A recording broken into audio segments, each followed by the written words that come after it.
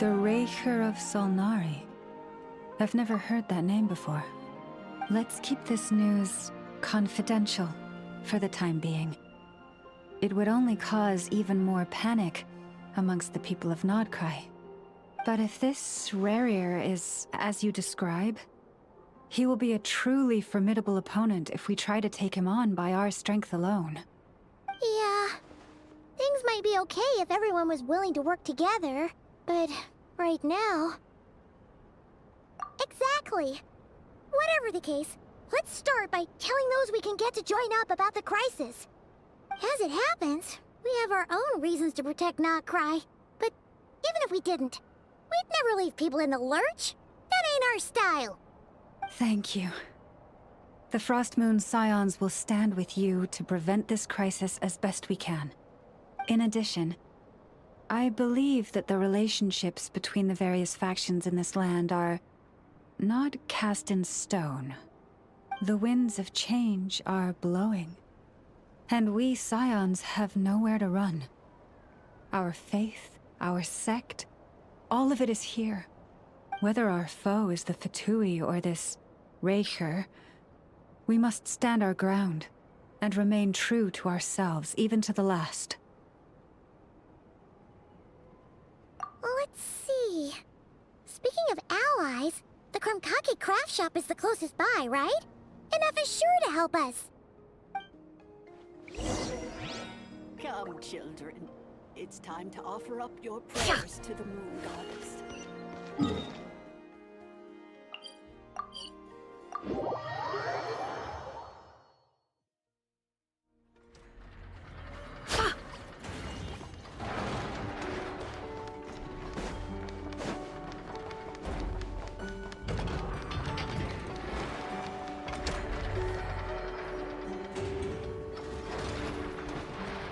Friendly approach detected.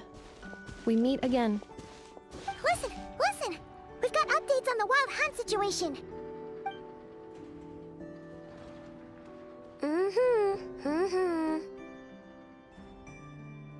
Threat level exceeds expectations. Phew, doesn't matter if he's the Rahira Solnari or Solari or whatever. One volley from my cannon, and he'll be blown to smithereens! You were there when we fired it, right? If that isn't the kind of firepower that helps you sleep at night, I don't know what is! True, but the cannon only works against shambling monsters, right? What if Rarir's super fast? Well, we'll just get enough to go grab him and tie him down. You're not taking this seriously at all, are you? Anyways, firepower is not a concern. See those canisters over there? That's all concentrated Kuvaki, which we'll be shipping to Nasha Town. More than enough ammo in there to blast that Fatui research facility to bits in a single shot. You sure have been looking forward to this battle, huh? Of course! This is gonna be the shot that shocks the world. All of Nodcry, heck, all of Snezhnaya will know my name once we're through. Sure, travel safe. I know. There remains intel left unshared. Oh, right. Yeah. Since you're investigating the wild hunt, something pretty weird's happened in Nasha Town. Should probably watch out for that once you're back. Remember that Sosi guy? The Ratnik in charge of firing the cannon? He's been found dead in their organization's offices. Wait, what? Didn't we just see him, like, half a day ago? Yeah, it's still new news. So not many people are in the know. We were only informed because we'd worked together closely. And even then, only just now. I'll send Anafa over to Nashi Town with some flowers later.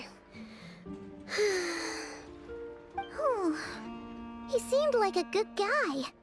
Didn't put on any airs despite being a superior officer either.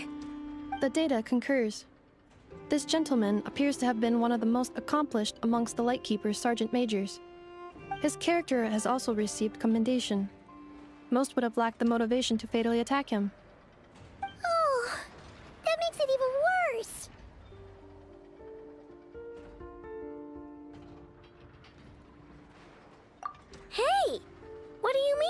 actually. Either way, I'm not clued in on the details. Only Machenike have been allowed on site to investigate the scene. You'll have to find some way in if you want to check it out for yourselves.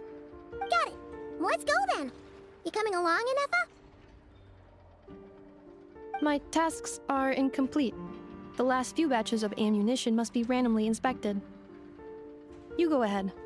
All right. We'll see you later.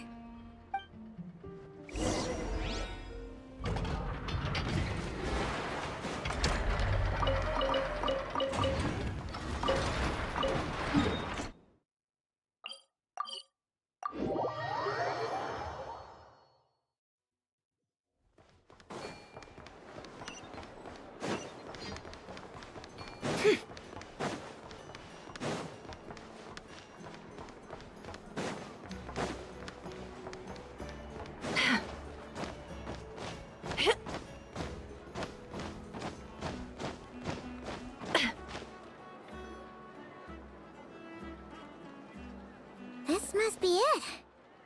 Oh. Doesn't look like there's any chance of us getting in with that ratnik guarding the door, though. Should we go speak to the guard first? Might as well try squeezing blood from a stone. Ah! Never! When did you... I came over to take a look as soon as I received the news just now. Aino told you about this then? Before we start, shall we see if we've made the same guess? Indeed. Quicker than we thought as well. Keep your eyes peeled for any clues once we get in. No need to jump to conclusions. But how are we supposed to get in at all? Just follow me.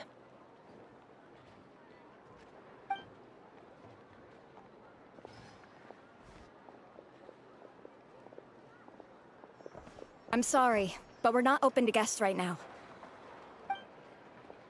Sorry about that. They're here to investigate. All of them? The paperwork checks out. All right then. Enter.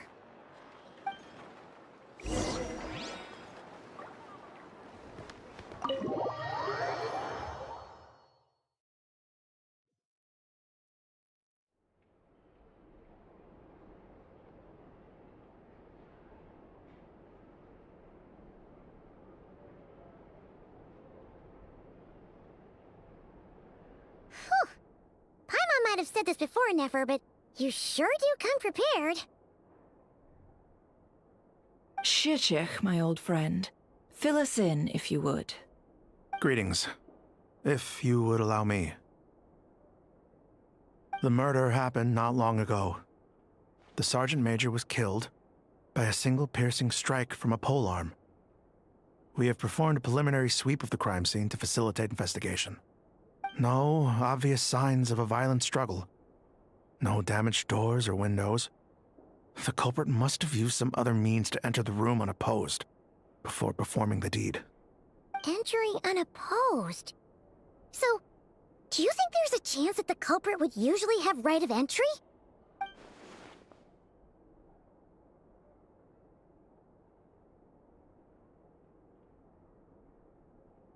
At the moment, the most valuable lead we have is based on an eyewitness report from a nearby resident. Specifically, that Flint's was seen entering and leaving this place in the time period when the crime most likely occurred. Flint's? We have tried to contact him, but he has not replied. Very odd indeed. So, he's the prime suspect right now, right? To be honest, I'm not particularly inclined to believe that this was an inside job. Flint's can come across a bit eccentric, but he does well in missions on the whole. He also had no disagreements with the Sergeant Major that we know of. So he lacks the motive to commit such a terrible crime. But neither the eyewitness report nor the nature of the fatal wound itself are in his favor. So we are looking for him at present. Looks like there's not much else to dig up here. Let's go outside and discuss what we've seen.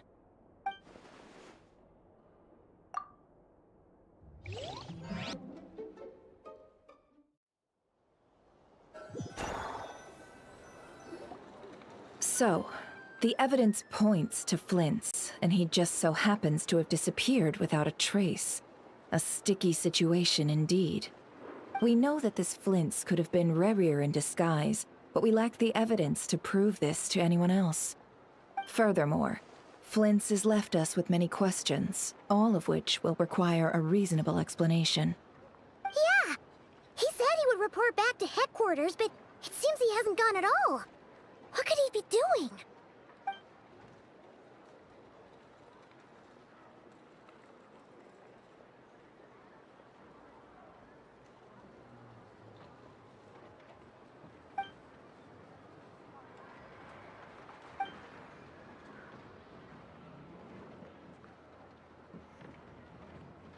Let's approach the issue this way.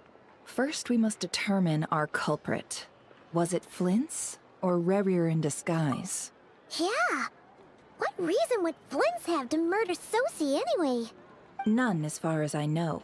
And even if he had a motive, it would have been easier to do so out in the wild, rather than in Nasha Town. Yeah! They would have often gone out on missions together. Plenty of chances there.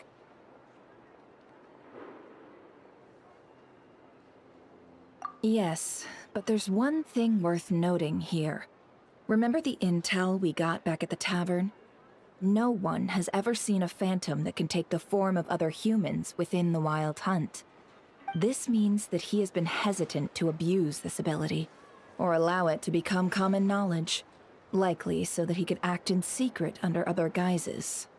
But no matter what, borrowing identities comes with risks, right? What if you bump into the person you're imitating along the way? Precisely. In other words, his goal must have been worth the risk, similar to how he came in disguise to obtain the moon marrow. He likely knew then that the real Flints would not appear and get in his way during this time. We'd have to ask Flints ourselves, I'm afraid. But we shouldn't jump to any conclusions here. We can't discount the possibility that he might actually be the murderer himself. Not yet, at least. And there are other, less likely scenarios. For instance, Rerir may have already killed Flint's long ago, and been living as him for some time now. Yes, that is our ticket to a breakthrough. Then we've got to find him before the Lightkeepers do, or we might never see him again. Steady now. Our friend should be back soon. We've tracked him down to a beach north of Nasha Town. The Wild Hunt is present too, so we're putting a force together. I'll have you know that this is top secret information I'm leaking here. Don't worry. You'll receive a top-class reward in return. The beach is all yours. I'll stay and slow the Lightkeepers down. Things might go south if you bump into one another. Oh, right. Before we go, should we reveal Rerir's secret? Since he's trying to keep it all hush-hush, why don't we just pull the curtains on his little trick? That'll teach him to sneak around pretending to be other people. Hey, why are you laughing? Oh, I was just imagining how satisfying that would feel. But I'm afraid this revelation would only stir up more chaos. Setting aside the matter of evidence, some may trust Flint's on our account, whereas others would suspect him on account of his behavior. Tossing him into a swirling tumult of public opinion like that might just give Rerir more opportunities to capitalize on. And think about it. Once people learn that he can masquerade as those they trust, would they continue to welcome friends into their homes with such open hearts? Unease grips the hearts of those in Nasha Town already. We should avoid throwing more fuel onto the fire. Yeah, you're right. You've really thought of everything, huh? Nothing for it, then. We've just gotta find Flint's. Indeed. But just in case, let me stress once more. We should neither be excessively afraid of Rerir, nor trust in Flint's too lightly. This light source is of special Lightkeeper design. It provides illumination within Wild Hunt anomalies, and can briefly dispel the abyssal fog within. Oh, right. We'll have to deal with that mess, too. Yeah, this'll be important. Thanks a bunch, Nefer. You're welcome. I've charged it to your account, by the way. Hey, you!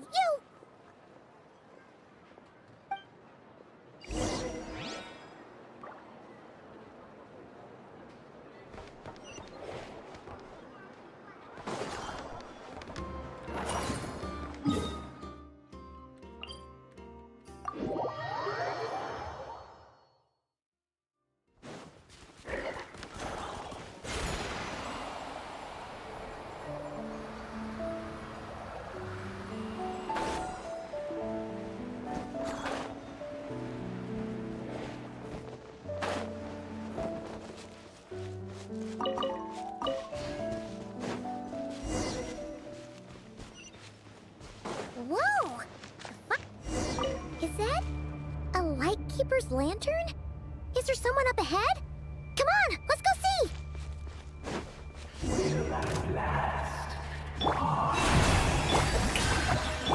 Monsters!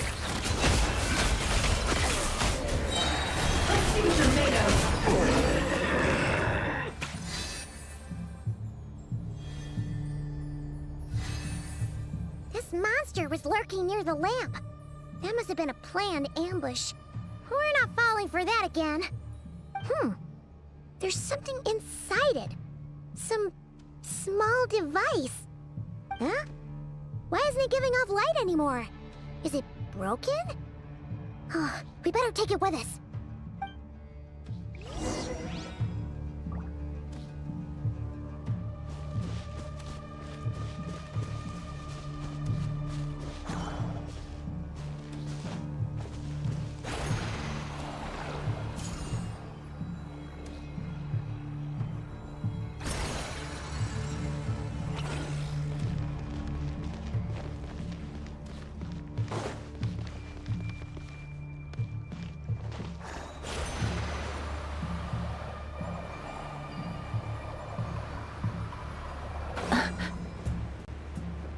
Is someone there? Please, help me! Isn't that Flint's voice? Did you hear that? But is that really him? How shall the Savior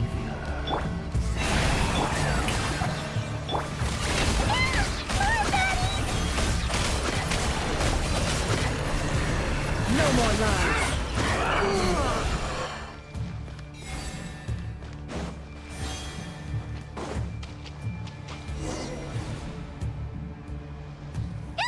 We'll be in trouble if these spooky shadows touch us! Quick, use the lantern!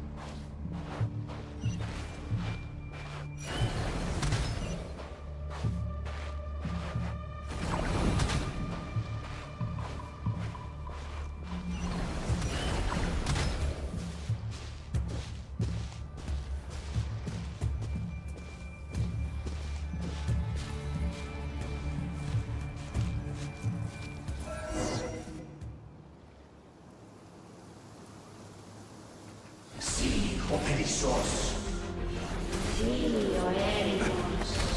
Yamaluni Satsisi Brambos Kalu. Present me Kestuan!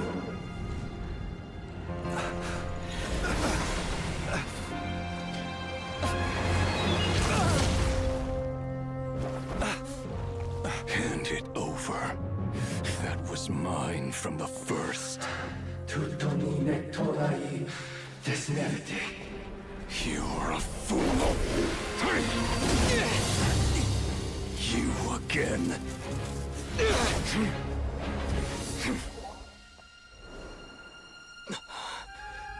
What the? It's stronger than before.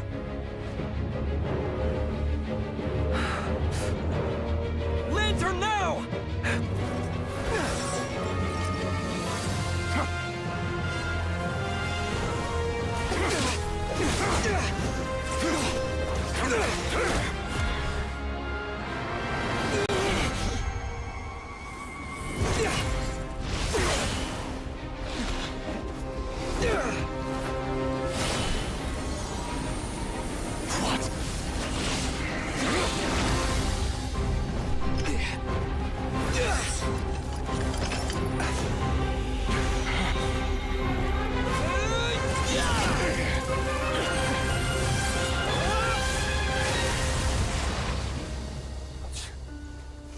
It escaped again. This situation speaks for itself, I presume. So, you were tangling with Rarer out here all by yourself. So, that vile phantom hiding inside the Wild Hunt has a name of his own. Yeah, you don't look so good.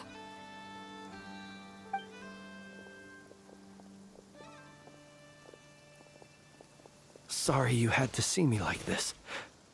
All the same, you have my sincere thanks for your aid. To think you had the power to so easily cleanse the filth staining the lantern, which tormented me so. Might I ask what magic that was? Or whose pupil you are? I believe I might have saved some face had I mastered just a fraction of such abilities. And an enviable constitution it is. A pity that such abilities cannot be acquired. Why did abyssal power just burst out of your lantern anyway?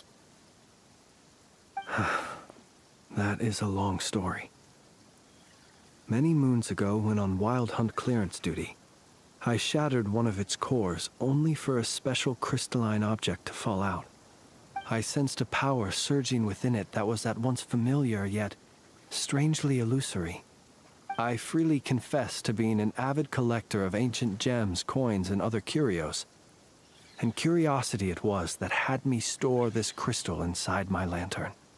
Afterwards, I wound up collecting a few more such crystals quite by accident, and discovered that they could merge into a single piece without my prompting. Though my understanding ends there.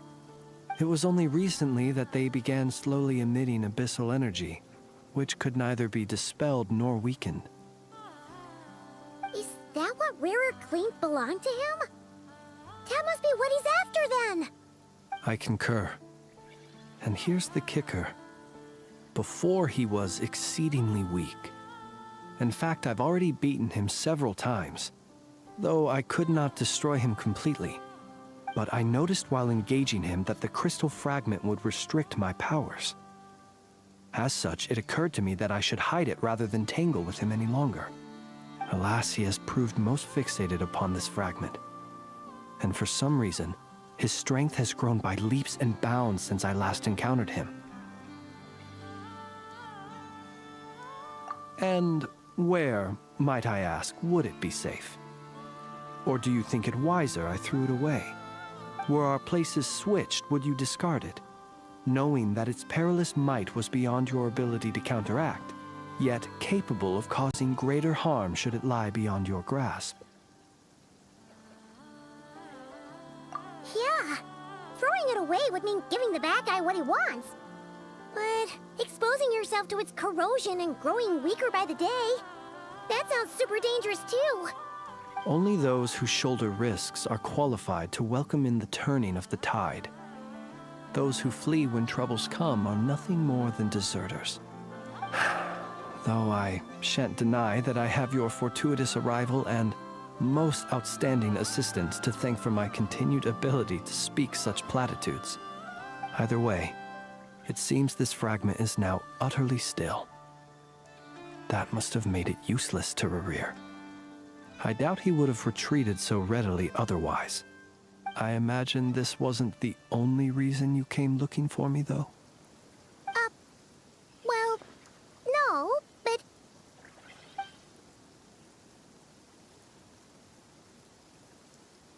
Ah. I see. To use the Lightkeepers to find me, I suspect. I did not inform anyone of my true whereabouts, so he should have had more difficulty tracking me down. They alone have the ability to quickly pinpoint my position. Our Sergeant Major has a Kuvaki-powered device that can be used to detect others who bear a lantern. They usually don't pay my whereabouts much mind unless they absolutely must find me. You mean this thing? Yes. Where did you pick this up? We found it inside a lantern when we first charged into the Wild Hunt anomaly. It must belong to a Ratnik dispatched to investigate the area, who, it seems, dropped everything and fled the moment they saw the Wild Hunt massing to strike. Well, at least they're not dead. Guess it's not surprising how they found you so fast, then. But if Rarer could have shapeshifted into Sosi, why didn't he just use that Kavaki device to find you himself? Were he to use it, that device would likely fail to act as it should, owing to abyssal interference. Ah, guess that explains it. So not only is this Rarir ruthless, but a purveyor of dirty tricks, too. You might not be familiar with Sergeant Major Sosi, but he put his heart and soul into every mission. Our deployments are subject to orders from headquarters, and his orders were to be stationed long-term in Nasha Town. As such, he was very seldom able to go back and visit his family. He worked so hard, seeking to produce excellent results that might convince them to transfer him out. Oh. But every year they would say, "Wait a little longer. Wait a little longer." He often wondered if it was because he was lacking somehow. In truth, everyone had nothing but the highest praise for him. But good work does not always lead to good outcomes. The higher-ups would think, he's doing great where he is. Let him stay there forever. A most convenient choice for them, at least. Whereas his subordinates would think, wouldn't it be a shame if we were to lose such a talented, easygoing boss? So he waited. And he waited. Until the world closed its eyes in the depths of the night, and a lantern was slowly lit for him alone, that no one could see. One that has played out many times throughout history. Another reason to take this Rarir's head. Oh.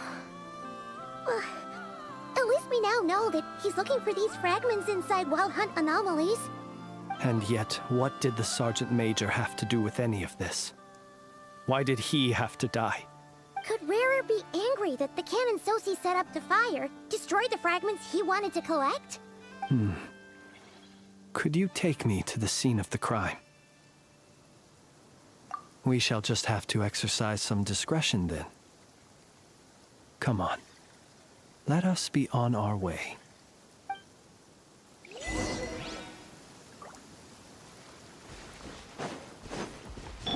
Shower me with praise!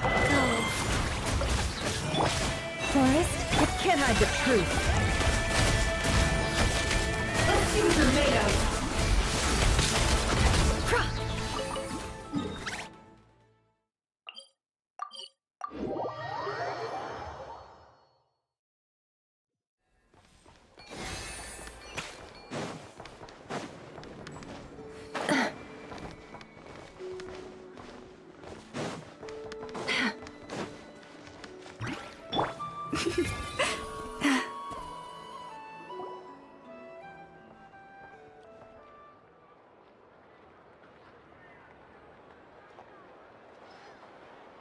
I understand the situation more or less.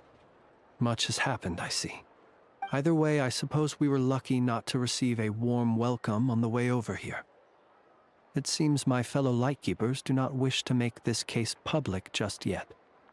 Yeah. Guess Nasha Town's already been enough of a mess lately. Let's stop here. Any further and the Ratniki might detect us. Since you two can enter, I'll have to request that you kindly pick me up once you're inside. Oh? And how are we supposed to do that? You'll know when the time comes. See you later.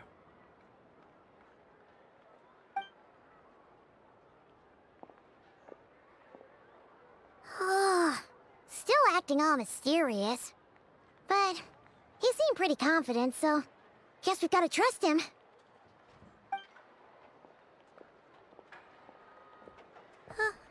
Hello?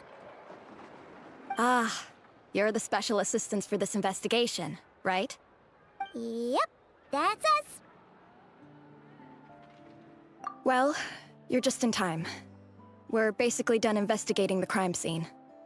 All that's left is to finish writing up some records. Then properly dispose of Sergeant Major Sosi's from. If there's anything else you'd like to look into, this is your last chance to do so. Sadly, no.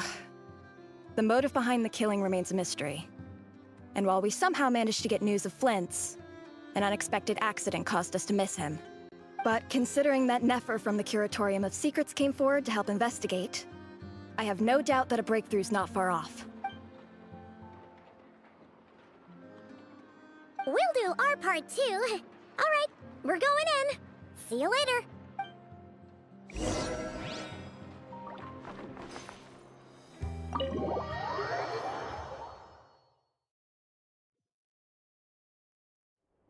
Phew, we're in.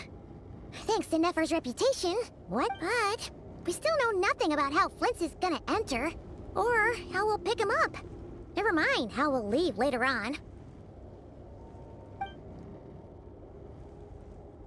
Something the matter? Huh.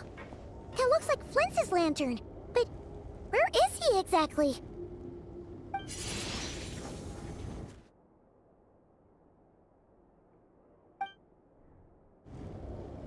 Well, we've got the lantern.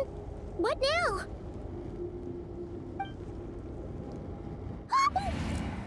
Oh, Paimon almost screamed out loud. You never said you could do magic like that! This lantern may have a rather peculiar shape, but so long as it doesn't glow, it won't stand out in the dark.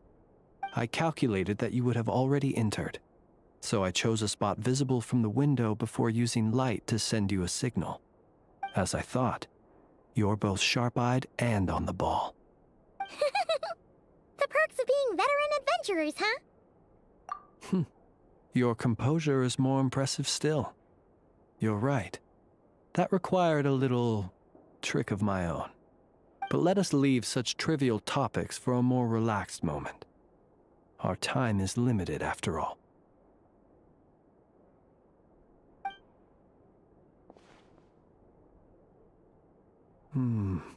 Just as I thought. Come, try sensing it yourself.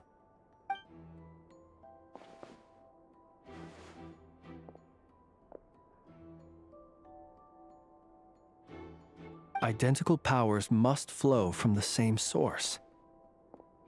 It was the Wild Hunt, then, that took my form and killed the Sergeant Major. But why do this? To sow chaos by depriving the Lightkeepers of one of their commanders? If the Wild Hunt's true form is powerful enough to stand against the world as you claim, I fear not even the full force of Lightkeepers could stand against him, let alone the handful of us stationed in Nasha Town. He would have no reason whatsoever to pick quarrels with individual ants.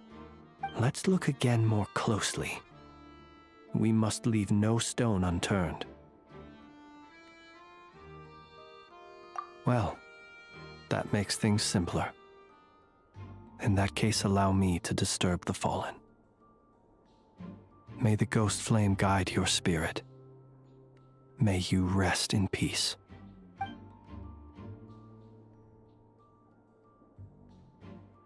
When we fought, he seemed like quite a reckless foe. Certainly not the meticulous mastermind type. Yet here we are, grappling with this enigma he has left us. Oh, if we can't get any leads, we might have to go back and find Nefer. Oh, the longer we're stuck here, the likelier he is to achieve his goal. Ugh, this is so frustrating!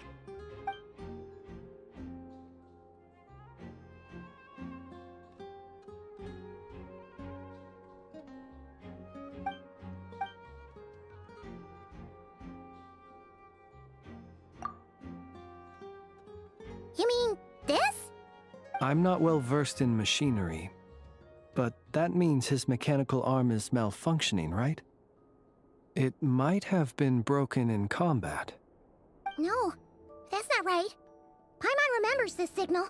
We saw it before while repairing the cannon. It doesn't mean that the components are damaged. It just means that they're due for regular maintenance, so the device has stopped operating. But the real problem is that... Yeah, he even helped us find the maintenance port. It could still be a coincidence, but considering it hasn't been long at all since we were repairing that cannon... The Sosi you met could have been Razer in disguise. In other words, he played the Sergeant Major before disguising himself as me. That's right! If only there was some way to prove it. You mean Hintsa? We had a short chat with him once at the tavern, but it's so late. Guess it'll have to wait till tomorrow. I know where he lives. The situation is critical, so let us now take up the role of uninvited guests ourselves. Ah, yes. And one more thing. Remember to pick me up by the window.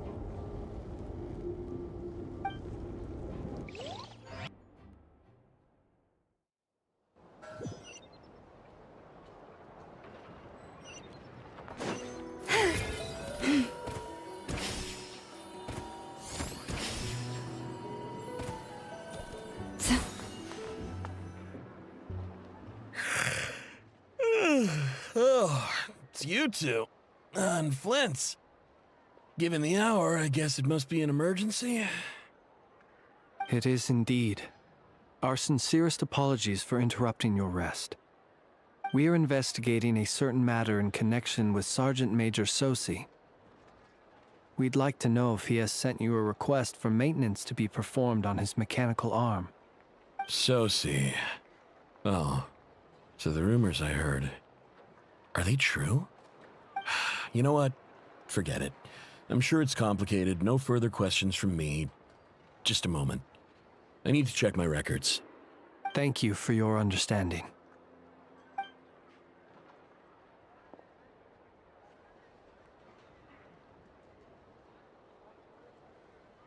Got it.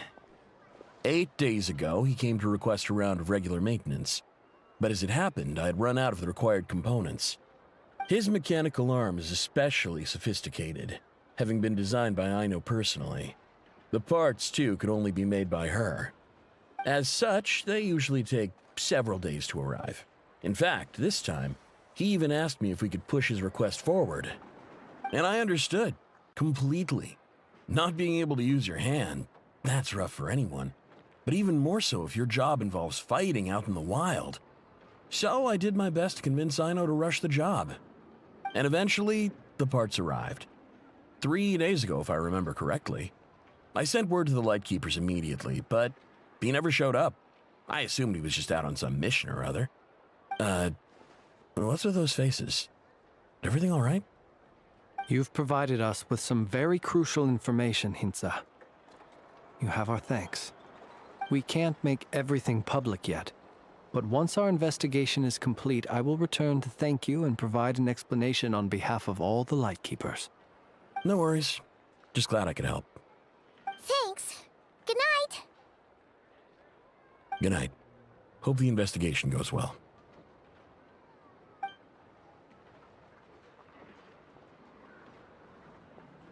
It seems that it is as we guessed.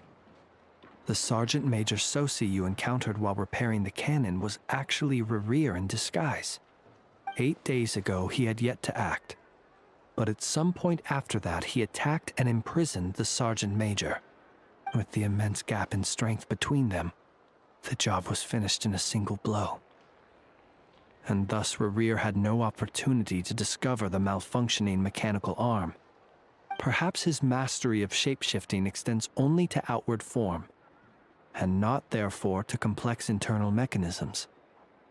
Hence his oversight of the uniquely mechanical traits of the Sergeant Major's arm, and in turn, this flaw in his disguise.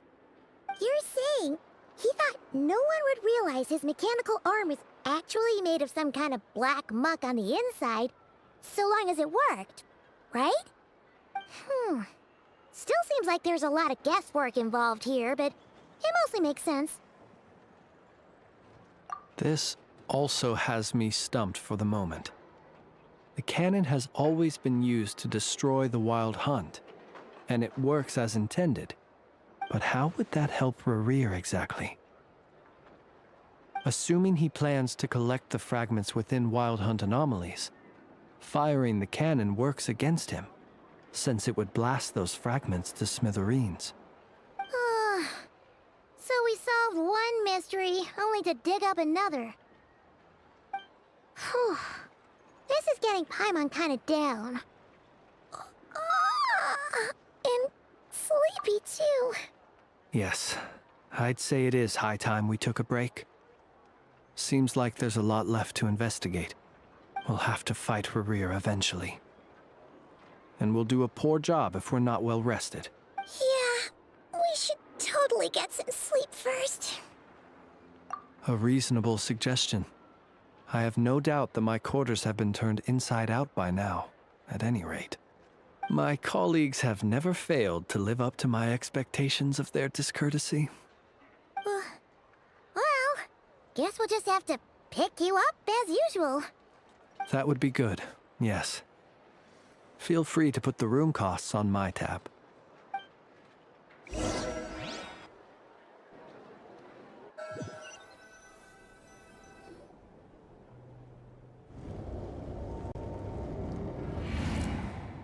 Phew, back inside. We can finally take a breather. Okay, Paimon. In and out.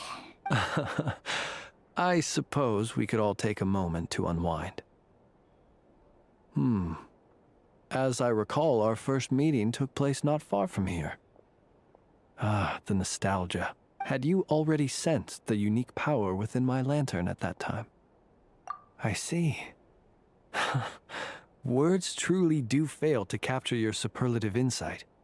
Fortunate then that abyssal energy was only leaking from the fragment in minuscule amounts when we first met. Or I might have been in for a real interrogation. Yeah, hard to say how that would have played out. We've had a whole bunch of unpleasant run-ins with the Abyss. You mean to ask why I'm going this far to oppose him? Well, as a Lightkeeper, I'd say I'm simply doing my job. Yeah! You're covered in more mysteries than Paimon could shake a skewer at. You can't just get out of explaining yourself by making lame excuses. All right. I suppose I do owe you some honesty, whether out of gratitude or the need to build trust. Your deductions have been quite correct. Should one wish to conceal oneself within a lantern, elemental power alone is not enough. You know humans well, and naturally you understand their limits. But some things that humans would consider difficult are quite normal in the eyes of non-humans. So, you mean you're one of the latter? Have you heard of how Snezhnaya was once the realm of the Fae? This race is no longer of any importance, but they still exist, as evidenced by the fact that I am standing before you. We've heard some scattered legends, but that's all Paimon thought there was to it. I once turned my heart toward humanity, and thus did I experience loss. I once labored and did much, and put an end to my tale with my own hands. When you realize you are floating in the middle of a vast ocean, you cannot help but feel that swimming in any direction would be equally meaningless. Would it not be better, then, to simply sink? But before I could sink to truly lightless depths, chance had it that I should be awakened by a band of Machenike. They were facing a horde of abyssal monsters, and could not last against such a disparity in strength. Yet none fled. Those who dwell in darkness for long enough become exceedingly sensitive to all light. And the first light I saw upon awakening was that which shone from their eyes. Is that why you chose to help them? Perhaps I was moved by their valor. Perhaps I simply saw my past self in them, and was moved to action for the first time in a long, long while. But I was freshly awoken, and my powers were limited. I could not prevent casualties altogether. The survivors and I buried the fallen heroes. That was the origin of the final night cemetery. Well, not exactly. I was just more familiar with them. So joining up seemed the most convenient way to experience human life. Doesn't sound too believable. Well, I believe it. Besides, I'm well past the age when one might believe in things that must be done. Nonetheless, there are still some things I will not allow to happen. The chaos that Razer has been stirring up is one of them. Tomorrow I shall go and check our records to see if I can find any connection between the Wild Hunt, Razer, and the cannon. Will you need us to get you where you need to be? Oh, I'll be fine. I keep a backup copy at my residence in case of emergencies. Can you even go back there right now? Won't there be Machenike watching it? Thanks for the reminder. I believe they'll have checked my place, but they won't have stayed. All things are ranked according to their priority, and we lack the manpower for such an open-ended stakeout. And even if someone is waiting, I have ways around that. I am the master of my own house, after all. All right then, we'll trust you. We sure ended up chatting for a while, huh? I'm super tired now. But, you know, feels like we can breathe easier, now that we know you better. I didn't take you for the cautious sort. Anyway, I hope you'll help me keep this a secret. I'd prefer others not to know about my past unless strictly necessary. Nor do I want to attract more trouble on account of being a fae. Paimon's lips are sealed too. All right. Thanks again for your help. Good night, you two. Finally, we can rest. Let's go get some sleep. There's tons to do tomorrow. It's getting late. The situation is...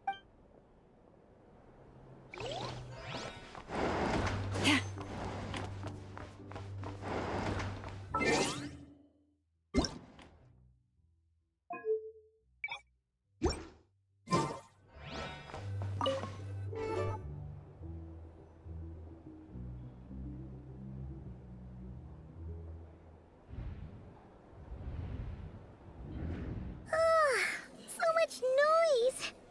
What's going on this time?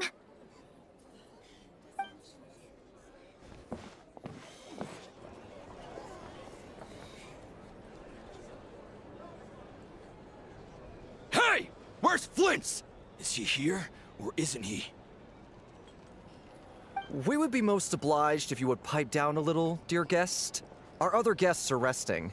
Resting? We're all about to be done for, and you're talking about rest? Flint's is a Wild Hunt shapeshifter, here to deceive us all! If we don't get rid of him now, there'll be no end to this! You'd better give him up. If anything happens, your business here is done for. You want that? Huh? Or are you in cahoots with him? You with the Wild Hunt too, huh? What happened? Did something leak out? But we were so careful last night. How did anyone see us? What do you mean? This is so confusing! What do we do? These people are no match for Flint's, but they're super heated right now. It's not like all the unusual stuff about him will make it any easier to explain either. Okay! Hey! Let us in now! My apologies. My apologies. Hold on! Calm down, everyone! What into vat is the meaning of this racket? Are you intent on depriving both the Voynich Guild and the Curatorium of Secrets of even a moment's rest? Boss, do we really have to entertain people who don't respect the rules? Call a few of your boys and have them thrown out. And what hole did you crawl out of? A watering hole, of course. The one you've just disturbed. A place to get a moment's respite from all the recent unhappiness, and to escape from all this talk of the Wild Hunt, or strange ghosts and phantoms. Who'd have guessed people like you would come bursting in, shrieking louder than any ghoul? This is a matter of utmost importance. We've got solid evidence. All we need now is to confront Flint's face to face. Exactly. And you sure don't look like an impartial party either, Nefer. Oh, don't I now? How about this then, boss? Let them do their search. If they find their man, they can have their little chat. But if they don't, then they owe everyone here an apology, as well as compensation for all the racket they've caused. Wait, it's... All right. I suppose that's the only way. If we don't let them in now, they'll be back sooner or later. What a mess. Oh, alright then. Well, I'd say that sounds like an impartial proposal. What say you? Or are you suddenly unsure of yourselves? Come on, everyone! Move it!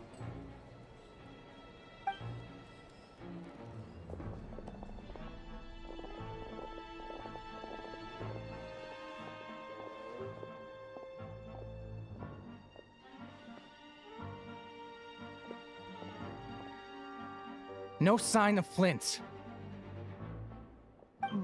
But how can that be? Hasn't he always stayed here? Done searching, are we?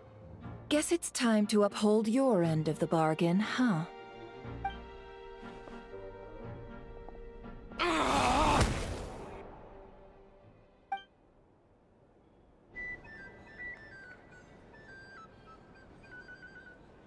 So, Paimon, you've been waiting to ask me something, haven't you? Yeah, how did they even find us here? My inside man with the Lightkeepers informed me that you paid the crime scene a late-night visit. I surmise that you must have rendezvoused with Flint's and obtained some new information. Then, early this morning, a group of people gathered at the town gates, news spreading amongst them that the Wild Hunt could disguise itself by taking on familiar faces. Everyone started throwing out the names of possible suspects. No one, seemingly, was exempt. And amidst it all, Flint's name started gaining more and more traction.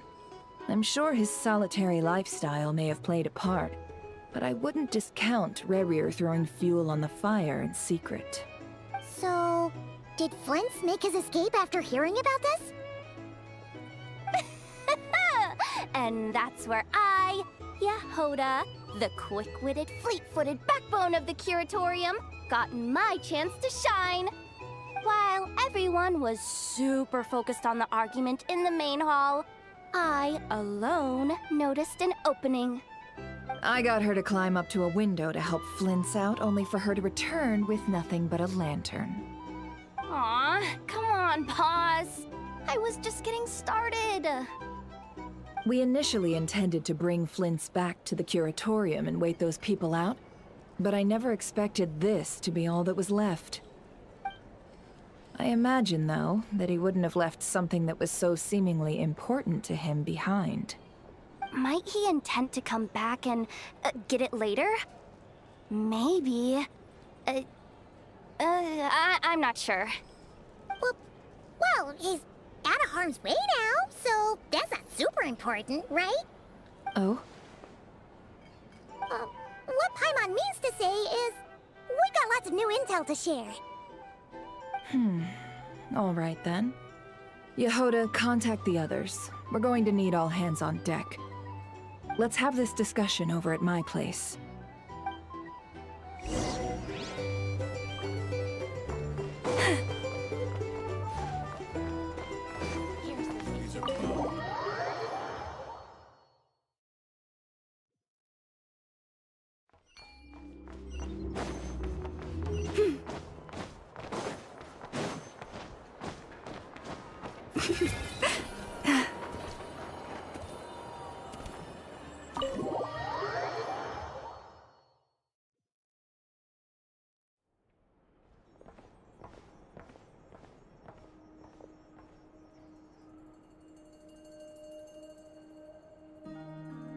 I see. So Flint's has a fragment taken from within a wild hunt anomaly.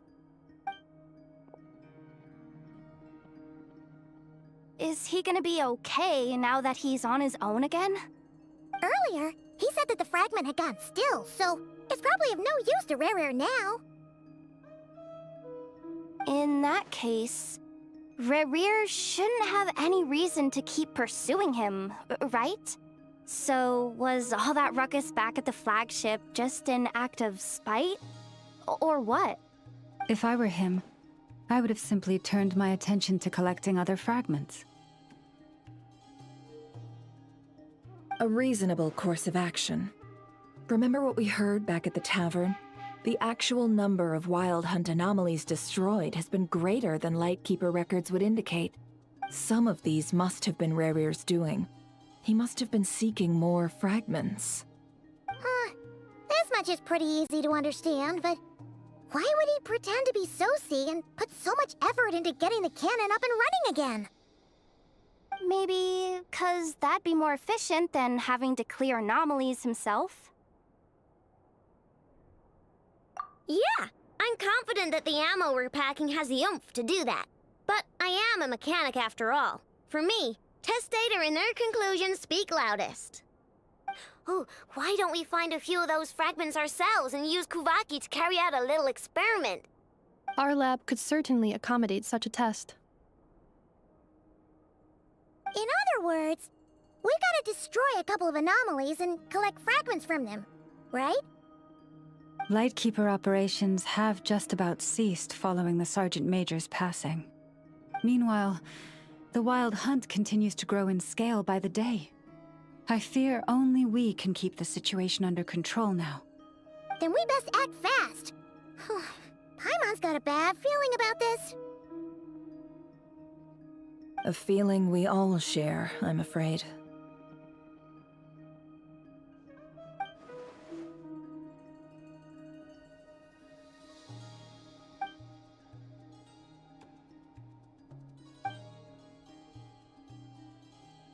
There are 3 Wild Hunt sites that must be dealt with urgently.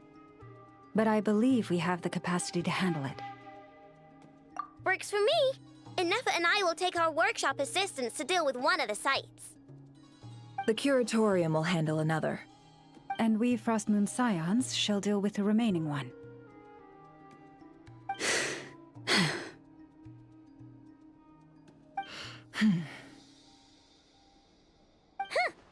Paimon didn't think she'd ever get to see everyone here carrying out a plan together like this. Never mind you. This is a first for me, too. Let's head out then. We'll meet back up at my lab with the fragments. Understood. Time is of the essence now. Our foe could make his next move at any moment, so we must stay in contact with one another. Gotcha! Stay safe, everyone.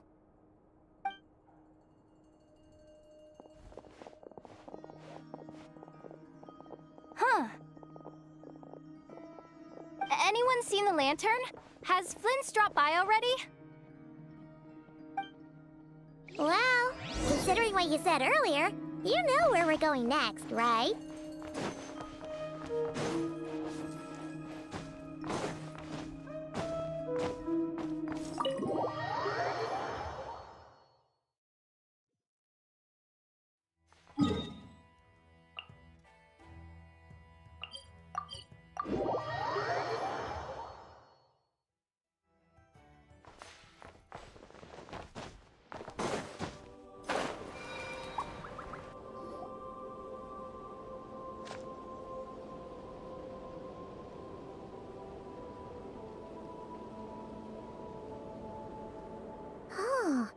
No one's guarding this place, just like he said. But, where do we find the information he mentioned? This way. Let's move. We're running out of time.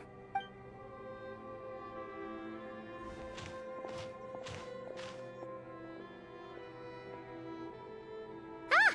There you are! Okay, let's split up and make this happen. Or not! How are we supposed to read through this many files? Difficult, yes, but it is also our most efficient option. To expose the true intentions of this Razer, we need to dive into Notcry's history. Hope we don't land on our heads then. Ah! Ghost! That file suddenly moved by itself! This is a graveyard, right, Flint?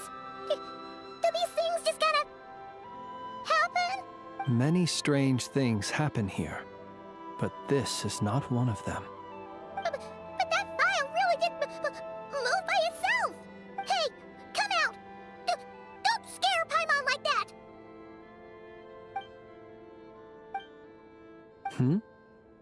Wild Hunt Phenomenologue? Hey! Another file's moving!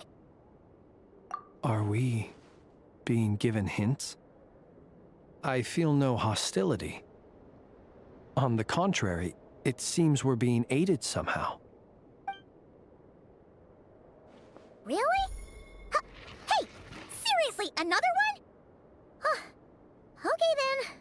Paimon will read this one.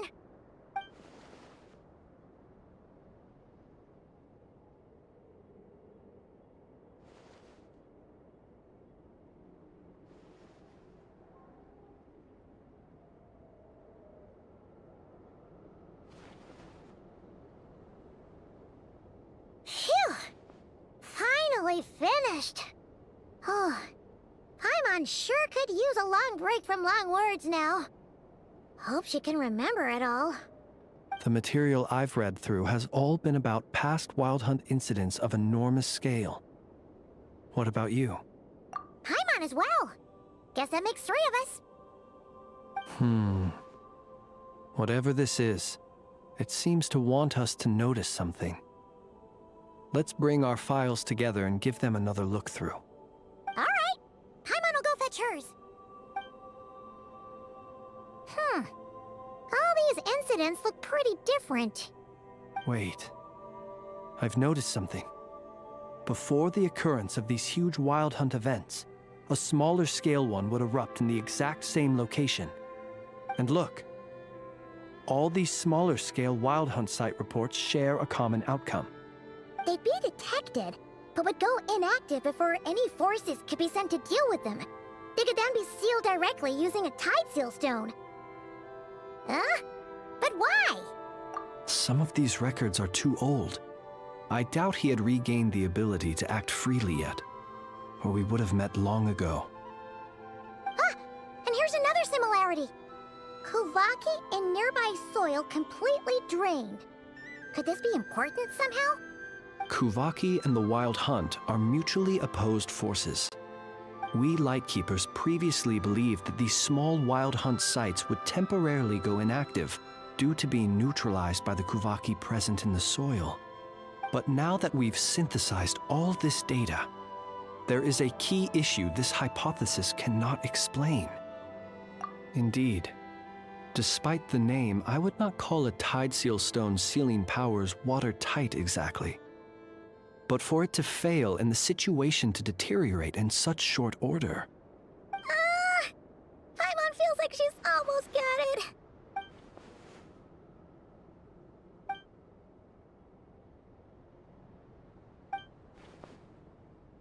Yes, that might be it. It could be that when Kuvaki and Abyssal energies meet, the stronger side will suppress the weaker one. And while Kuvaki can indeed destroy small-scale wild hunt anomalies, should Rarir be strong enough, the Kuvaki might be his for the taking instead. Paimon kinda gets where we're going with this. What are you referring to? Oh, we had a real close encounter with the Abyss in Netland. It's a force that tries to taint everything. It's hard to explain in detail, but basically, your reasoning makes sense. Was there a gap between him pretending to be Sergeant Major Sosi and the cannon being fired? There was. Aino needed to make some adjustments after we finished those repairs. Rarir, disguised as Sosi, left at that point, leaving him more than enough time to shapeshift into you, return to the Lightkeeper's office and set up the crime scene, before heading over to the cannon's target area and absorbing the Kuvaki. It all makes sense. And all that just for the fragment I had with me. It begs the question, what makes it so special that he needs it so badly?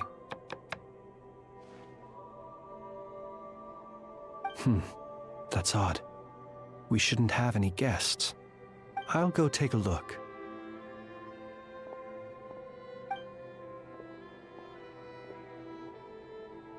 Ah, it's an ibis.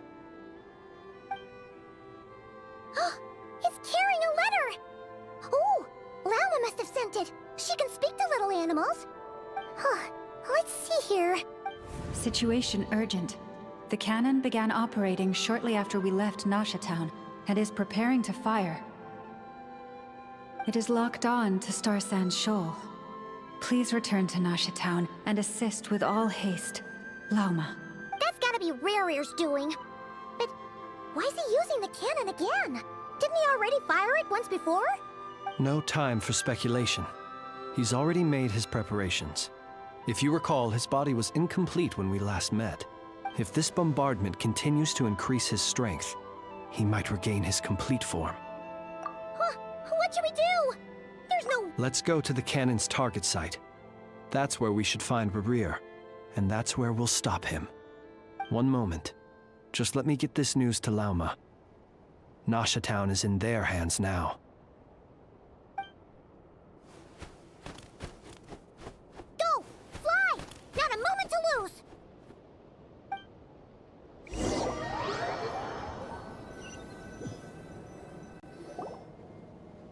You're here, as expected.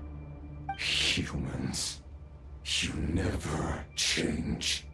Always trying to use powers you neither comprehend nor control.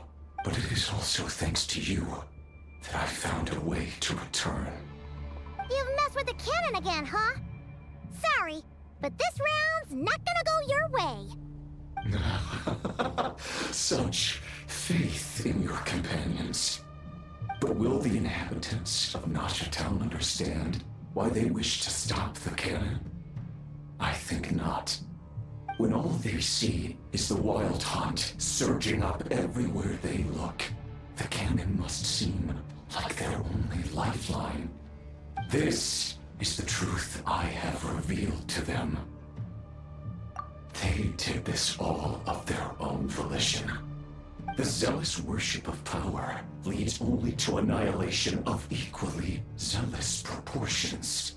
True power does not heed the commands of the weak. You were waiting for us to leave Nasha Town then? Of course. I imagine the one you call Aino would have managed to stop the cannon otherwise. Shame, then, that you proved one step too slow. In their folly, the townspeople will bar the path of all who who seek to stop the cannon. And your kind-hearted, weak companions have not the stomach to deal with them. The cannon will not be stopped now. Well, sir, you look most pleased with yourself. In that case, before you put us out of our misery, I would like to ask you a question, if I may. See this fragment? It once haunted your dreams, but now it seems useless to you. What is it exactly? That is my corpse. Sorry, what? My body was once torn into countless pieces and hurled into the swirling chaos of time itself. But even so, my life and will were not extinguished. Every last fragment calls to me. Sooner or later, they shall welcome my return. What are you even saying? Huh. So the terror of the Wild Hunt was in fact caused by scattered pieces of your corpse. I guess they don't call you one of the 5 sinners for nothing. Serendipity guided the fragments to construct an incomplete version of myself, upon which I began collecting more within Wild Hunt sites across the land. But each time, the fragments I obtained were hardly worth mentioning, while that which you hold in your hand was my heart. So that's why it responded so strongly to you. Only by retrieving this most critical piece could I gain mastery over the turbulent Kuvaki energies and be fully reborn. Hence, you fired that first shot, hoping to regain enough power to seize the fragment from me. Are you completely crazy? Weren't you afraid of dying? Dying? Such power has no hope of killing me. It may destroy my form over and over, yet always I rebuild it. It may smash my flesh and crush my bones thousands of times and more, but that is of no consequence to me. What truly infuriates me, however, is how you've destroyed my heart. All that suffering, everything I endured, and all for nothing. I've adapted to the strength and flow of this Kuvaki. The next cannon shot will multiply my strength immeasurably.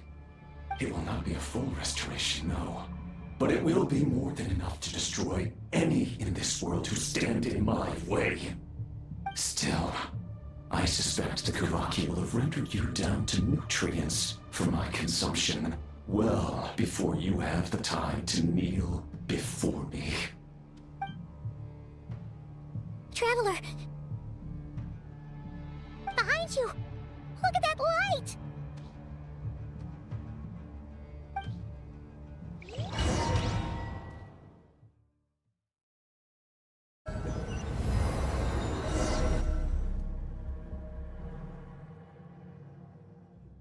Dang it! Who fired up the cannon without my say-so? Its defensive barrier has also been activated, likely in anticipation of interference by malicious actors. The air is thick with fear and anxiety. It's spooking the birds and beasts. What exactly is going on? You're here. Looks like this was all part of Rarir's plan. Not only did he plant seeds of suspicion in people's hearts, seems he's now igniting them.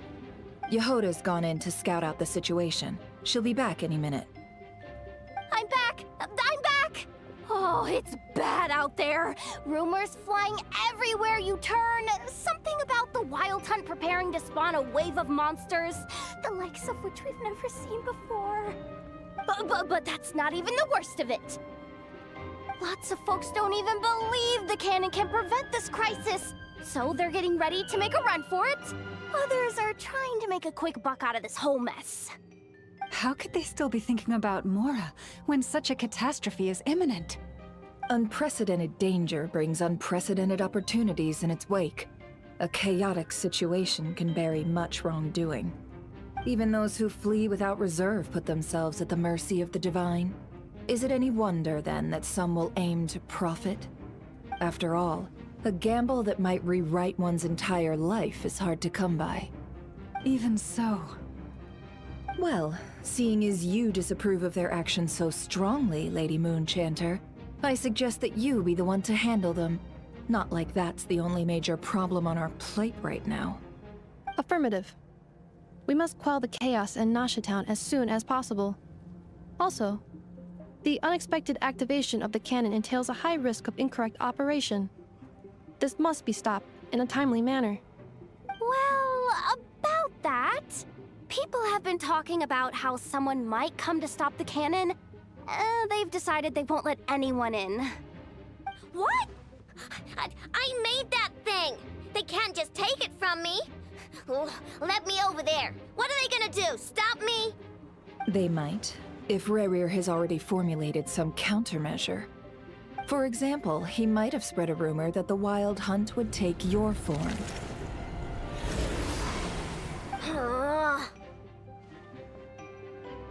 Possibility high. If they view the cannon as Nasha Town's only hope, they are likely to conclude that anyone who tries to stop it must be with the Wild Hunt. We will face strong resistance, but they're just ordinary people. Brute force must be avoided, if possible. There's no time. Let's go into the town. I'll find some way to calm the townspeople. You find a way to stop the cannon.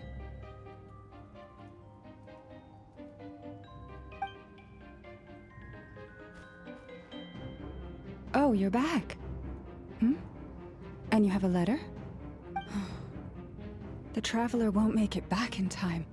So they're heading straight over to Star Sand Shoal instead. Wait, what? Isn't that the cannon's target? Why would he go there? Assessing risk level. Maximum. So if we can't prevent the cannon from being fired... Then he's prepared for the worst.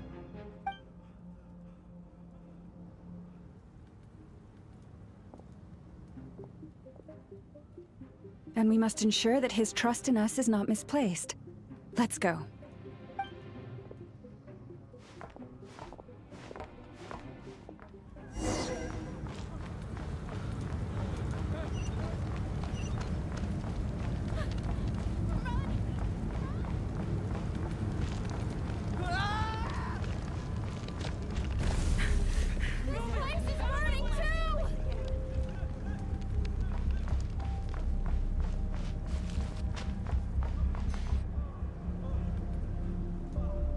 Most of those we've met so far have been attempting to escape, so they haven't gotten in our way. But it won't be so easy from here on out.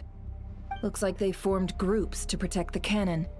If they believe that we're with the Wild Hunt, we'll have no choice but to force our way through. Is that Lady Lauma? But are you really her? It's you, Rixa. I believe you recognize this power, having lived on Hisi Island for so long. It is not something that anyone else could imitate. I do, yes. So it really is you, my lady. But why are you here? Really, I believe you, but the others, well, they'll be on high alert. The townspeople have been misled into believing that they needed to activate the cannon. I am here to stop them. But... I know what you wish to say. Our island and Nasha Town have never had close ties. There should be no reason for me to intervene. But you chose to leave the island. You had the resolve and the courage to start a new life. It is unfair, unjust, that you should be dragged into this mess just as that life was about to begin. I seek to redress this injustice, not only for you, but for everyone here who wishes to live their lives free from this chaos. Please, have faith in our long-standing friendship, and that this is where my heart has led me. Thank you, my lady. Thank you. Please help us. Then come. I need you to step forward alongside me, and to do your part too. All right, I understand. Seems we chose the right person for the job. All right, everyone. Let us meet again later. Huh? You're not coming with us? We won't be able to calm this storm by our power alone. As such, I'll need to contact some... let's call them friends in high places, shall we? Let's go, Yehoda. Okay. See you again, everyone! That is, if we can.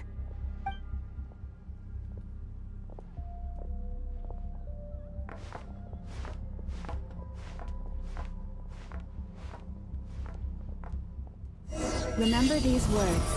The road shall be paved with truth, and we shall pave it ourselves. It's you, Lady Moonchanter. It's her. Everyone, it's her. You're right, my lady. At times like these, we must rely on ourselves. I always knew something was off about you. You're actually some abyssal creature, aren't you? Leave this time to teach you a lesson you won't forget.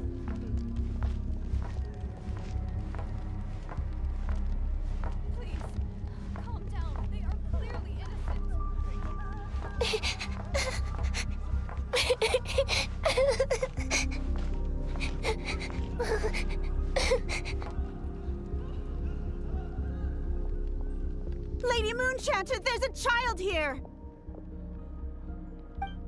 It's all right now. Go, quickly.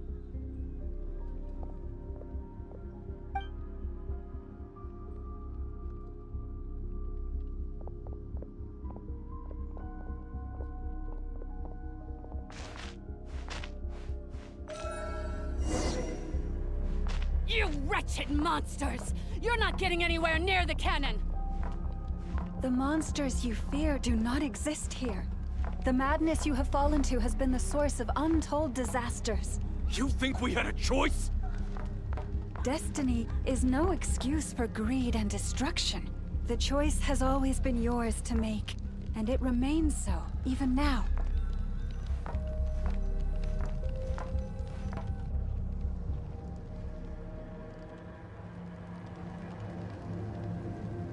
Thank you for bringing us here.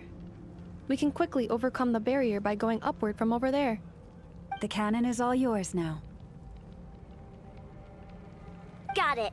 Thanks, Lauma. Inefa, give her a crankake. Orders received and immediately deferred. Departure takes priority. Please, everyone, listen to me. I will not deny that we hold different beliefs. But in the face of the immense threat that hangs above us all, we must persist in trusting one another. Otherwise, rifts will surely form, prized open by those who harbor ulterior motives. If your fear is born of helplessness, if you flee because you know not how to fight, then follow me, you who are lost.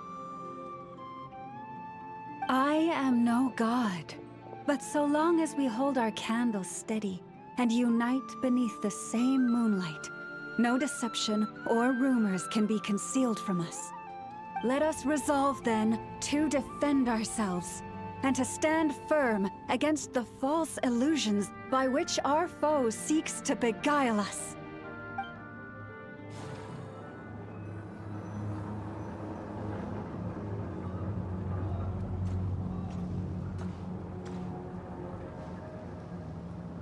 Let's go, Inefa. This way up. This is making me dizzier than I expected. Adjusting route. Make ready.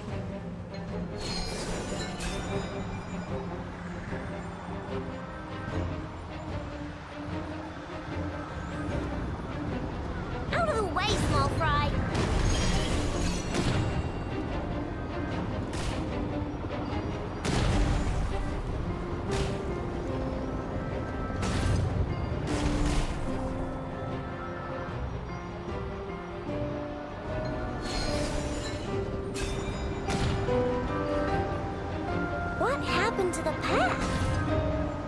track missing.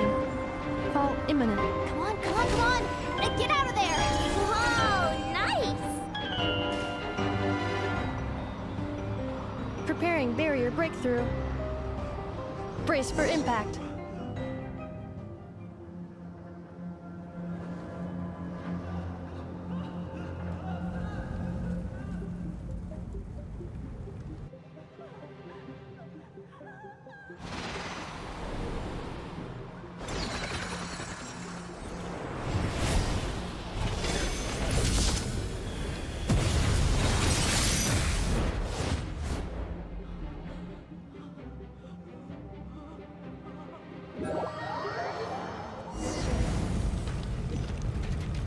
Knuckle, what are you doing here? Just look! Ratchet down! Ultimatum protocol. Accelerating.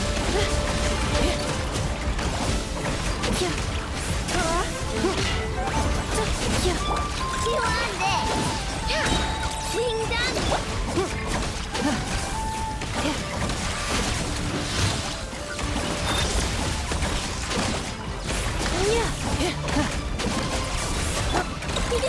Go claw!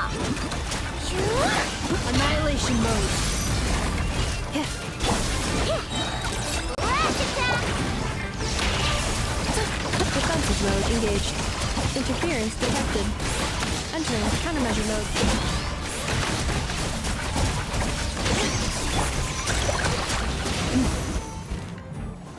This isn't good enough, we gotta hurry!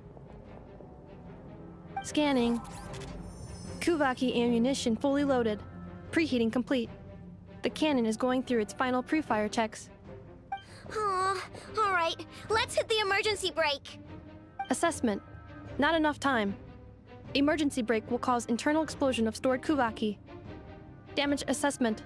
Incalculable. Nasha Town likely to be blasted skyward. No, I mean a manual brake, the primitive kind. A manual brake. Understood. Roger that.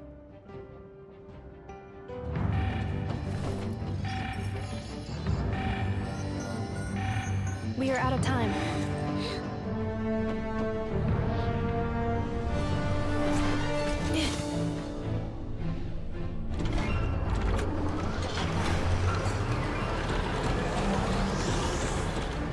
All your efforts have been futile.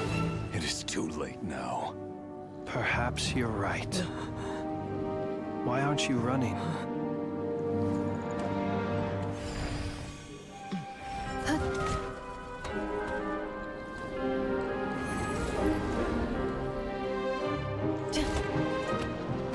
Sigisato passa sax, litili potutos. In necritus necrus baptusi, canis omnes tu zonos pentusi. Os esticos palatini pirantur resurrecrum, topir aetion veratum.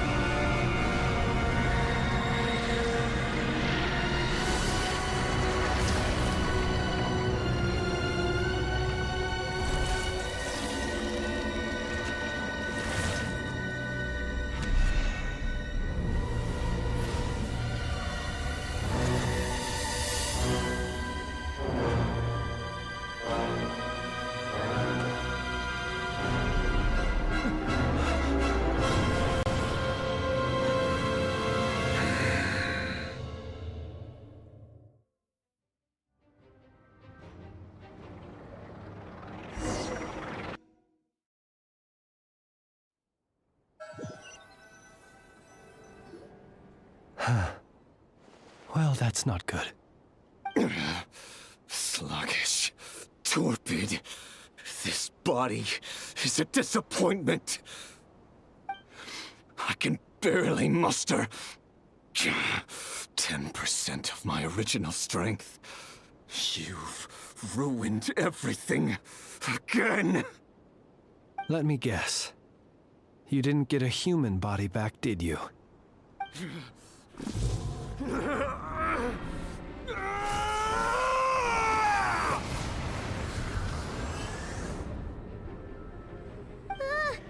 What's with him?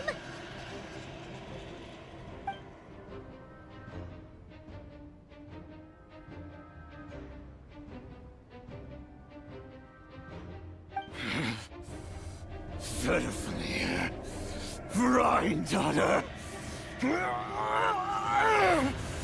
Flinders.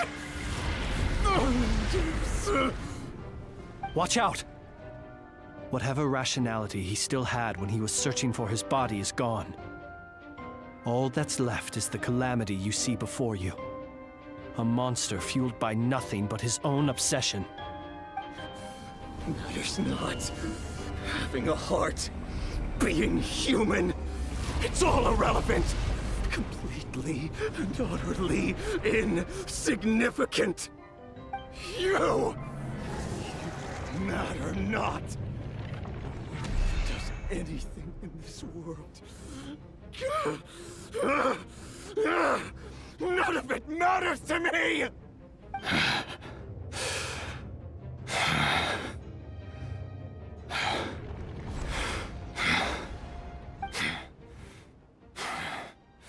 Fools. Time to die!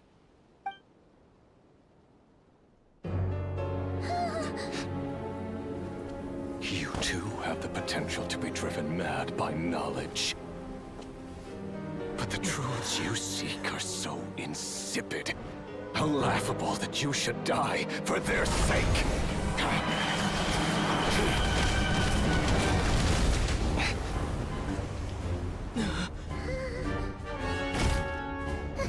You're wrong. The unknown is but a fog to be dispersed. Knowledge is the true pillar of the world.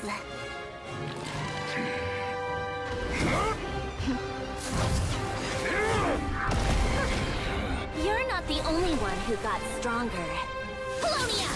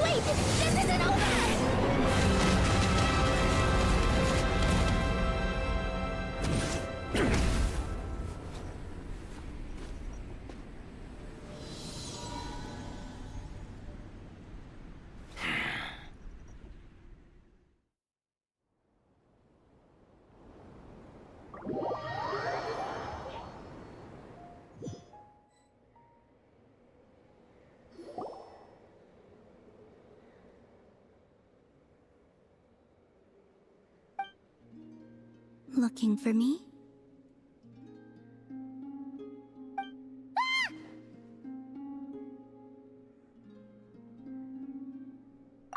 After sensing your arrival, I wanted to see how close I could get to you from behind. Because you had nothing better to do, or...? Is that how it seems? No different than when I was with the Fatui then. There was never much for me to do. The Tsaritsa only sought the power of the moon goddesses. I was never dispatched to see Zenosis or anything like that. Take walks, watch the moon, sometimes sing. But I came to do that last one less and less after Sandrone forbade it. She didn't like your singing? No. She praised it, actually. But I had only recently joined the Fatui then, and she said my singing set the others on edge. Because, for those not in the know, it seemed like I was about to use... some sort of power. Oh, huh. Paimon can sort of understand that. Oh, and there was another reason. She said she did most of her research at night, so if I sang during the day, it would disturb her attempts to catch up on sleep. So, I used to just sing outside her door at night instead. But still, she always chased me away. Get along? When we first met, Arlecchino did seem eager to get along with me. She often showed up behind me without making a sound, like I did to you earlier. She said it was an attempt to test me, I believe. I too attempted to join in on the game, but she always managed to spot me before I even got close. Eventually, I resorted to using Kuvaki and managed to give her quite a scare from behind. But she never played that game with me again after that. Yeah, Paimon doubts that was a game to the knave at all. What else? Oh, the doctor often asked me to assist in his light realm-related research. I obliged him a few times, but it was so dull. Use Kuvaki to strike this. Use Kuvaki to control that. Yes. Even though I've run away from home, I do have some fond memories of it all the same. Arlecchino and Sandrone treated me quite well, along with...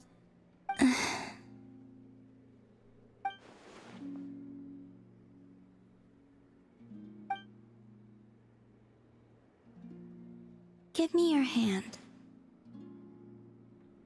Rosaline taught me it's important to always express gratitude to others.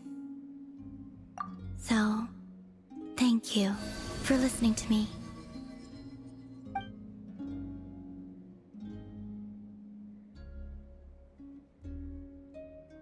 I believe that's enough for today. Whoa, that was sudden. Yeah, guess you're right. Well, let's not bother her then.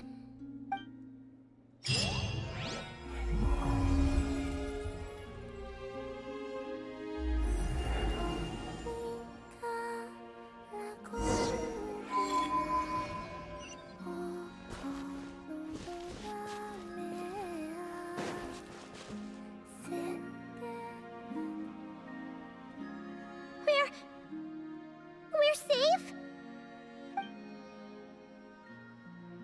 It seems this young lady aided in our escape. You have my sincere gratitude, dear madam. The flowers here bloom in such peaceful silence. I imagine you would not have invited anyone here were it not an emergency. Oh? I take it that means you've been here before then. In that case, I count myself fortunate to be your associate. Columbina!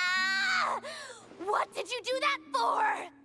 I studied his abilities inside out, equipped Paulownia with comprehensive countermeasures. We were going to settle the score! But he still broke through, did he not?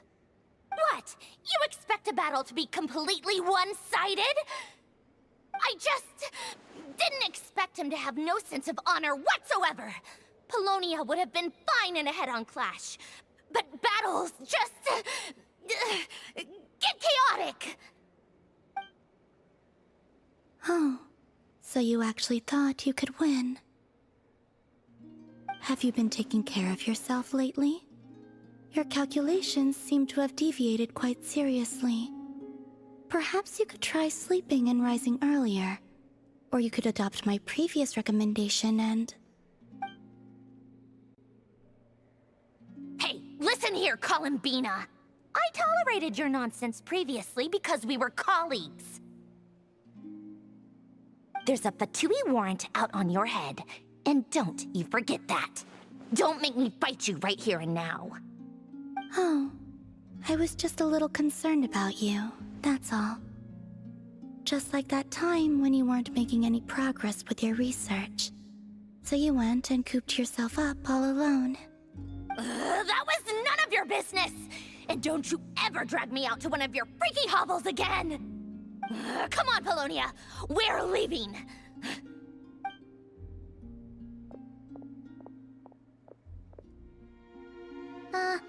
Well, anyway, thank you. I was worried about you, too. Not only because the remains of the Eternal Moon Goddess cannot fall into his hands, but also because you've done much for me yourselves. And then well, I brought your associate along for the ride, too. But that was as much as I could do. You're not afraid to speak your mind, miss.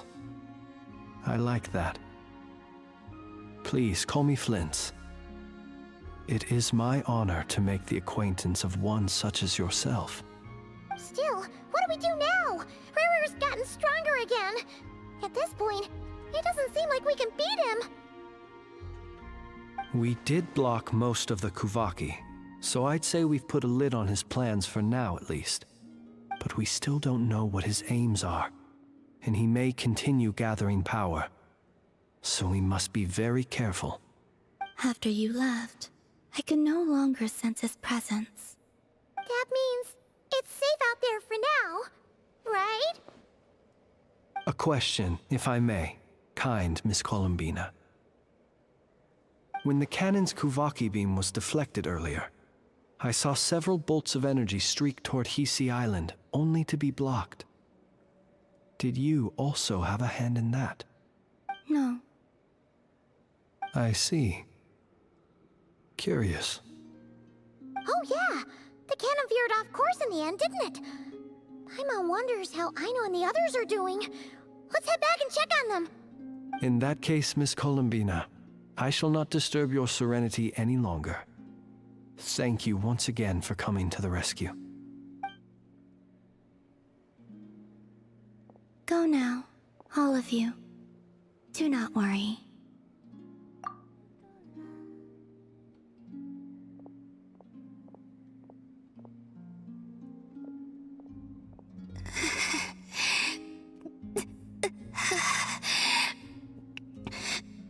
My strength still isn't returning. It seems my time is running out.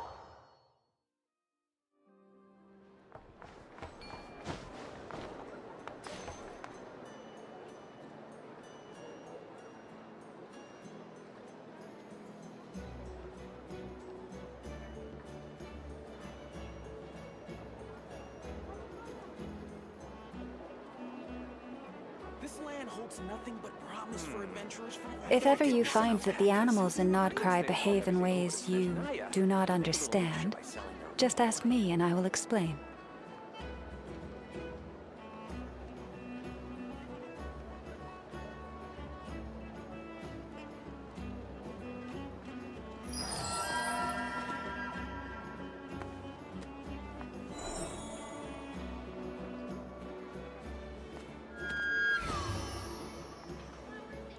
This land holds nothing but promise for adventurers from all walks of life. Wouldn't you agree? I'd better get me some alpacas. Once they've hauled everything over to Snezhnaya, make a little extra by selling their wool.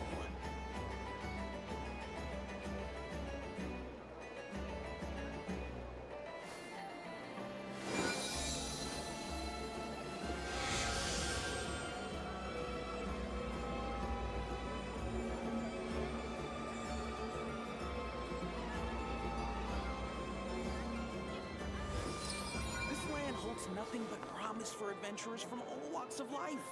Wouldn't you agree? I'd better get me some alpacas. Once they've hauled everything over to Snezhnaya, I can make a little extra by selling their wool. Have you decided where you will go from here? If not, why not find a patch of soft grass and rest a while? This land holds nothing but promise for adventurers from all walks of life. Wouldn't you agree?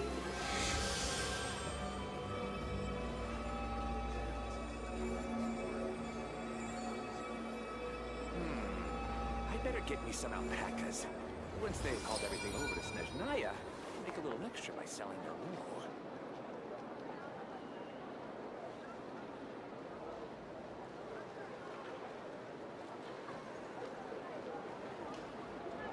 This land holds nothing but promise for adventurers from all walks of life.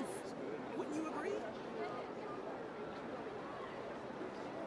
Even when the night is gone, and even when the sky is hidden from view, still the moon shines its light upon you. I'd better get me some alpacas. Once they've hauled everything over to Snezhnaya, I can make a little extra by selling their wool.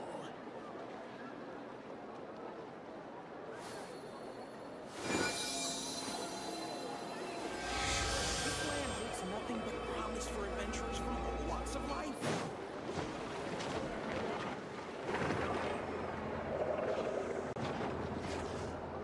Fortunately, we were able to minimize the harm. Only a few townspeople were hurt.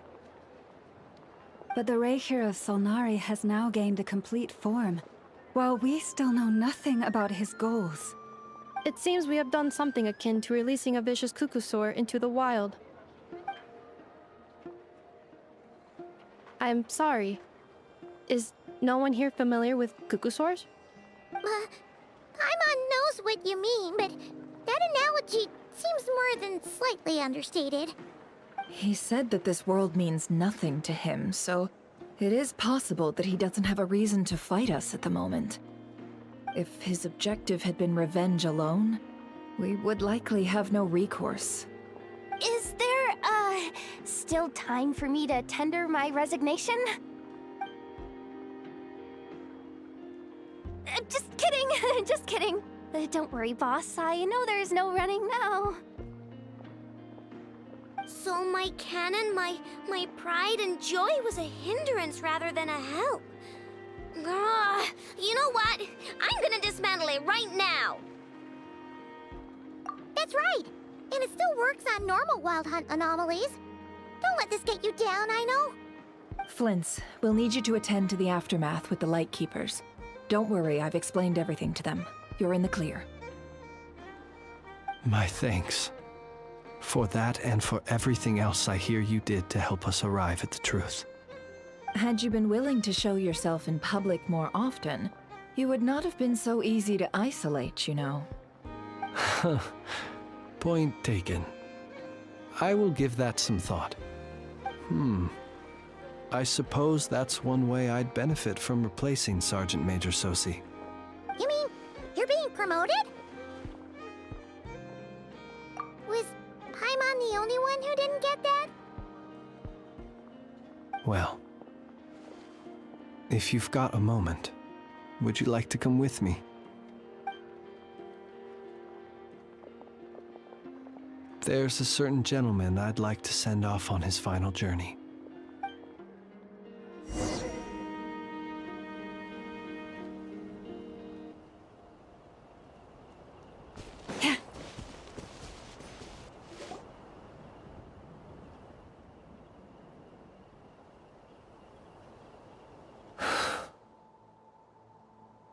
This man was like a lighthouse.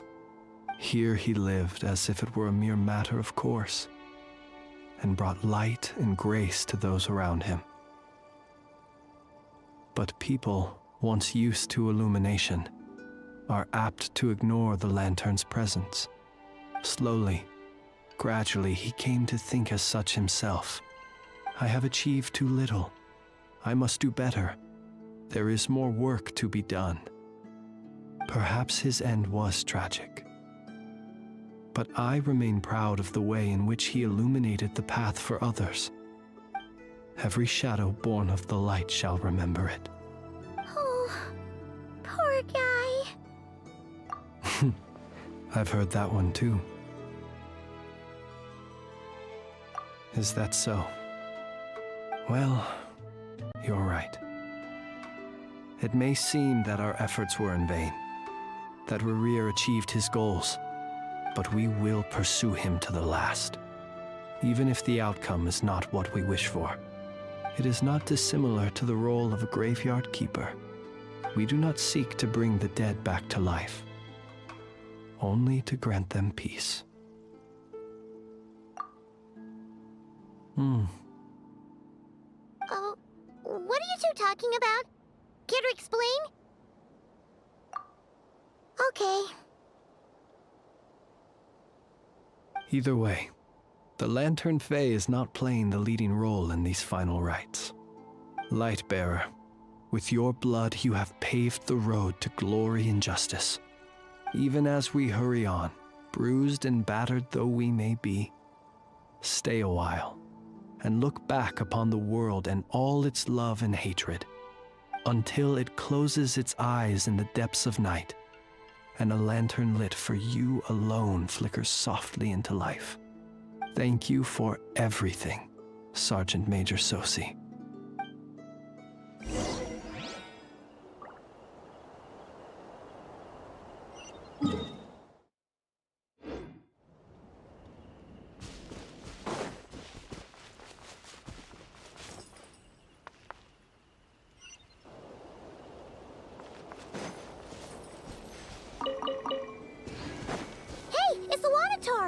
Should we go after her? Or do you have someone else you'd like to meet?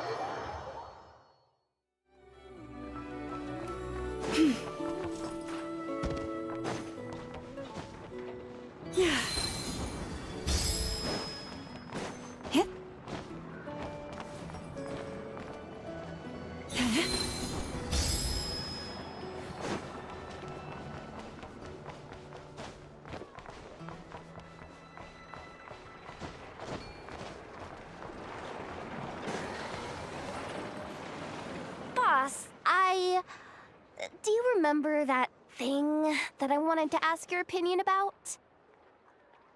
On a scale of 1 to 10, how much effort should the Curatorium of Secrets put in if we were to work with others again?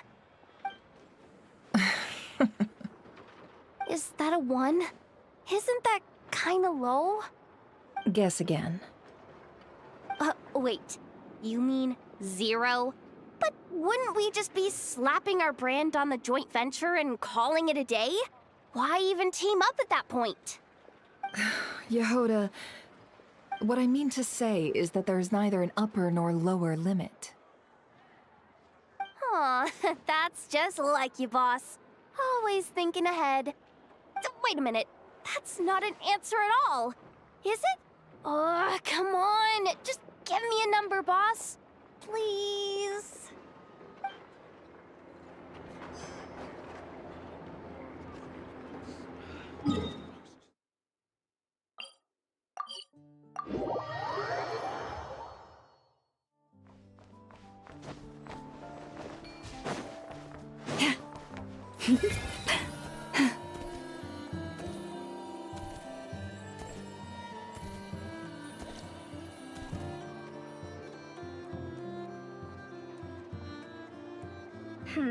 What brings you here?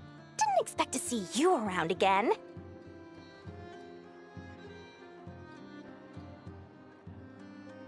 And where have you been, huh? Didn't run away or anything, did ya? Oh, of course not. I was simply elsewhere discussing business deals. Indeed, it was all thanks to you that my little store was saved. I am grateful, so grateful. What? Why, I wasn't acting in the slightest. And didn't I tell you that my prices were reasonable? Oh, but you still turn to the Curatorium of Secrets, or whatever it is they call it.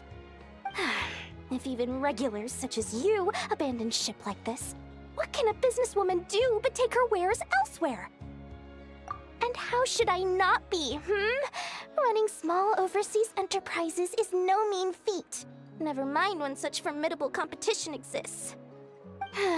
Forget it. Fortune and destiny are as one, so there is no use complaining. It's not as if Nefer did me no favors on account of our common homeland when I first arrived. If anything is to blame, it is the lack of opportunity to have her owe me in turn big time. Now then, should she ever need anything, you make sure, no, make doubly sure, to inform me first, all right?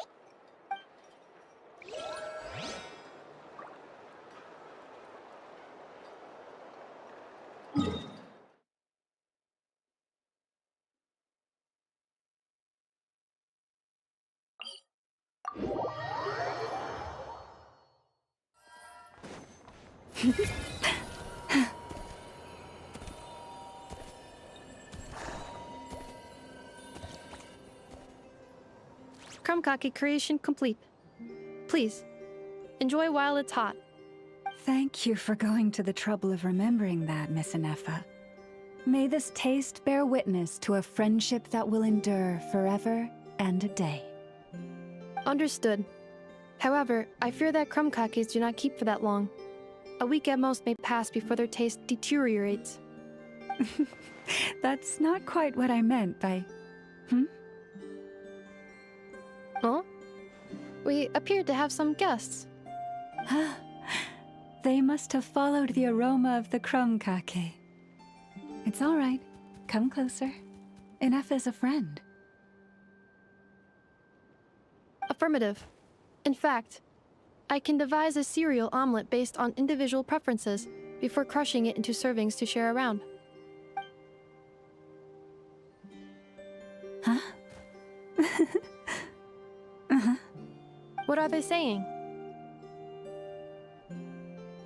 They are discussing your address. They wish to go home with you.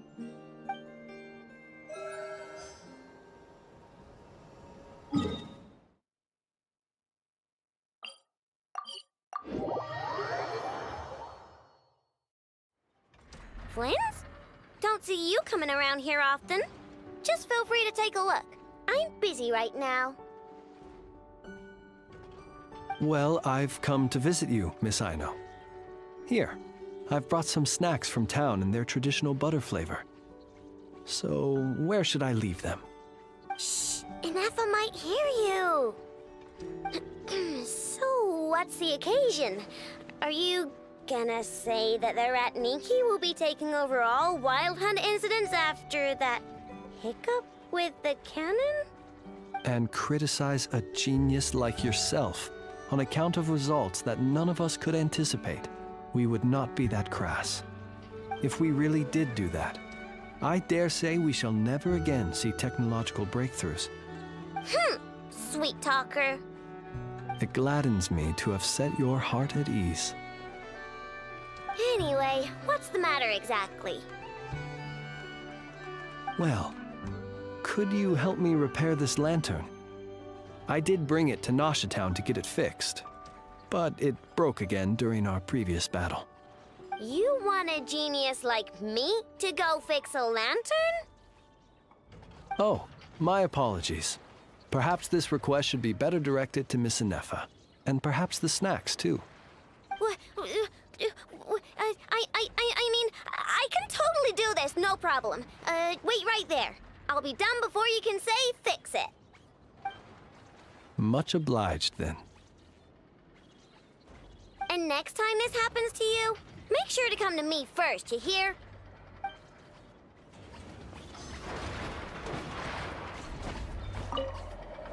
Fix my lantern, he says. Please, this won't take 10 minutes. If only everyone knew what the heck they were doing. Take that Hinsa, for instance. How in the world do you end up creating an integrated controller for the cannon and the barrier from random components people ask you to fix? Ugh, it gives me a headache just thinking about it. I gave him a real earful and told him to send me regular reports. If he's been working on it lately, I want to hear about it. Yeah. I mean, I know I'm partly at fault too, all right?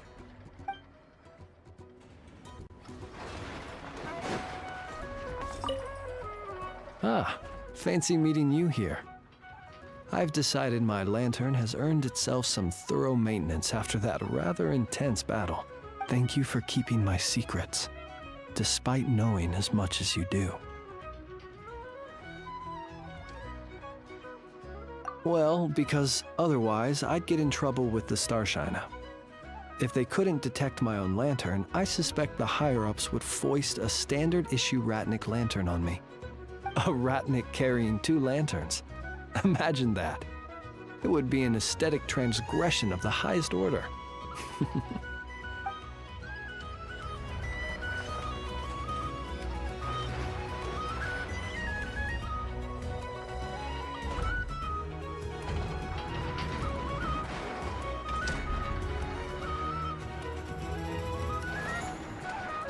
Have you decided where you will go from here? If not, why not find a patch of soft grass and rest a while?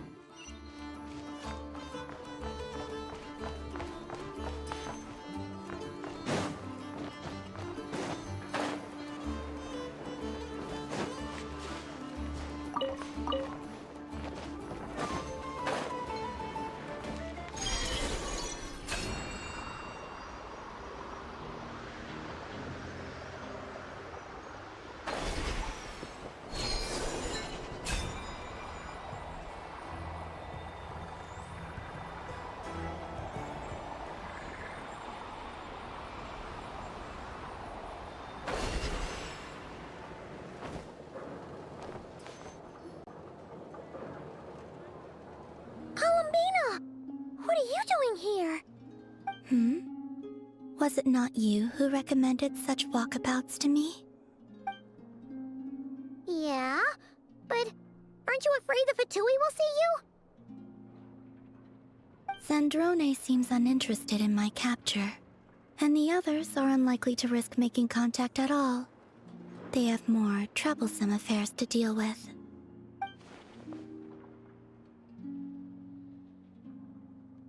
Well, it's good to come out for a walk either way. So, how do you feel? Is Nasha Town to your liking? The flow of Kuvaki is somewhat turbulent, and the people are ill at ease. However... Is this where you purchased the dishes you treated me to? Are you serious? That's what she's concerned about? Berries and fried meat? Well, we can take you to grab a bite if you'd like to. There's all sorts of delicious stuff out here that you won't get to try at home. You've been quite subdued. Thorny questions on your mind, perhaps? I could not gain any insight into his schemes, I fear. Now that he has donned a shape and form, selling his power short would prove a fatal error. But that power of his plays host to an obsession that borders on mania. I cannot say if that fixation is directed at the moons or at something else. Perhaps understanding the subject of his fixation shall prove key to repelling him in the future. Well, Zandrone's daily routine is highly irregular, while the doctor often orders people around. As for Arlecchino... Was that not what you were curious about?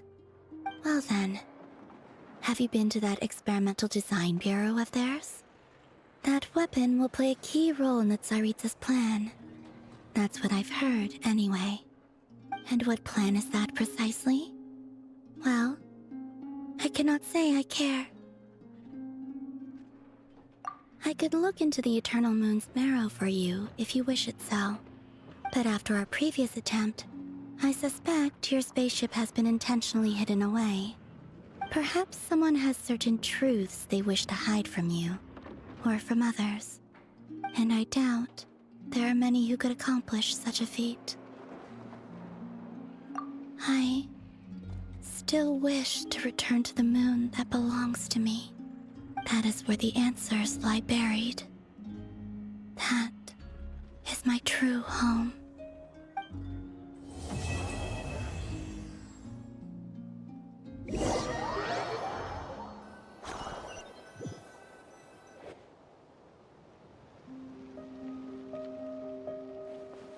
Interesting. You followed me this far.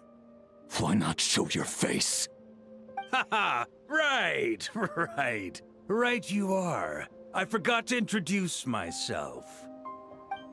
The name's Varka, Knight of Boreas, and Grand Master of the Knights of Favonius.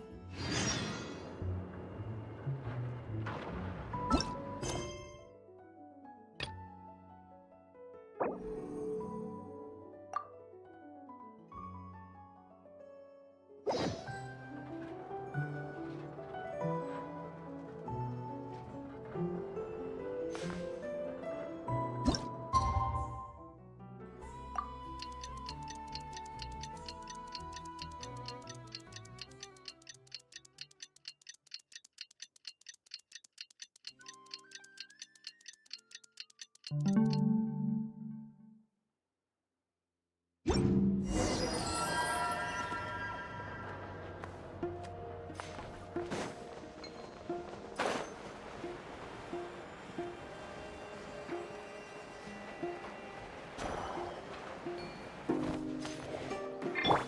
all adds up. Viljami. Now that's a man who's lost it all. Pity that pile of cold ashes still hasn't flared back up again.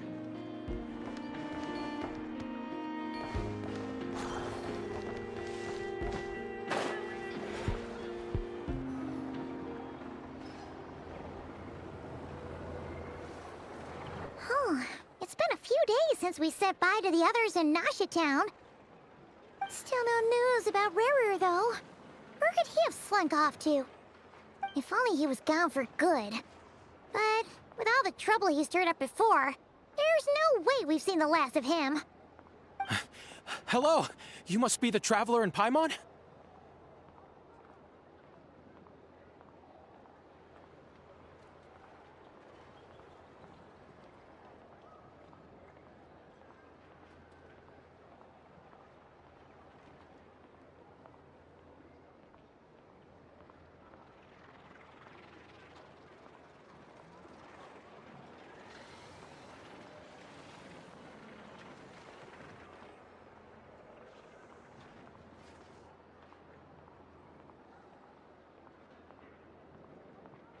Mr. Flint has been looking for you. Unfortunately, there's been a serious wild hunt attack over at the quarry. He thinks it's time to regroup and figure out a plan. The wild hunt? Oh, uh-oh. We better get over there, right away! Come on, let's go!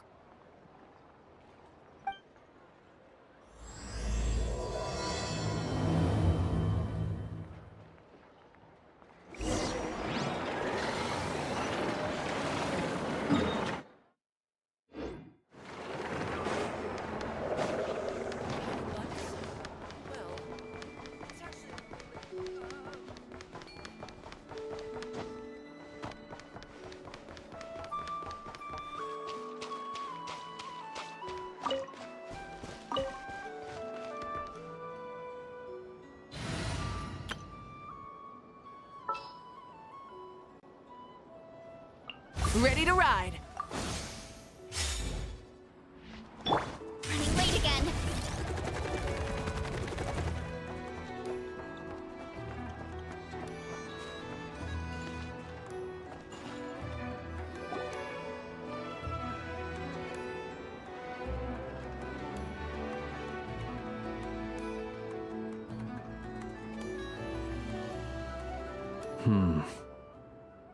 I can barely sense any Kuvaki at all. This whole area feels like a soulless husk. Looks like his appetite truly is insatiable. As if the power of that energy cannon wasn't enough. He's not seriously still getting stronger? What's his endgame here? Ah, everyone's here already. Hey, we made it. So, what's going on? We've all been on high alert since we split up a few days back, expecting Rarir to strike again. But it's like he just vanished into thin air.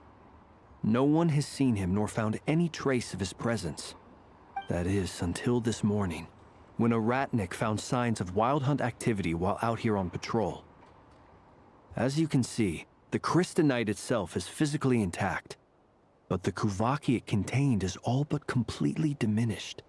And we're sure that Rarir did this. Who else? He's the only one who could pull off a stunt like this. Kuvaki loss has reached critical levels. Reikir of Solnari set to maximum threat level. Warning, unless de-escalation measures are taken soon, he will pose a threat beyond our ability to contain. The consequences could be catastrophic. Traveler, do you remember when we encountered Rarir just after regaining his body? There wasn't a shred of sanity left. Nothing but madness and rage. Yeah, didn't he shout out a bunch of names? Then he started raving about how nothing in this world mattered to him. Oh, Paimon gets chills just thinking about it. Oh, but the thought that he's still out there, lurking somewhere in Notcry, waiting for his chance to strike? Oh, even chillier! Last time we fought, we were already at a disadvantage. If he has such overwhelming strength, why would he suddenly go into hiding? Yeah, if I were him and I wanted more Kuvaki, I'd just take it by force. No point staying in the shadows. Unless something went wrong. His whole resurrection thing didn't exactly go smoothly. The other thing is, how does someone who's completely lost their mind still have the wherewithal to cover their tracks so perfectly? Beats me. According to certain medical studies, insanity does not always entail a complete loss of rationality. It may be that he is simply living in a world of his own. That actually sounds about right. He was ranting away to himself the whole time, like he had zero interest in talking to us. There are many unanswered questions here. He could be right under our noses, and we'd still be in the dark. Besides his name and title, we know little about him.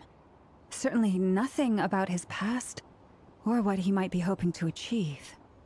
Exactly. And we wouldn't even know where to begin looking. Even Boss hadn't heard of the Rahir of Solnari before all this. I'd be willing to bet that even if we gathered together every scrap of intel in Nodcry, we still wouldn't find more than, like, 3 useful facts about him. So, if we do nothing, he'll just keep getting stronger. But if we want to investigate him, we have no idea where to look. Last time we had Marionette and her big robo-buddy to help us, and we still barely held our ground. If we had to face him alone... Oh, Paimon's head hurts just thinking about it. What are we supposed to do against a threat this big? Well, I do have a little hunch about his next move. Given that he attacked the quarry, I'd say it's likely he'll target other places rich in Kuvaki.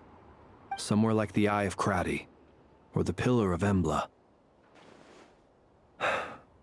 One thing's for sure. If we just sit back and let him keep absorbing Kuvaki, we really won't stand a chance against him. A perfectly reasonable hypothesis. However, it is worth noting that these two locations are quite far apart. To investigate them both, we'll need to split up. I agree, we should split up.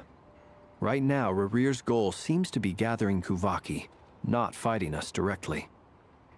Once we're done, let's regroup on Hisi Island. Wait, why Hisi Island? If I recall correctly, your largest goddess statue was carved from Kuvaki-rich ore, was it not? That's right. Yes, it could well be a potential target of his. I should head back and start evacuating the pilgrims.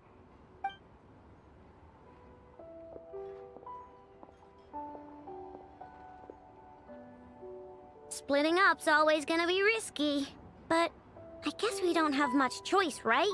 We're in a race against time here. And if we do run into Rarir, what then? That's when you follow the 3rd rule of treasure hunting. Run like the wind. Didn't you say the 3rd rule was go with the flow? I don't know. Did I? Anyway, whatever. In this situation, go with the flow means go find backup. Agreed. If anyone finds so much as a trace of Rarir, do not pursue him. Get out of the area and alert the rest of us as soon as possible. We need to put safety first. All right, we'd better get moving. Come on, Inefa, let's go.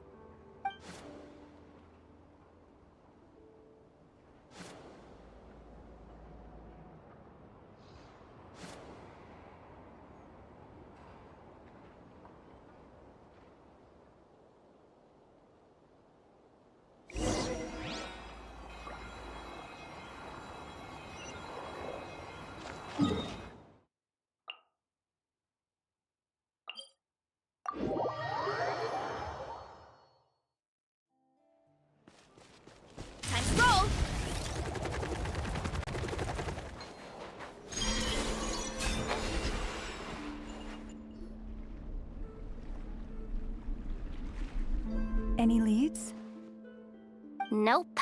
Diddly squat. No clues to where he might be hiding. It's like he's a ghost. It feels like we're sitting on a powder keg that could go off at any second. Ugh, I hate this feeling. I'd rather face him head on than be left hanging like this. So, you guys didn't find anything either? Not loving the word either. How about you, Flints? I questioned a few Ratniki and eventually narrowed my investigation down to one suspicious individual. But by the time I got to his place, he was already gone. Almost as if he knew someone was on to him. Either that, or he's just extremely cautious and doesn't stay in one place for long. He's been biding his time for a while now. The question is, where or what is his next target? No idea. Since regaining his body, he seems to have lost all interest in the fragment in my possession. If he did still want it, he's had plenty of chances to take it. All we can do now is hope that Aino and Anefa turn up some leads. Darn it, Rarir! If you've got the guts, come face me one-on-one! Wait, he's actually here? I didn't mean it! I swear! No, it's coming from Silver Moon Hall. The Lady Kutar might be in danger. Let's get over there, quick!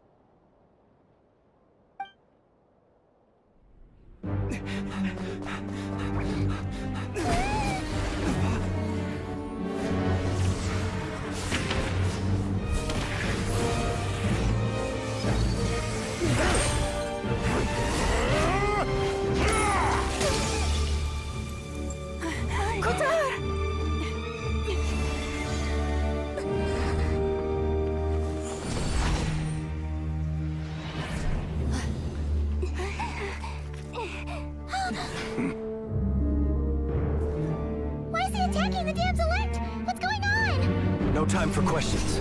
Stop him!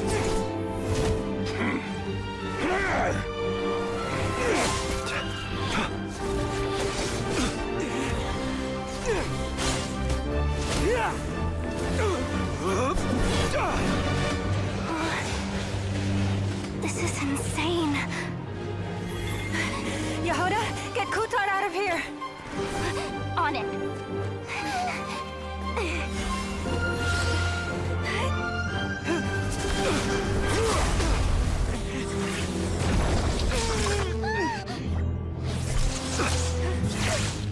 Look where your feeble light has gotten you. Now, you shall plunge into darkness. Felindus, soon, I will find a way. Watch out!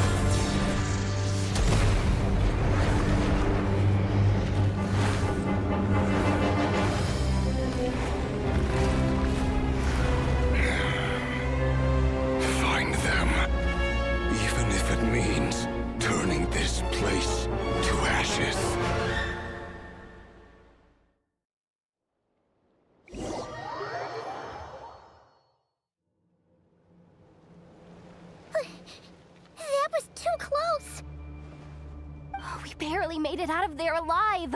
What's that guy's deal? How'd he get so crazy strong? He's a threat to this entire nation. I doubt his strength could even be measured by conventional standards. I have a question. When me and Anefa showed up, we saw him chasing after this lady like he wanted her dead. What was that all about? We weren't there for the whole thing either. They were already duking it out by the time we arrived. Yeah, we didn't see how it all started. It all escalated so quickly, we had no choice but to step in. Kutar, can you shed any light on the situation? Kutar. Cross-checking database. I see. So you're the one that the Frost Moon Scions refer to as the Moon Goddess? Wait, she's the moon goddess?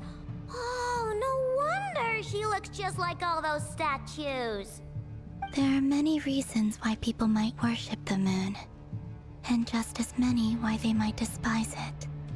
I've never met that person before, but there was no mistaking his deep-seated hostility towards me. Why he holds me in such contempt, I cannot say. But since he hunts the power of the moon, it's no surprise that I am a target. Kutar. There are many potential motives. For instance, you help the traveler escape his grasp. This could be his way of taking revenge. It is also possible that he covets the Kuvaki inside you, and seeks to take it for his own. The list goes on. But, right now, devising a counter-strategy should be our #1 priority. The likelihood of this location being discovered is close to 100%. A counter-strategy? But we don't stand a chance against an enemy like this. Surely our only option is to run. He's not gonna chase us to the end of the world, right?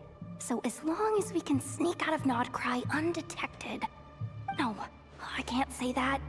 Come on, Yehoda, this is serious stuff. You can't suggest we all just chicken out. Running is our only option. Huh? You seem surprised, but what other choice do we have? We are facing an enemy we cannot possibly defeat in battle. Well, I mean, yeah, but still. It's not too late. I can distract him, so you have plenty of time to make your escape. Wait, what? You're gonna act as bait? Doesn't that make sense? I'm the one he's after. There's no need for you to risk your necks on my behalf. A coyote doesn't stop for bypassers while it's howling at the moon. What is it, Loma? The Frost Moon Scions have already grown accustomed to life without their goddess. My presence here is no longer essential, and this is not my home, so you needn't ask me to stay. We can't just roll over and let him get away with this. That's not our style. Yeah, we can't just call it quits after everything we've been through together. Besides, she'd pretty much saved my life back there. If I just ditched her now, I'd never forgive myself. We can't overlook that you have saved our lives multiple times now. To talk of returning the favor would be a little crass for my liking. But suffice to say that we are friends, and friends look out for one another. Rira's true objective remains unclear. Even if we were to sacrifice Miss Kutar, there's no guarantee he would stop. But... Kutar, I know why you left the Frost Moon Scions so long ago. It was because people started treating prayer as a form of trade. They would make self-centered wishes, force you to accept meaningless offerings in return, and then expect you to perform miracles for them, as if that were their entitlement. If it were me, I might have walked away too. But I believe that time can change everything, and that sometimes it takes losing something precious to appreciate its true worth. After much reflection, I've realized that this was never about whether the Frost Moon Scions need you. Any relationship based on need is purely transactional. What I truly hope is that you'll choose to stay, not out of obligation, but as part of our family. You were born here, and now you've returned. Who knows? Perhaps it was the moonlight that guided you home. Thank you, Lauma. But my power is on the wane. I'm afraid I will be of little use to you now. Very well then. I'll do as you say. Both times you saved us, we were transported across great distances in an instant. Is that one of your powers as the moon goddess? It is, but I find it very draining. I barely managed to pull it off just now, and it will be some time before I'm strong enough to do so again. Rejected by the world, my power is dwindling. Like a lake, cut off from its source, slowly shrinking away. Now, it has almost run dry. What do you mean, rejected by the world? The 3 moons belonged to the ancient bygone era in which they came into being. From the moment I was born, the world itself has been steadily sapping away at my strength. The 3 moons are not one and the same. As the goddess of the Frost Moon, I cannot wield the powers of the other 2. Yet moonlight has a way of blending together. Each can reflect the other's glow. So when our fingers touched, I was able to restore my strength by drawing Kuvaki from the eternal moon's marrow. But this method of recovery is painfully slow. If only we could find the... It's the Wild Hunt! Even faster than we expected. We'll have to finish this conversation later. See how those Wild Hunt creatures are running away from us. They're likely just a scouting party, which means Razer won't be far behind. Then what are we waiting for? Let's get the heck out of here! Leave this place. Good luck! Look! Preparing for dust-up. By the frost moon. Oh, they just keep coming! This is driving me nuts! Razer's closing in on us. We need to pick up the pace. There's too many of them! And this time, we can't fall back on ourselves to escape! This goes on much longer. Beware the creatures of the night. Close your eyes. Observe. Fear the dark. Branch into song.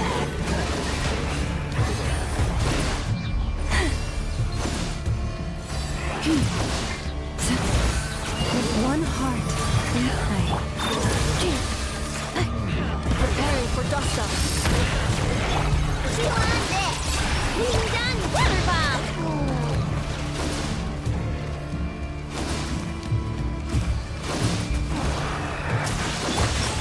Paralyzed down by the frost in the heart.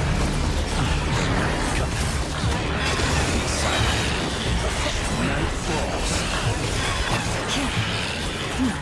Annihilation mode. For the everlasting forest, receive my blessing. Observe. Fear the dark. Close your eyes. Night falls. Observe.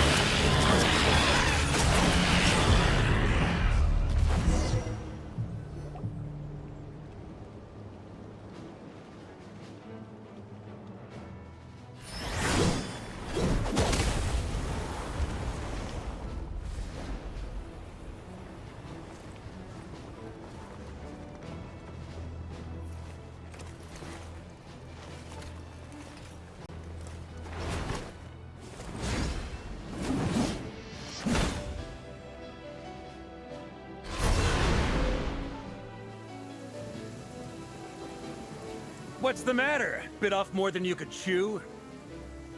Who are you? Uncle Varka! You're back from Amspartnir? Whoa! You're Varka? Grand Master of the Knights of Favonius? We could save the intros for later. Right now, let's get you all out of this hellhole. Follow me. I know somewhere you'll be safe. Oh, is that where I think it is? That's the one. Come on, move! There's no time to waste.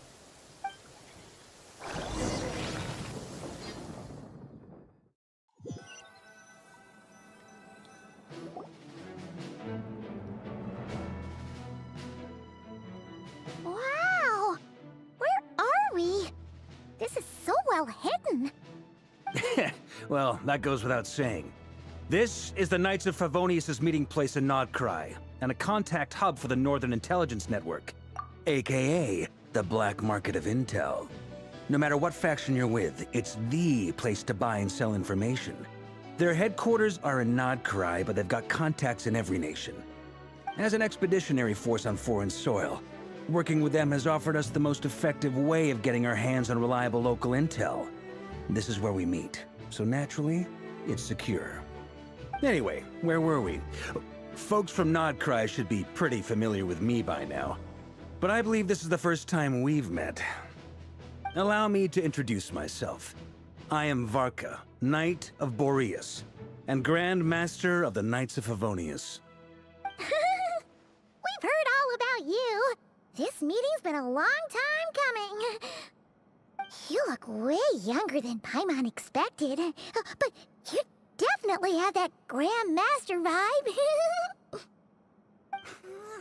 Well, I'm no spring chicken. Just not showing my age yet. Definitely feeling some of that back pain today, though. Rushed back from Amsfartnir without a wink of sleep, only to get right into another fight with that freshly revived maniac. Another? You mean you fought him before? Yep. He wasn't nearly as strong back then, but he was still a formidable foe. I brought some of the knights along to give him a little surprise, but he saw us coming from a mile off. My squad took heavy injuries, and I barely made it out alive myself. We knew it might have been our last chance, so we staked everything on it. But still, it wasn't enough to stop him. I tried tracking him down afterwards, but he didn't leave a trace.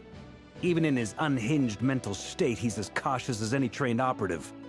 So, I decided to come find you.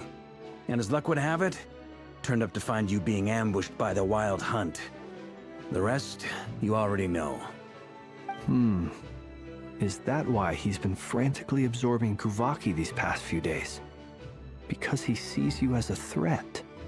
Maybe I'm part of the equation, but even if I weren't, I'm sure he'd still be gathering power. He's clearly working up towards something. Note to self, Uncle Varka's strength rating officially upgraded. Guess it's my turn to ask questions now. So, what exactly has been happening in Nodcry? Why is the Wild Hunt returned in humanoid form? And why is it after you? That's a long story, but I'll try to make it quick.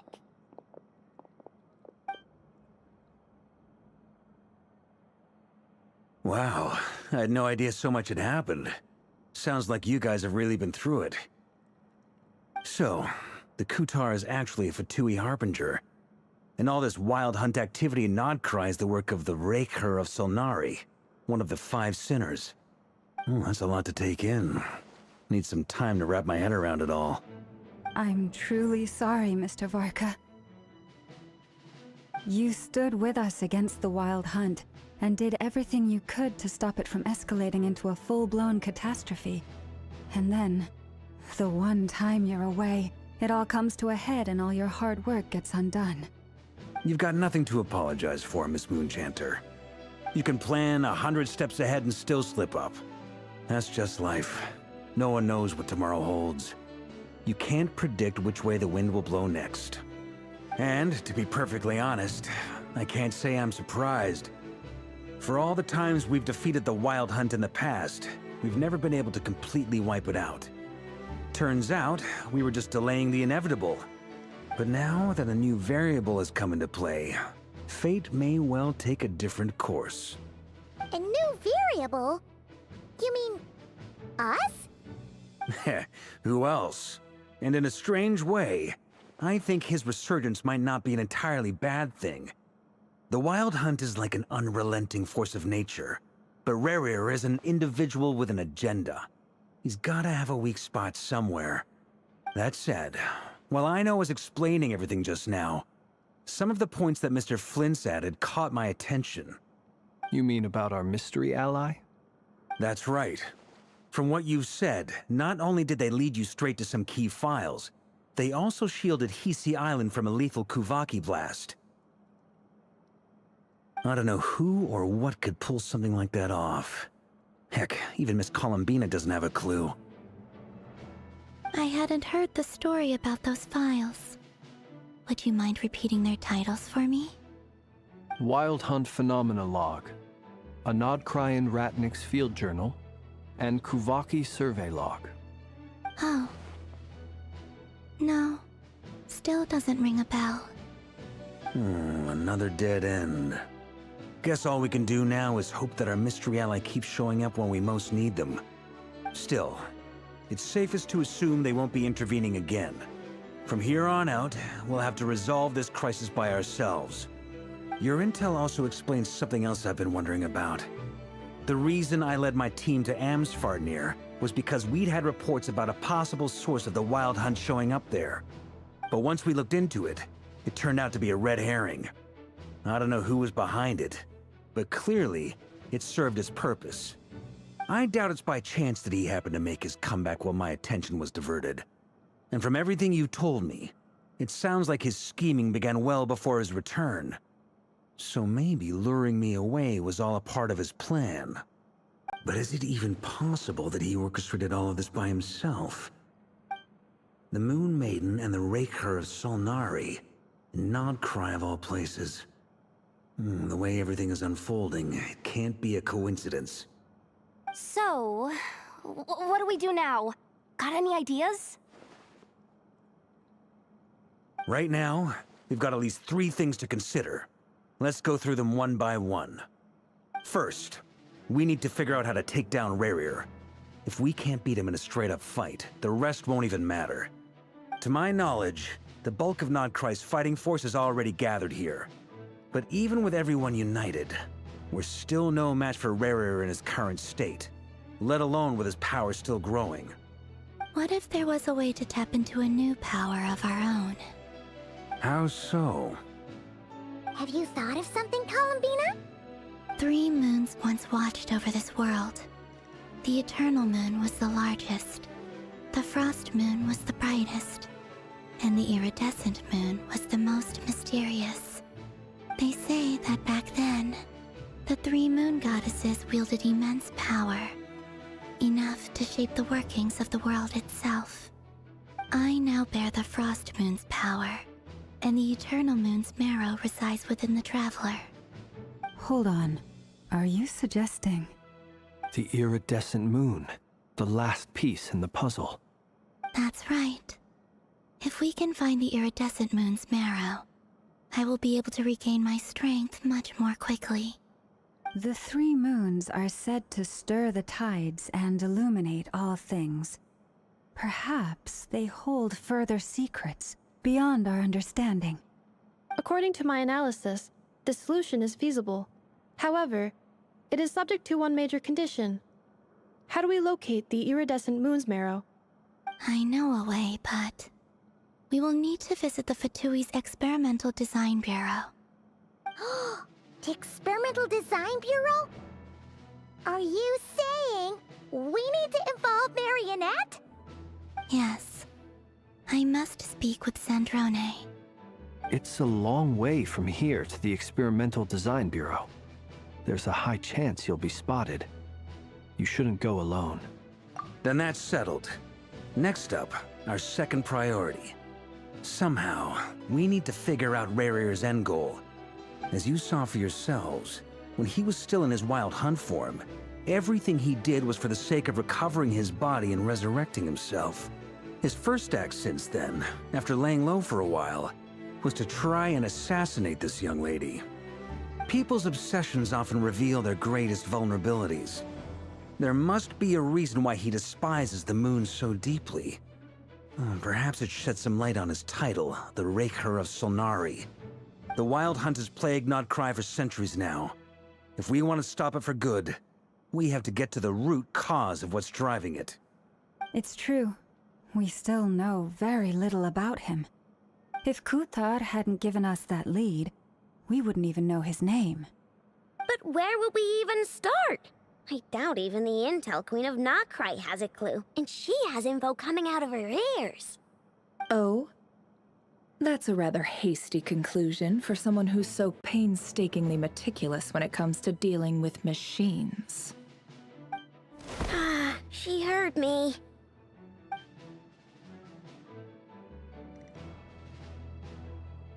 Boss! What are you doing here?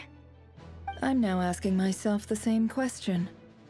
I received a letter from a humble knight of Favonius, requesting a meeting to discuss a major business deal. But it looks like this humble knight had something else in mind. Details, details. Miss Neffer, the important thing is that you've arrived at the perfect time. Since his failed ambush, I've been racking my brains trying to come up with a plan to fight Razer. Given the severity of the situation, I think it's fair to say that our only chance lies in uniting as one. And I'm talking all the factions in Nokrai. We can't do this without the Curatorium, but I knew it'd be a tough job to win you over. So, I took the liberty of reaching out for a little chat. Wait a sec. How did you even hear about this place, Neffer? Didn't you say this is meant to be the Knights of Favonius' meeting spot? And a contact hub for the Northern Intelligence Network? And isn't it supposed to be super hidden? You really think he could have gotten settled in Nodcry without my help? Besides, I'm the one running this gig. Of course. Allow me to introduce the current head of the Northern Intelligence Network. If it's intel you're after, she's your woman. Pretty much seen and heard it all. Please spare me the flattery. Let's cut to the chase. Seems like you've run into some trouble, huh?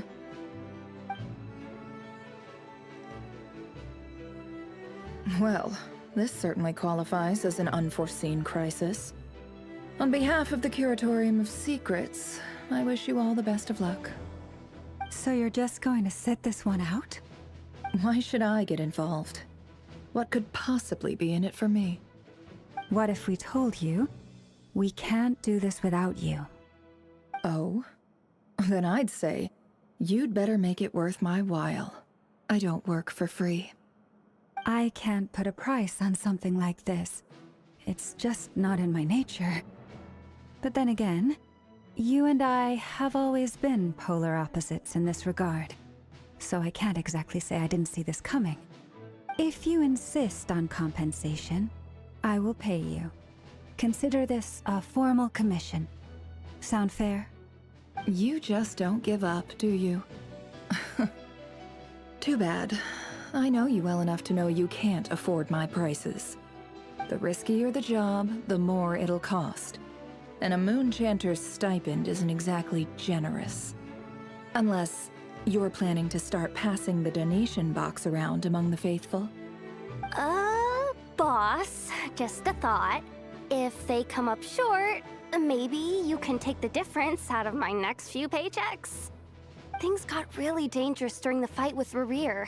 If this girl hadn't saved me, I'd be ley line fodder by now. I'd be gone for good, boss.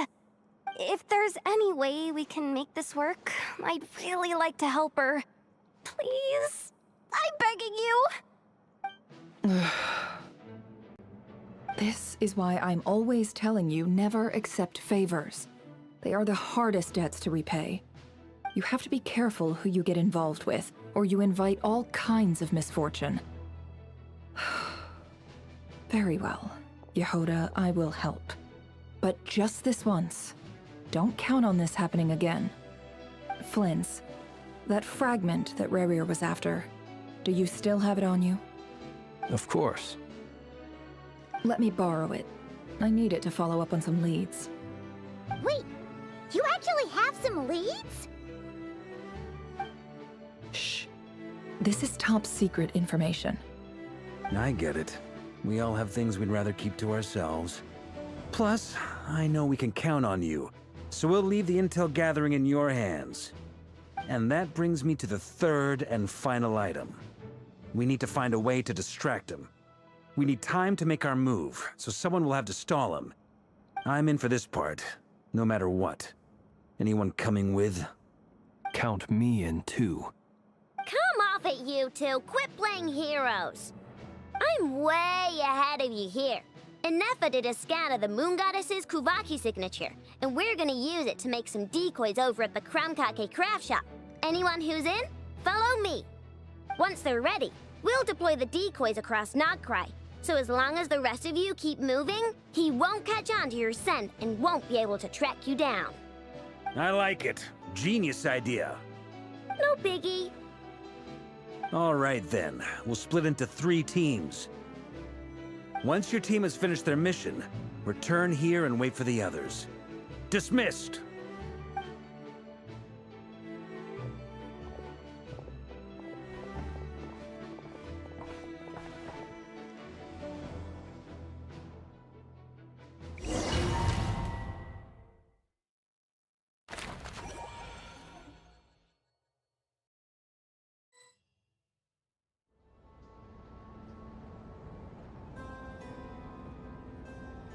Lady Damselette. Wait, and you two? What are you doing at the Kuvaki Experimental Design Bureau? We've been doing our best to mind our own business lately. But if you're just gonna waltz up here like this, you're seriously pressing your luck. Don't blame us for doing what we have to. Huh! You really think that's gonna scare us off? We're not looking for any trouble. I just want to see Zandrone. Do I need to remind you that you're still a wanted fugitive for deserting us? Out of consideration for our former ties and the crisis we're all up against, we'll let you leave in one piece. But don't even think about trying to get inside. Let them in. But... Are you going to make me repeat that? No, my lady. Zandrone seems to be in a good mood. Must be maintenance day.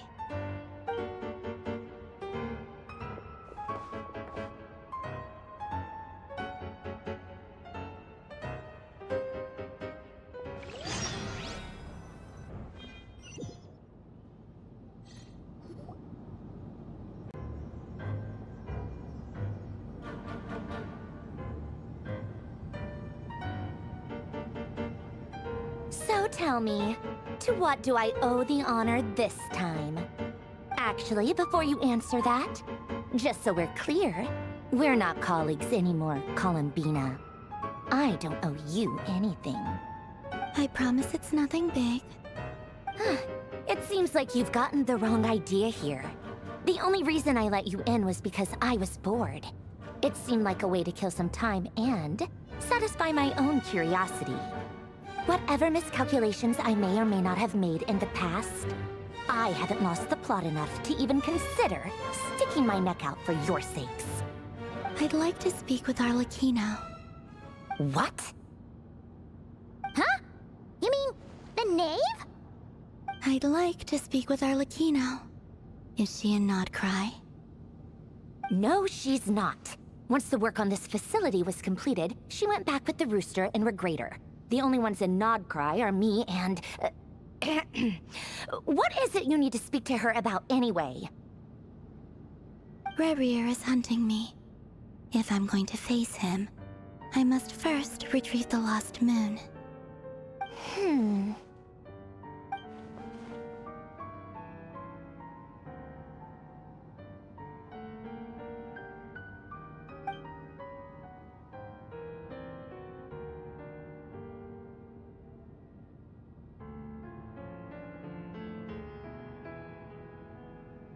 Is that a no, then?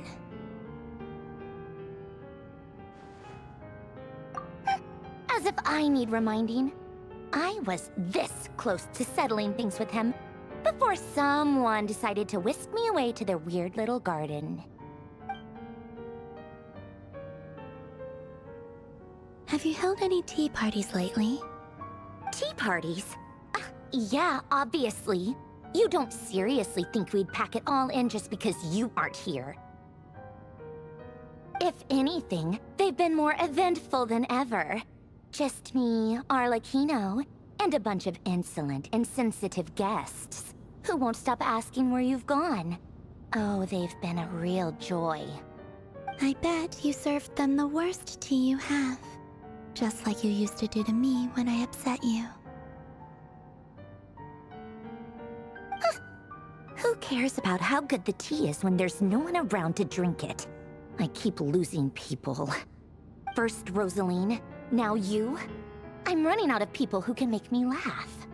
Honestly, what could be more ridiculous than a multi-centenarian goddess who's only ever had the plain herbal tea she received as offerings? You'd always brew a different type of tea for me each time. Was it really just to see how I'd react?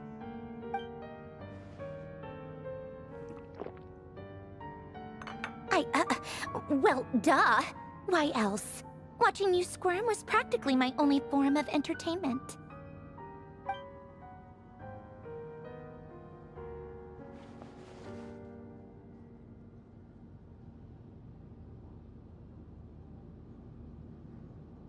Oh, yeah. And Capitano sometimes used to bring Tartaglia around, too.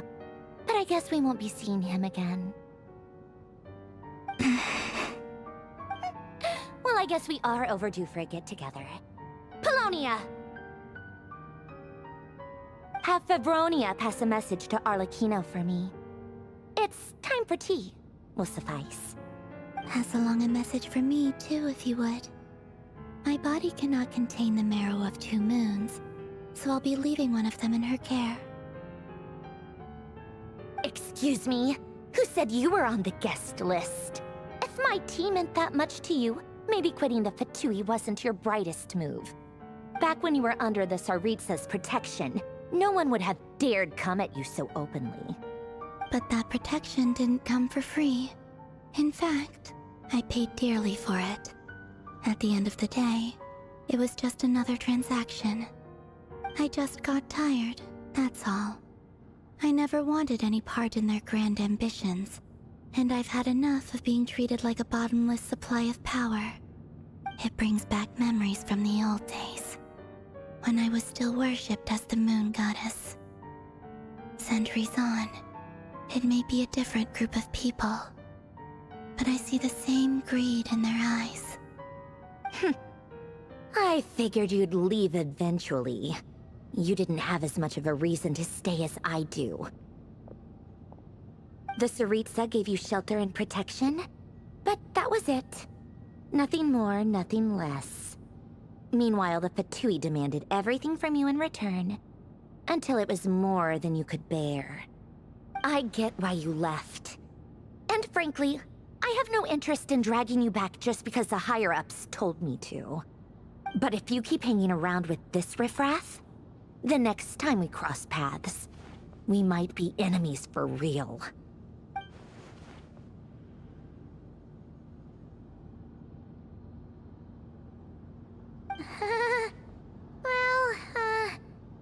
Guess that's our cue to leave. That might be your plan. But it sounds like someone else wants you to stay a little longer. Huh? What do you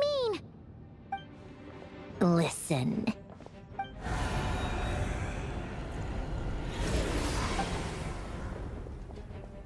My lady, it's the Wild Hunt. A horde of monsters is headed straight for the facility. Another uninvited guest trying to crash my tea party. Clear the area. I'll handle this.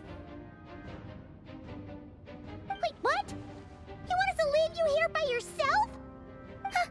You'll be lucky to make it out of this alive. You really think you can afford to worry about me? Go on, get out of here. You may have stopped Polonia from crushing him last time, but I've made sure that won't happen again. The entire Experimental Design Bureau is rigged for war. Stay and watch if you want, but it'll be at your own risk. You're not flagged as friendlies in the weapons system. Don't tell me what to do! Look, if you're leaving, make it quick, or you'll just get in my way. There's a secret passage on the 2nd floor. It'll take you right to the plains out back. Stare all you want, Columbina. You're not getting another invitation to my tea party. I know. But thank you anyway, Sandrone. This is exactly why you shouldn't hang around with those people. All their melodrama and sentimental nonsense is rubbing off on you.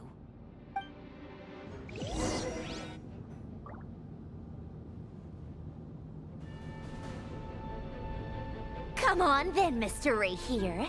Let's pick up where we left off. It's your Wild Hunt monstrosities versus my beautiful creations. Let's see who comes out on top.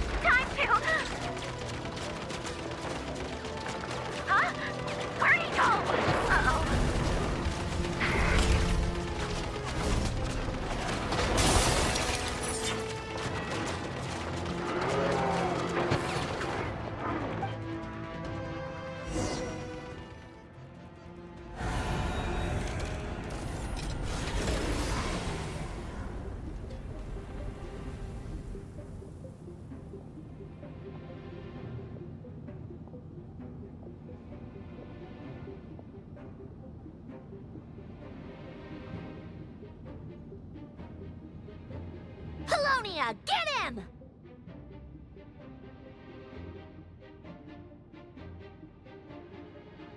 I've upgraded Colonia again since our last encounter, and uploaded every last scrap of your data. So let's finish this, once and for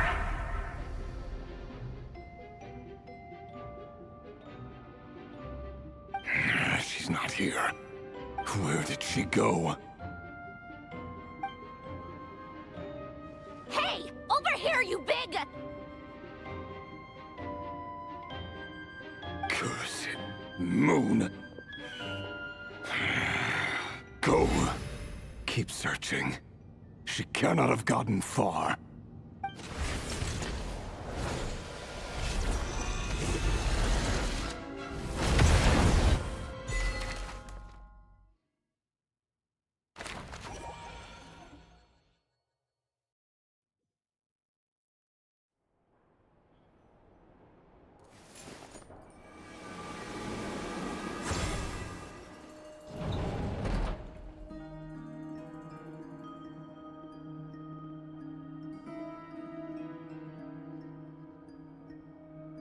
So this is your method for investigating Rareer's past. It almost looks like some kind of ceremony. Good deduction. But it's quite a different affair from what you're used to with the Frost Moon Scions. Whoa! First time I've ever been in here. Boss always said it was off limits, so I pictured some kind of creepy dungeon. But it's actually kinda nice. Oh, I guess this must be Sumero decor? That's where Boss is from. And that nice shopkeeper who sold me my treasure compass. I'm not sure exactly what you've got planned, but it looks like you're all set. When do we begin? Whenever we wish. But for some reason, I've got a feeling this isn't going to end well. I've never faced Rarer myself, but from what you've told me, his power is beyond anything I could imagine. I, on the other hand, am just an ordinary businesswoman. Our paths should never have crossed, yet here I am, forced to make an enemy of him. If you ask me, you're about as far from ordinary as it gets. So what are you saying? You're getting cold feet? Once I take a job, there's no backing out. Still, I have to ask myself if the power I'm relying on will even work on an opponent of this caliber. And also how to make sure I come out of this alive if things spiral out of control. Death is the one thing we can take for granted. It is the great equalizer, however fortunate or unfortunate we may otherwise be. So it's important to consider how to spend what lifespan we have left. Come on, boss. Lighten up. Quit talking about death. It's bad luck. For once, I agree with you. When you're up against a foe like Rarer, there's no such thing as being too prepared. Is there anything I can do to help? That won't be necessary. I've already made up my mind. Time to cash in a precious favor I've been saving for a rainy day. Yehoda, I need you to find someone for me. The sooner the better. Eh? Find who?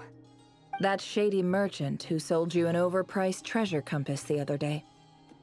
Come on, boss. You're pulling my leg again. In what way is she shady? She showed up when I was completely lost and sold me a neat little gadget that was exactly what I needed. Trust me, she's a good person. Anyway, I know who you're talking about. Don't go anywhere. I'll be right back.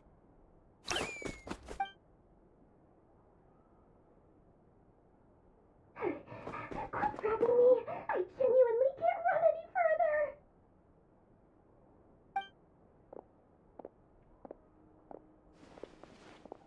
Hey, aren't you?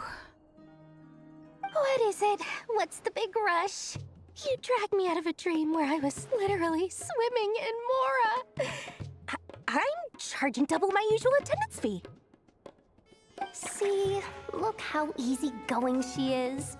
After that rude awakening, she could have completely snapped at us. But instead, she kept it together and just asked for an extra fee. Dori Sangama Bay? I never would have pictured you two doing business together. If you want to make it big in Nodcry, it's all about connections. Lady Nefer just so happens to have a lot of intel that interests me. And she also did me a big favor in the past. It was back when I first arrived in Nodcry. My trusty assistant, the genie in my lamp, had an adverse reaction to the Kuvaki and fainted. And wouldn't you know it, that's when I suddenly find myself in a life-or-death situation. Good thing my compatriot was there to swoop in and save the day. I've been giving her a 30% discount off all of my goods ever since. Now, so that no one here feels left out, I'm willing to extend a 20% discount to fellow friends of Boss Nefer. Plus, any other friends you send my way will enjoy 10% off. What can I say? The great Lord Sangama Bay is nothing if not generous. So, let me guess. You've run into some trouble? I've got everything you could possibly need. And the more you buy, the more you'll save. You guessed correctly. What have you got in the way of survival gear? The one type of gear I've never been short on. What are you looking for? A jetpack fresh from the Academia's labs? An ancient suit of armor dredged up from the bottom of the sea? At the very least, I need to know what kind of opponent you're dealing with here.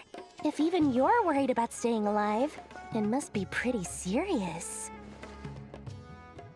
What if I told you it's someone with the power to bring a nation to its knees? Is that so? Then we really are talking top-shelf treasures.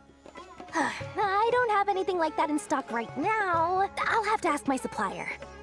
Your supplier? A powerful woman, make no mistake. I can't reveal her identity, but luckily for you, I hear she's planning to visit Nodcry in the near future. If you're willing to wait, I can ask her when she's here. Can't say exactly how long that'll be, though. Then, let me put it another way. What would you do if you encountered an enemy like that?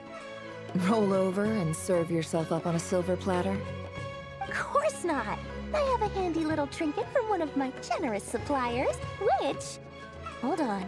What exactly are you getting at? No, no! This is for my personal use only! Let's just say I'm borrowing it, all right? Just for insurance purposes. You'll get it back later. Favors are the worst kind of debt to owe, and now you've got a chance to repay one. A win-win situation, don't you think? Fine. You can borrow it for 5 days. No, make that 3. And for every extra hour after that, I'm charging you 1,000,000 mora. Deal? Deal.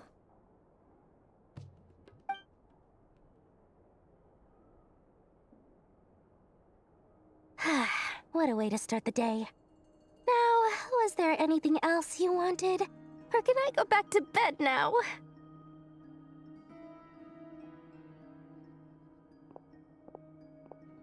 That will be all.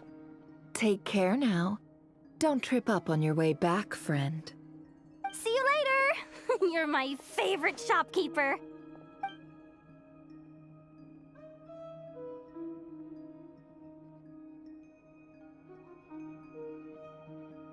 Excellent. Everything is well and truly ready. The ceremony can now begin. After initiating the ceremony, your minds will follow me wherever I go. You will see many strange things in your mind's eye. So remember, don't be frightened, and don't make a sound. Now then, let us peer into the Razer of Solnari's past.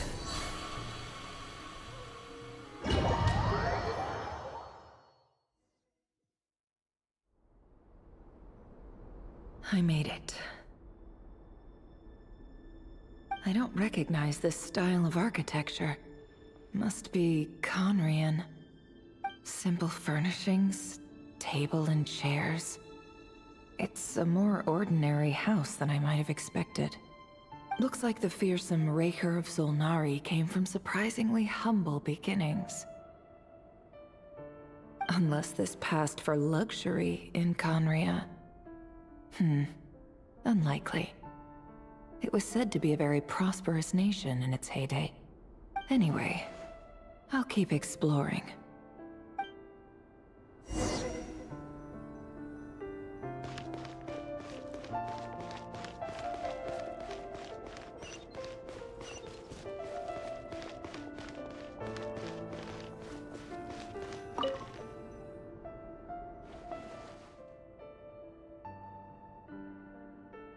Hi, Rivier.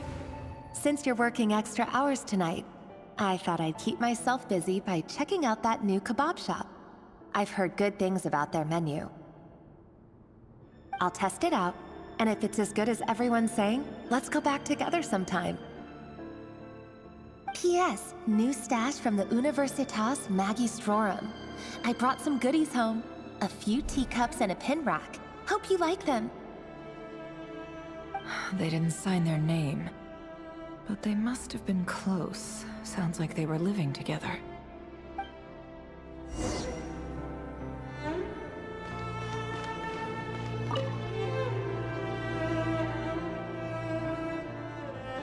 I went over to Joseph's for drinks today. They have a fine collection, but I went alone. Felindis was tied up with something and couldn't make it. Joseph asked why I came alone, but I didn't really have an answer. He then went on to ask about other things. If you ask me, someone who asks that many personal questions is too nosy for their own good. But if he invites me again, chances are I'd still go. Felindis. That's the same name Rerir mentioned. Crane imports keep falling. If things don't pick up, we'll soon be back to meat and mushrooms only. Honestly, I'm not a huge fan of that new type of mushroom everyone's been into lately. Didn't it start out as a lab-grown variety?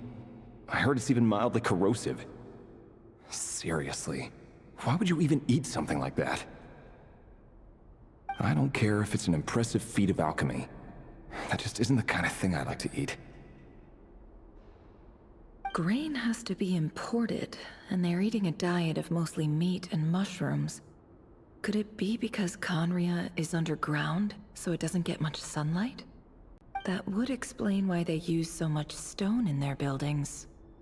They even use alchemically modified strains for food. Seems like the people of Conria don't have many options when it comes to dining. I've just about saved up enough now. Time to buy it and keep it somewhere safe. Making a big purchase. I wonder what it is.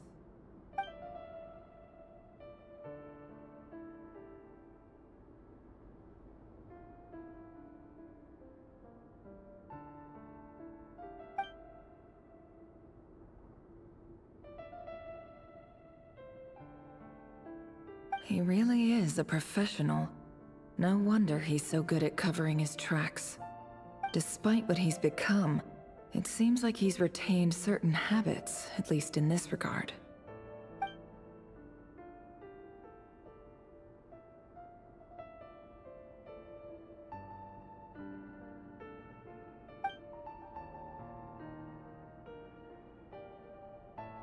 Did Rerir rip it out himself?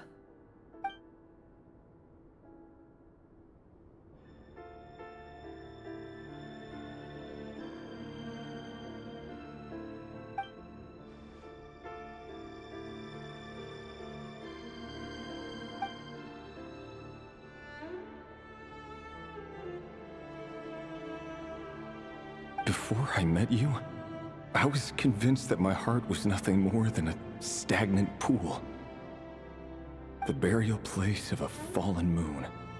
A withered, windless grove where the waters rested forever unrippled. It was you who helped me see that my heart hadn't entirely withered away. That it could still beat to the rhythm of love. This is just trivial sentimentality from the looks of it. Why would he go to the trouble of hiding that? The burial place of a fallen moon.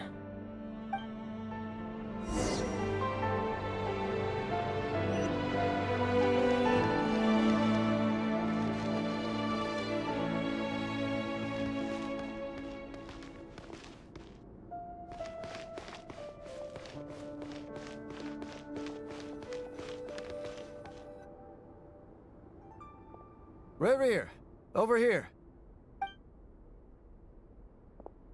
Dane! Oh, and, Vediflin here? What a surprise to see you here, sir. Hello there, Razer. You need not address me so formally outside of court. He doesn't get that much free time, so I invited him over for a drink. Even the court prophet deserves a break every now and then, right? Well, I'm flattered. So, what are we discussing today? Hey, don't look at me. As far as I see it, we don't need an excuse to have a few drinks. Come on, don't give us that. Didn't you say you were about to pop the big question? How's that coming along? Who'd have thought the Great Twilight Sword was an even greater gossip? I just didn't expect you to be the first one to settle down and get married, that's all. Yeah.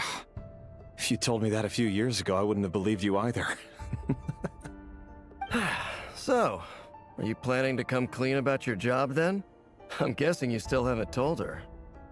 Sure, I'll have to tell her at some point. But I'll need to pick the right time and place. To be honest, I have no idea how she'll take it. Come on, stop being such a pessimist. For all you know, she could be thrilled. I bet she'll be much more impressed by your actual job than the one she thinks you're doing now. A member of the King's Guard. Quite the cover story. Does the king himself even know? Of course he does. Anyway, enough about me. How have you been? Me? Same old, nothing much to... Huh? What's up, Ved? It's nothing. Vediflnir, Dainsleif's elder brother. Renowned throughout the court of Conria as the Visionary, and said to possess a wisdom far beyond the reach of any ordinary man. And yet, despite the gulf between us, he seems to have something to say about me. Does he even know me? Does he see me as a friend of his brother, or just another of the Vinster King's blades? Why did he react so strongly? Was it really to do with what we were talking about? Brown, curly hair and brooding blue eyes. So this is what Rarer looked like back in the day. Perfectly normal. No different from anyone else. As frightening as this monster is in the present, there's something even more unsettling about seeing the human he used to be.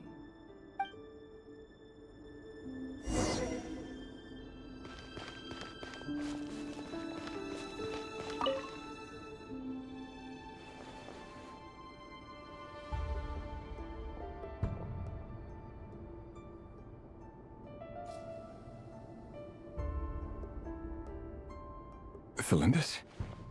You're back early? Our equipment's being serviced today, so I got off earlier than usual. How's your day been? Aw, why the long face? Is something the matter? Has your boss been giving you a hard time again? Went for a drink with Dane and the others after work. Isn't that a good thing?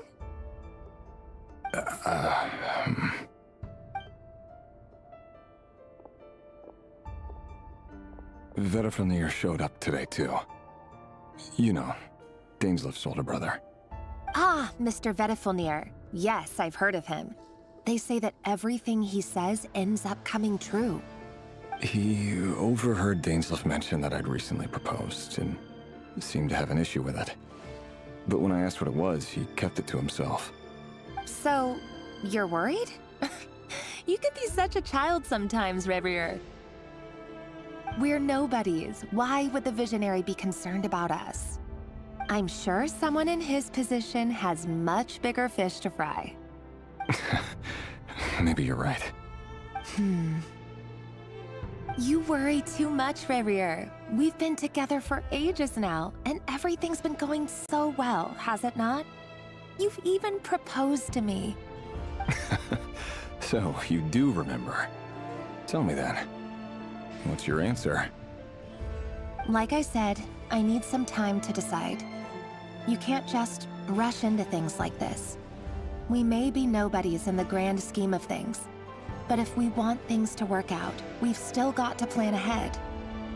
All right. Take your time. Just don't keep me waiting forever.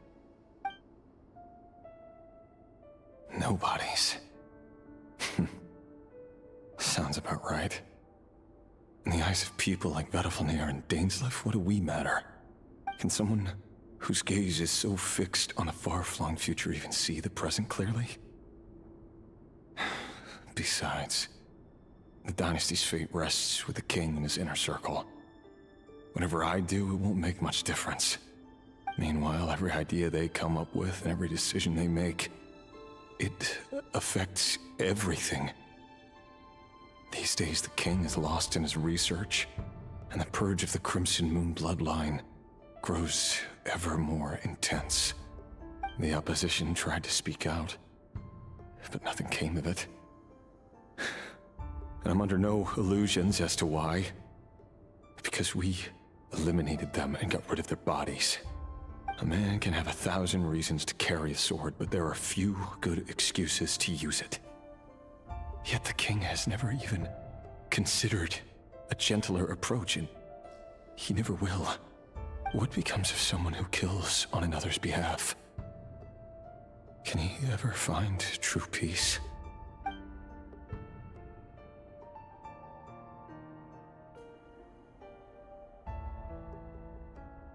Thalindis?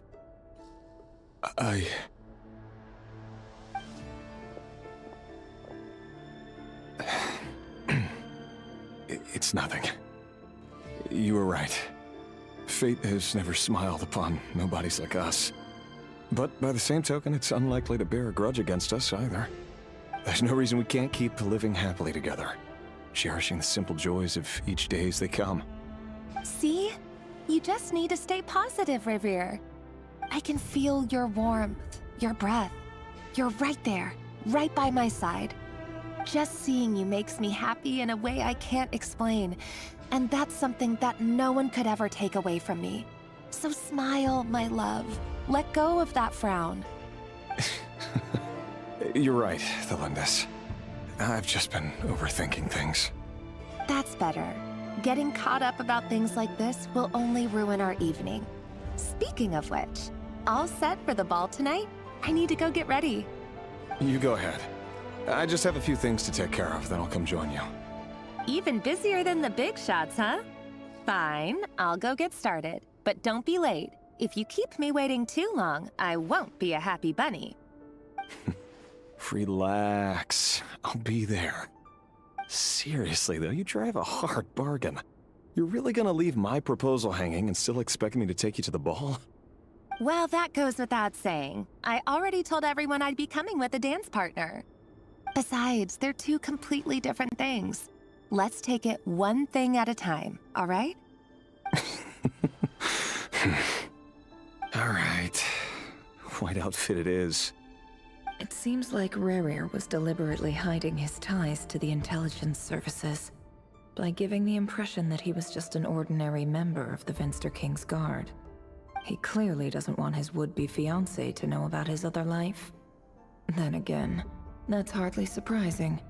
People in the intelligence trade rarely do. Who'd have thought we were in the same line of work? Let's dig a little deeper.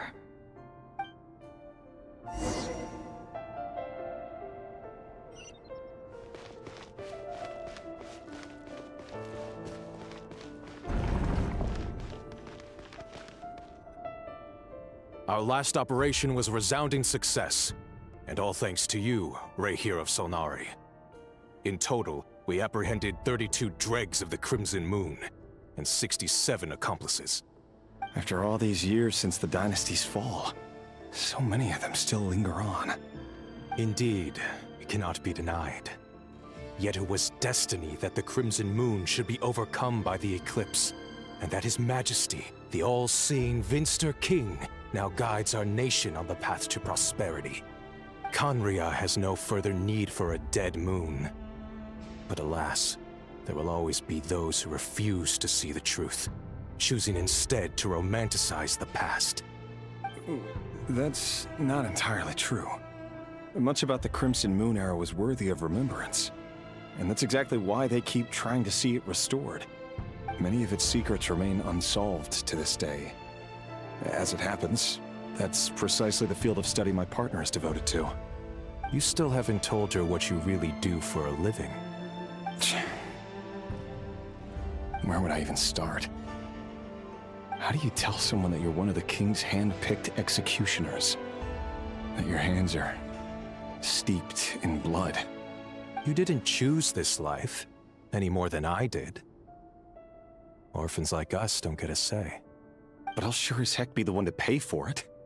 Speaking of which, we need to be more rigorous in the way we identify direct descendants of the Crimson Moon.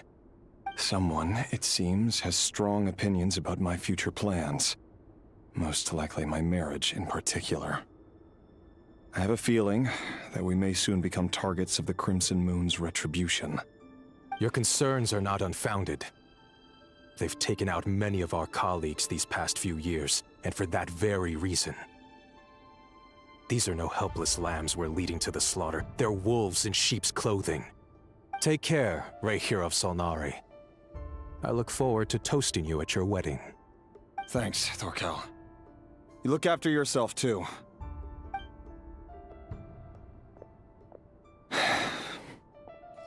Thelindis, I never wanted to keep this from you.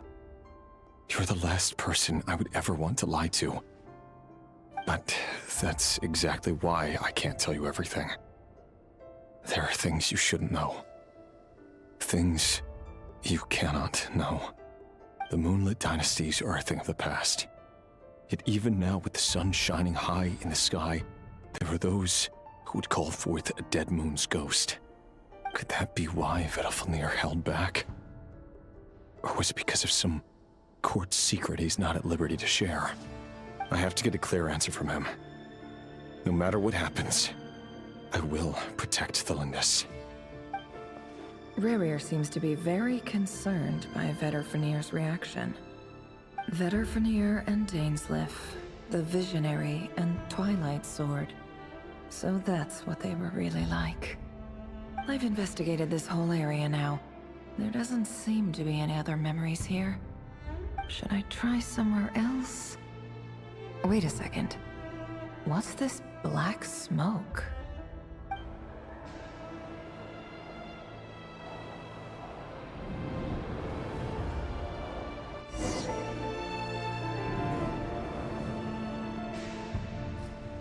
So, he's late after all. Just you wait, Razer. You're in for it. Big time. Are you waiting for someone, ma'am? Could I tempt you into buying some flowers? Oh, sure. Pick me out a pretty bunch if you would. Thank you. But I'm afraid none of them are as pretty as you. For someone so young, you sure have a way with words, don't you?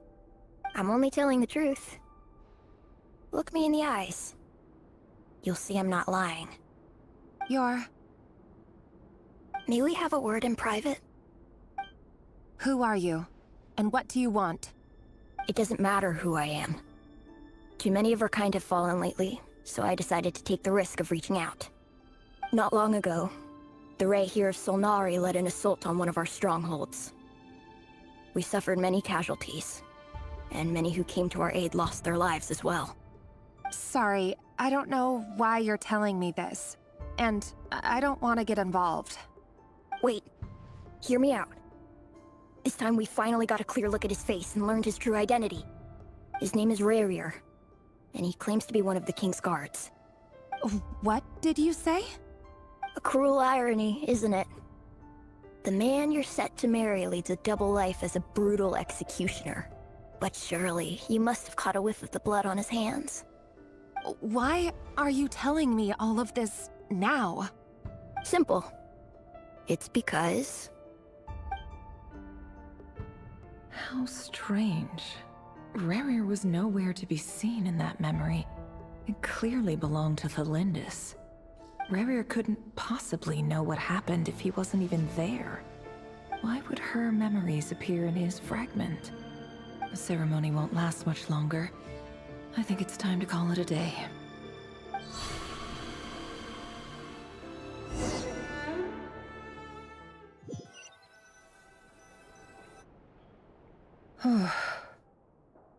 So that was your doing? Did you just pull us inside Rarier's fragment to spy directly on his memories? Any more questions, and I'll have to start charging. I had no idea you could do that, boss! Seriously, that was amazing! We're not worthy. We're not worthy! I gotta admit, though, I'm itching to see what happens next. Feels like we barely scratched the surface. I'm just as curious as you are, but the ceremony only allows for limited time inside. That's all we can see for now. Luckily, we managed to learn quite a lot. So far, so good. I just hope the others are doing okay too. Especially the group with the Traveler. Their mission is a risky one. Let's hope it's all going smoothly. If you're worried about them, go see how they're doing. If I know boss, she's gonna need some time to write up all the details and make sure it's all coherent. I'll stay behind to lend a hand, but feel free to head back and meet up with the others.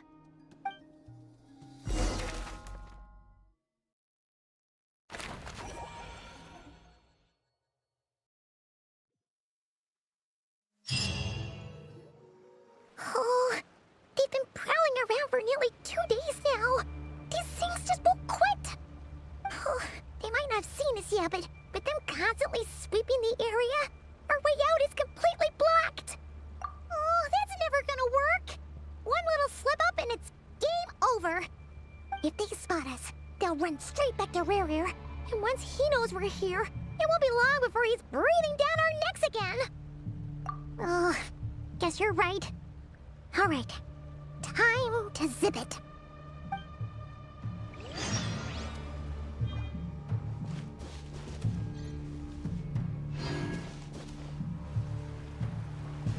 Quick, hide!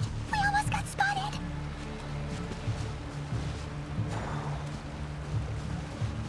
Phew! That was a close call.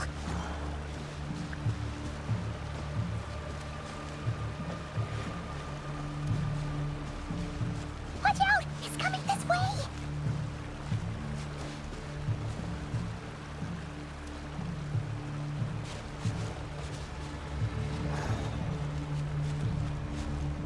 Keep going. We're nearly there. This is the final hurdle.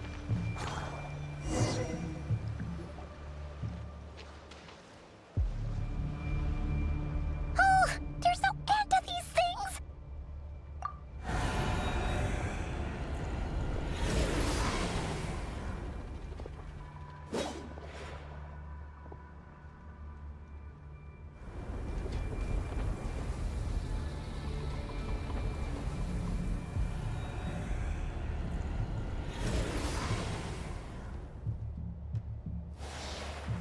Fire.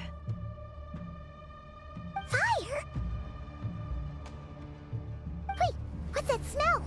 Oh no, there's a fire!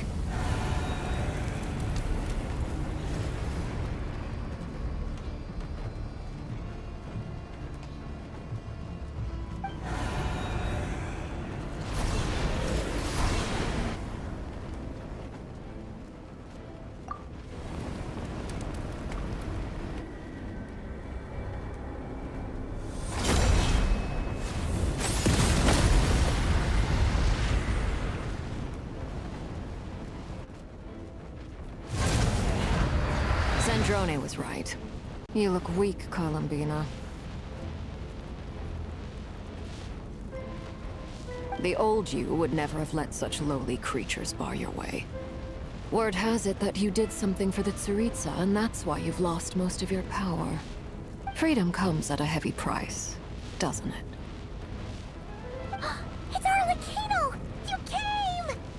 Hello again, Columbina. And greetings, guests of the House of the Hearth. It's been a while, Harlequino.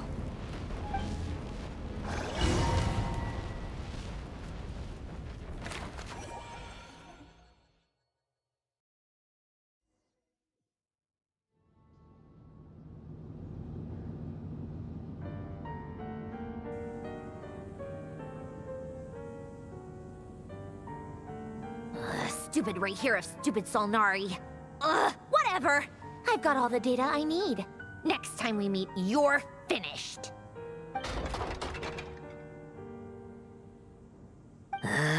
He sure doesn't pull his punches.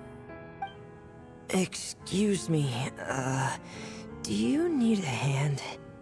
You can do me a favor by staying out of my way. Can't you see I'm busy? Wait a minute. I recognize that voice. Hello, Miss Sandrone. Father sent us over to help. Huh. How considerate of her. Hey, Fremine, get over here and help me fix this. Lenny, you do your thing.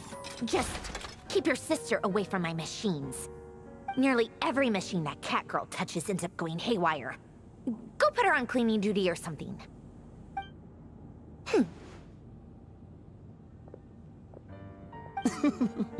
Then let's start downstairs. Fremine, we'll leave this place to you. You've got it. Wait a second. Pretty sure there's still some tea in the cupboard. If you want some, you'll have to make it yourselves.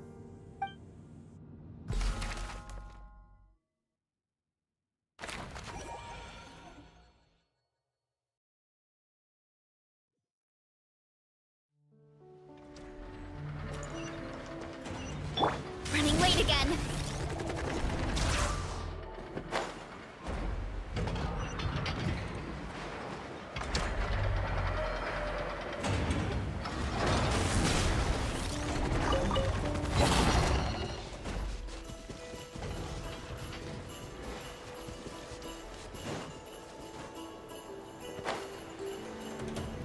Heads up!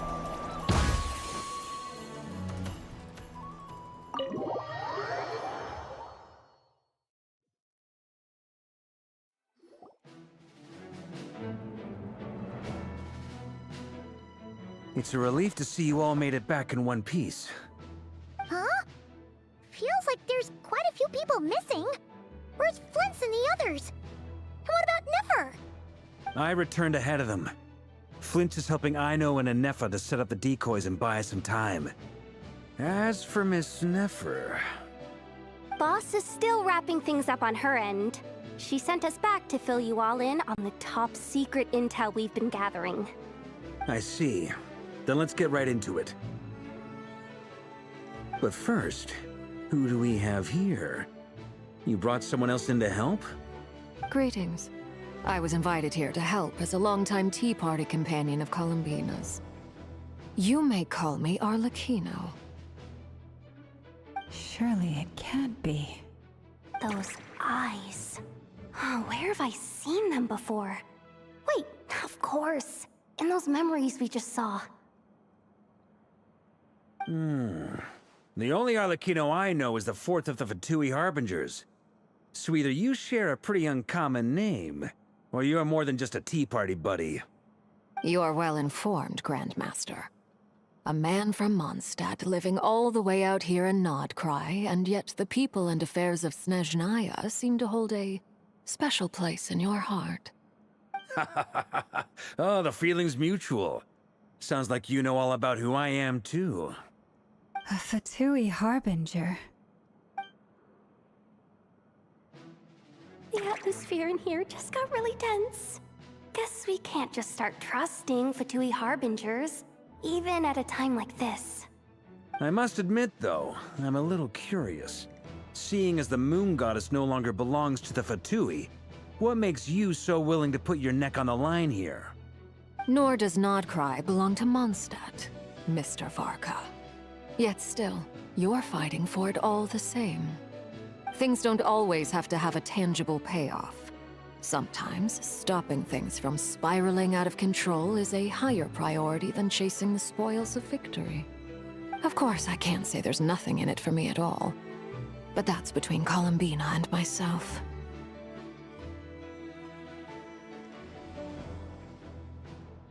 Forgive me. I don't mean to doubt you. It's just that the Fatui really have been the source of many of our troubles. We have our own way of doing things here in Nodcry. But ever since they arrived, the Fatui have treated us with nothing but hostility. I know there's been a lot of bad blood between us in the past. I've done my utmost to avoid friction whenever I could. But sometimes fundamental conflicts of interest. That's why I'm here solely in a personal capacity. This has nothing to do with the Fatui.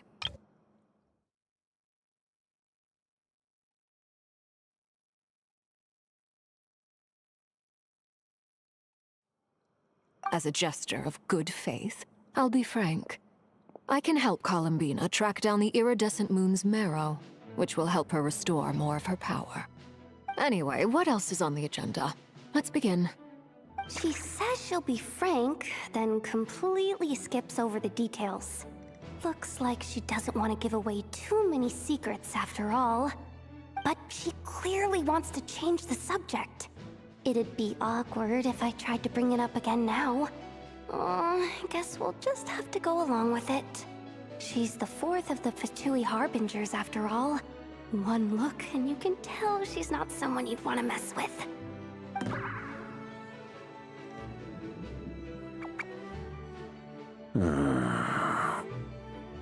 Well, since Miss Arlecchino sounds confident in her ability to handle that, we'll proceed to the next topic. Yehuda, time to share that top-secret intel. All right, listen up, everyone. First, we now know that Razer was originally a Conrian secret agent whose primary mission was to hunt down and assassinate the so-called Dregs of the Crimson Moon. The Dregs of the Crimson Moon? Mm-hmm. In the memories, there was a lot of talk about the Crimson Moon and Eclipse, and a whole bunch of other stuff from the time of Conria. To my knowledge, those were the names of two different Conrian dynasties. Long, long ago, it is said that the people of Conria worshipped the Crimson Moon, drawing a mysterious power from its reflection. But one day, a coup saw the Crimson Moon eclipsed, hence the name of the new dynasty that replaced it, and how it became the new emblem of Conria. Still, long after the Crimson Moon dynasty had fallen, the last ruler of the Eclipse dynasty, the Vinster King, still coveted the secrets it left behind. So, he sent the Razer of Solnari to secretly hunt down the Crimson Moon's few remaining followers. In those days, Razer showed no signs of madness. In fact, he was as normal as any other person. Oh, and he had a fiancé, or at least a would-be fiancé, called Tholindis. What's the matter?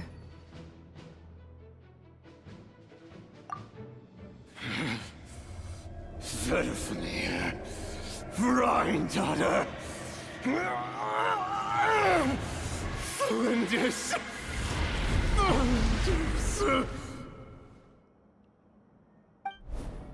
Interesting.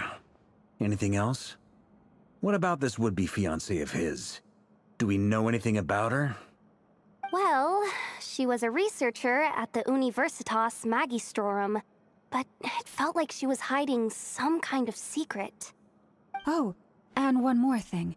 For some reason, Rarier's fragment also contained some of Tholindis' memories, though only a very small portion. Well, no shortage of potential leads, I'll give you that. In any case, it sounds like we can conclude that while Tholindis was still around, Rarier appeared to be lucid and quite normal. Tholindis, it seems, must have been the one thing in this world that he couldn't let go of. Tell me though, were these pure-blood Conrians we're talking about here? Why do you need to know that?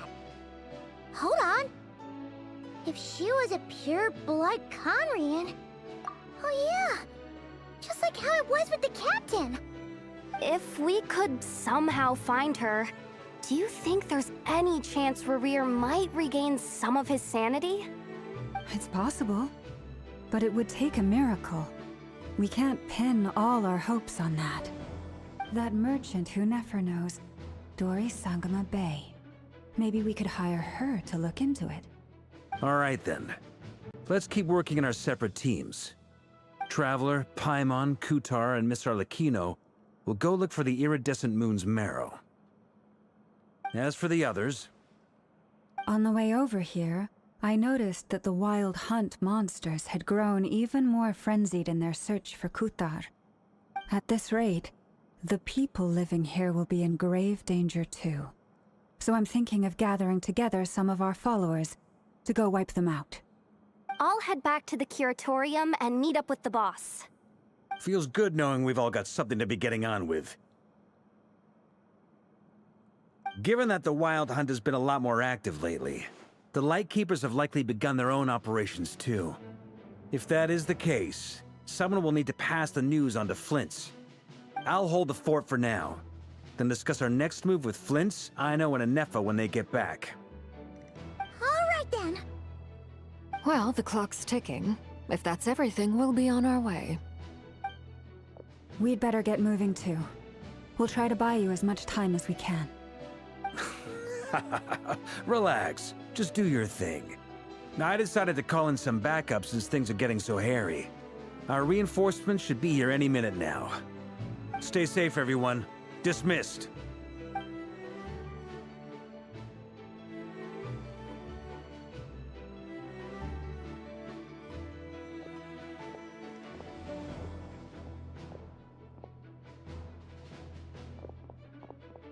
We're back. Did we get here a little early? Or a little late? A tad late. The others have already set off. To summarize, our resident moon goddess has found us a new ally, and Boss Nefer has uncovered some promising info. Everything going smoothly on your end? Not great. I don't know how long we can stall them for. The decoys are getting taken out way faster than we imagined. I'm gonna make some more later, but I need a timeout first. I'm so tired right now. Oh, right! Inefa, could you fill in Uncle Varka on what we just discussed with Flint's? Sure. Uncle Varka, you previously told us about how when you went to investigate a source of the Wild Hunt in Amsvartnir, you discovered that it was just a diversion. But according to Flint's intel, several outbreaks of the Wild Hunt had already occurred in Nodcry in the period leading up to that. That was before Rerir had regained his body, when he was far from regaining his full strength. In other words, in theory at least, he still lacked the means to act in two places at once. Flint's, with everything that's been happening, the Lightkeepers across Nodcry are rallying to fight back against the Wild Hunt. They're gonna need your help. I know, I'm sure you're capable of coming up with something far more effective than decoys. But for now, you should stay here and get some rest. Enefa and I will head back over to Amsvartnir to see if there's anything I missed. I told you Uncle Varka would say that, didn't I? A deal's a deal. Not a word about my snack intake for the next week. Database updated. Reliability of Aino's predictions increased. What does that mean? They were betting on how you'd respond after hearing their intel. It's the obvious choice, isn't it? That's hardly worth betting on. We already decided that Anefa should go investigate the situation over at Amsvartnir on her own. You might as well stay here and keep watch. Someone needs to hang back and oversee our strategy meetings. And besides, you still haven't fully recovered from ambushing Rerir. So I've ended up with the easiest assignment. Well, I appreciate it, everyone. See you when you get back.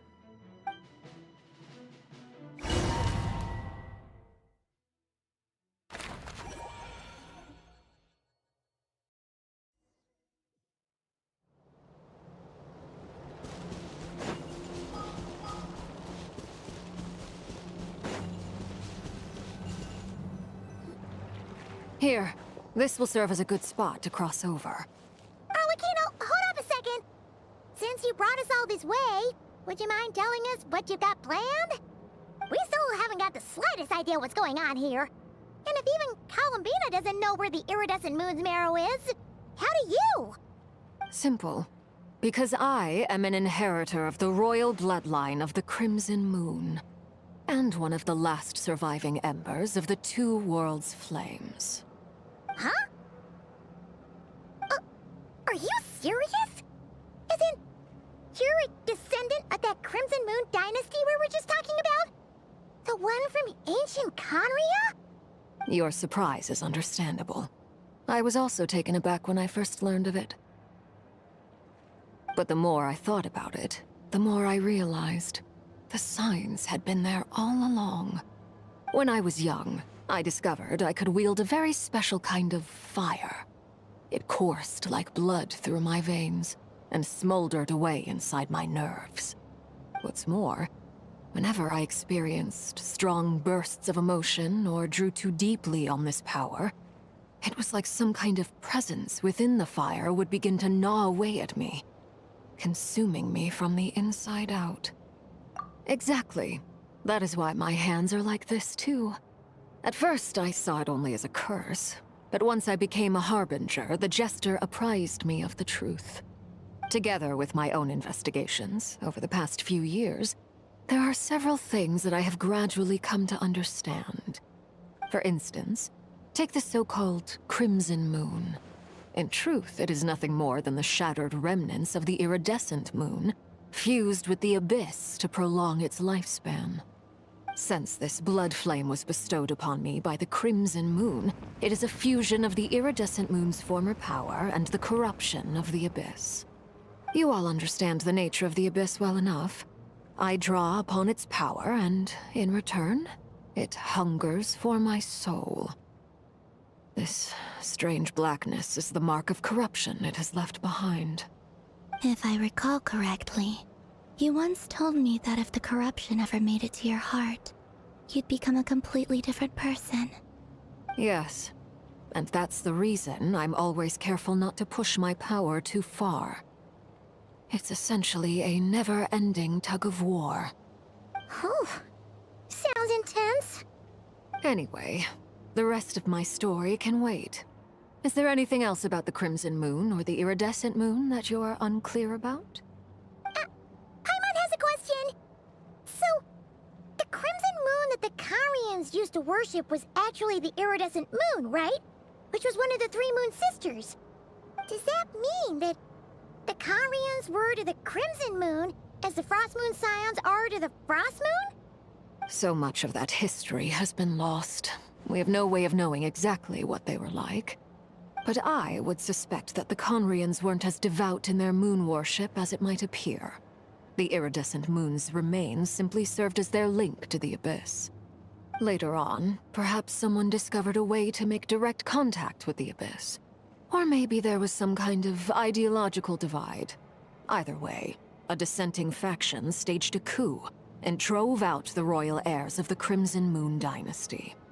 Still, even with the dark sun looming high overhead, the Crimson Moon's glow never truly faded. If you want living proof, it's standing right before you. The first time we met, I sensed something familiar in your presence. When I looked at you, I felt I could see that mysterious red moon in the corner of my eye.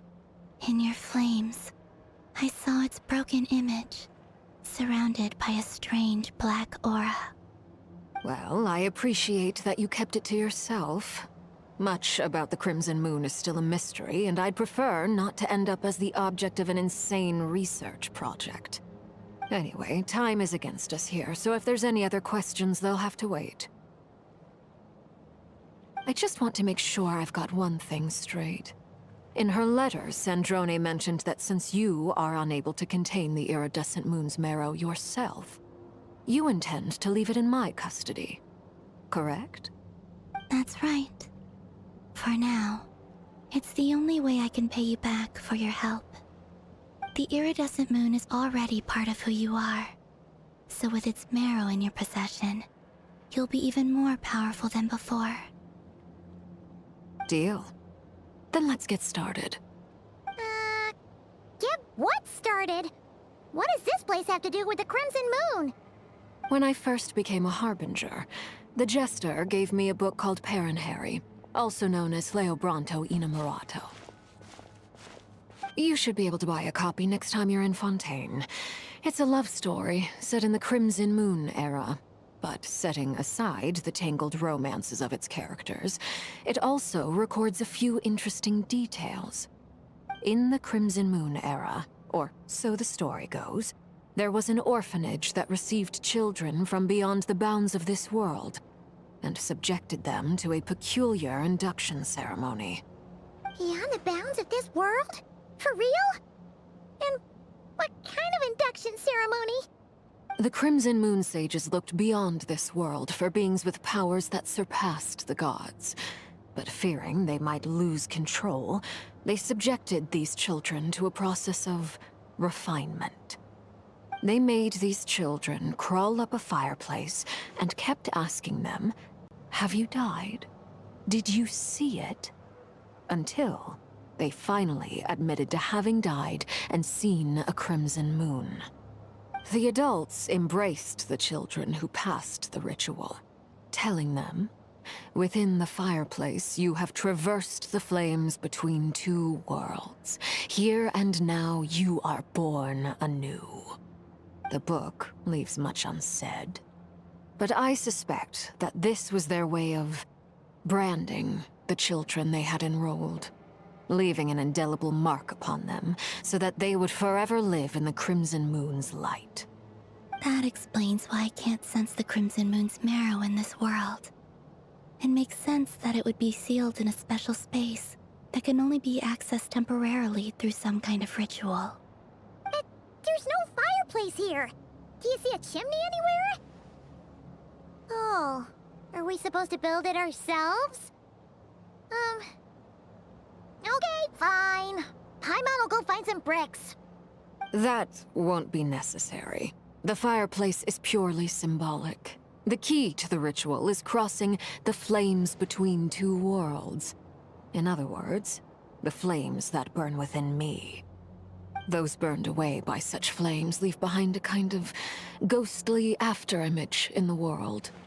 In the days of Conria, people believed they could be used to bridge the gap between the two worlds of life and death. In short, I can open a passage to that space for you. That's the easy part. The catch is I'll need to stay on this side to keep the passage open, so I won't be able to come with you. Once you're inside, you'll have to find your own way. Very well.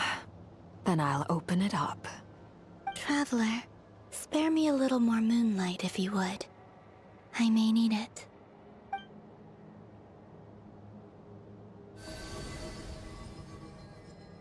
Thank you. I feel like I've recovered some of my strength now. It should be enough to move us across short distances and confront whatever dangers might await.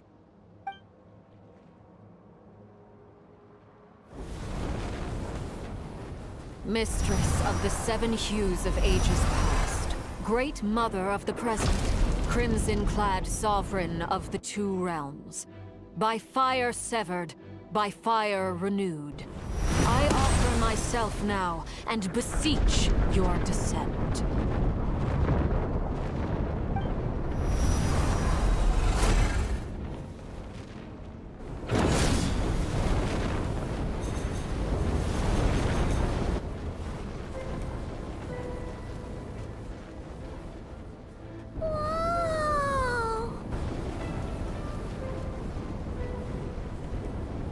One word of advice.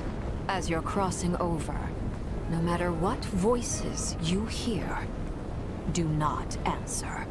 Got it! I sense a sinister gloom inside, but also the familiar light of the moon.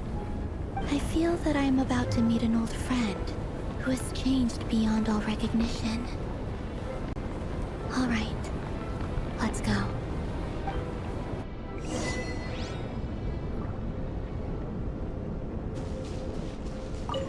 Seismic changes often begin with small windows of opportunity. This could be your window.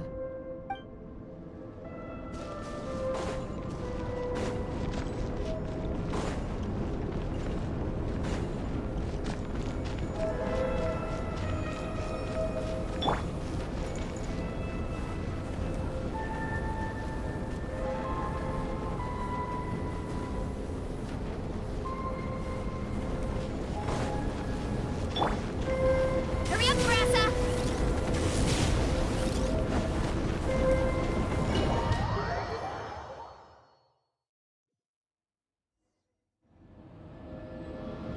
I sense your presence, and craving death and rebirth. Wait, why are you? You have crossed over from another world, transcended fate itself. I have no right to. Hey! Look up at the sky!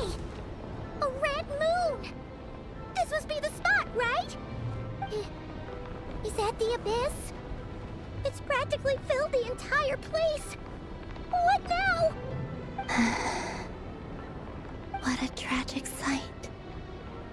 Fragments of your broken body, seized by the abyss, and hung up aloft like mummified remains. Iridescent moon. Was this truly what you wished for?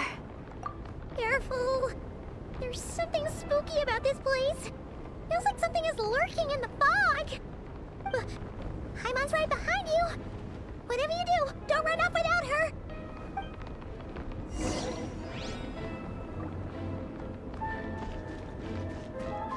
By the way, Columbina, didn't you tell us that the iridescent moon had shattered into pieces? The moon up there looks pretty whole to Paimon. How is that possible?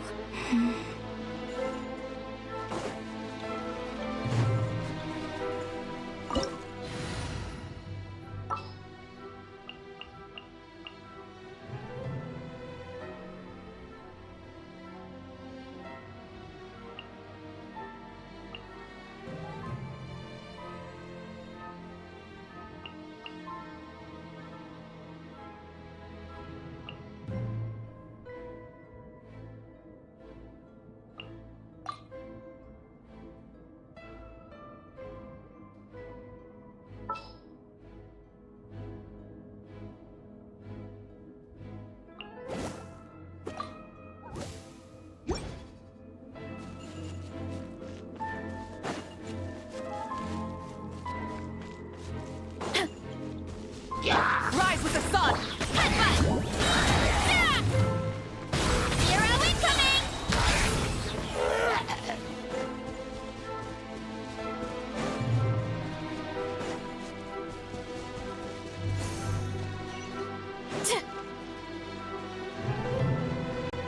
Just like I thought. It was only a facade.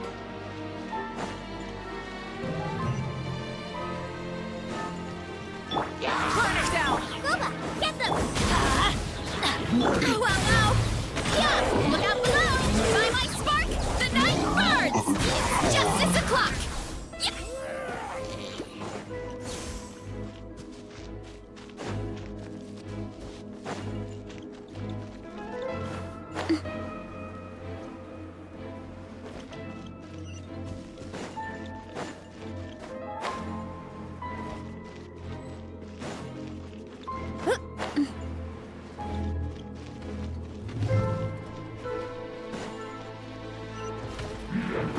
Rise with the sun! Everybody stand! Eat this! Out of the fried fish! Boost! Look out below! Hero incoming!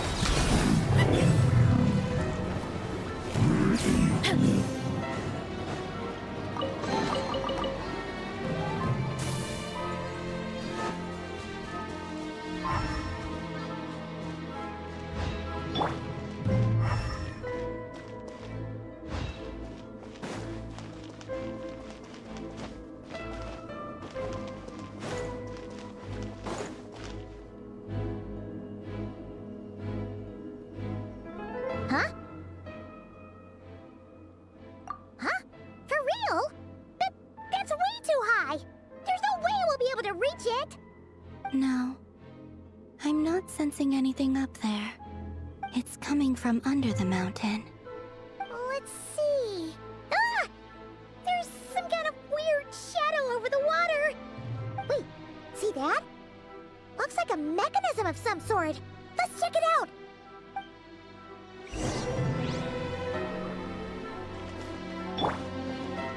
Hurry up, Grassa!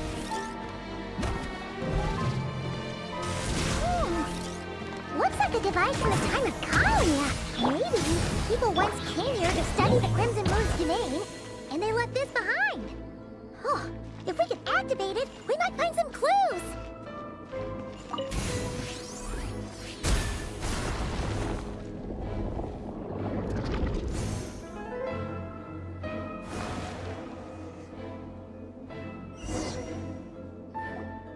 Hey, look at that! Now that the mechanism's running, the shadow in the water looks different. Do you think these mechanisms might be the key to unlocking the secret? Let's try to find more of them! Thalindis, we'll leave the rest of the research in your hands. We'll be heading back now. I hope this isn't ruining date night. Ugh. Mind your own business. Just leave me some snacks on the table. Thalindis? Is that Rear's girlfriend? How come we're hearing her voice? Oh yeah! So, do you think she was studying this strange space all along? The Abyss has made this space extremely unstable. Maybe that's why some of the things she said and did were preserved here. Like echoes. Or after images. Whenever I see this view, it takes me back to a poem from my childhood. Waning moon, oh lifeless damsel, weeping on the mountain crest. Mourning still in wistful tone, her fragile soul now laid to rest. For me, of all people, to be here investigating the mysteries of the Crimson Moon space, is it a coincidence or something more?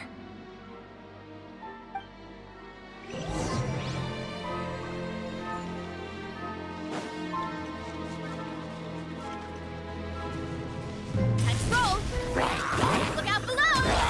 Hero incoming! Yeah!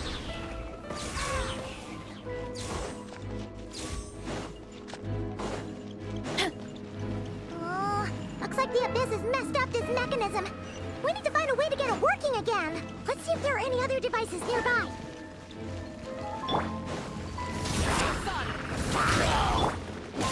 I'm going in! Light up the blazing sun!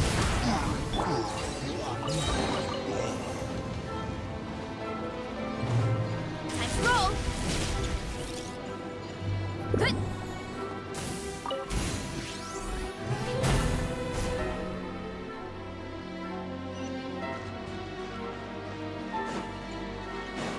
Let's roll!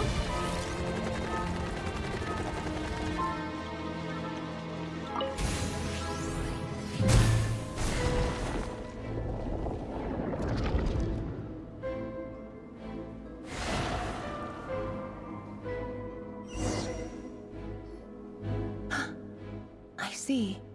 So the moon marrow, or rather the power of the 3 moons, is the key to unlocking...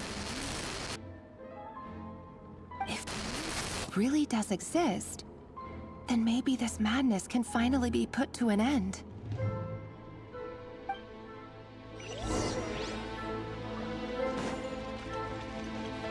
What?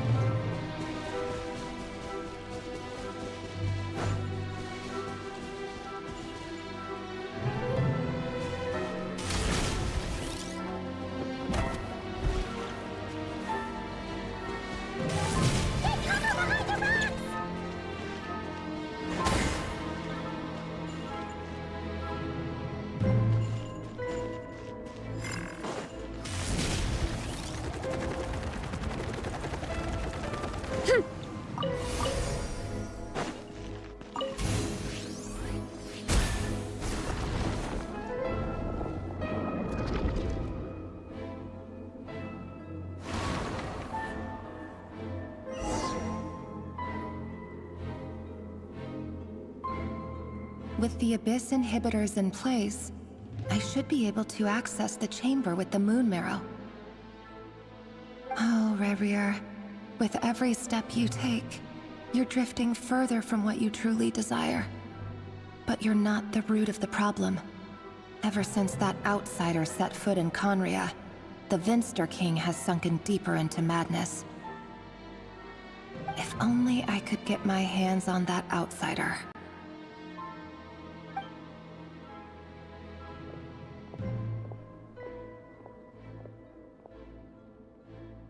Hey look!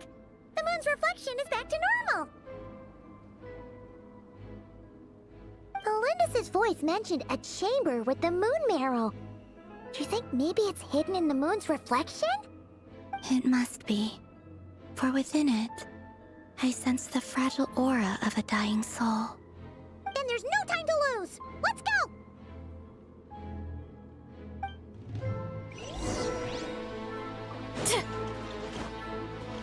Hurry up, Brassa!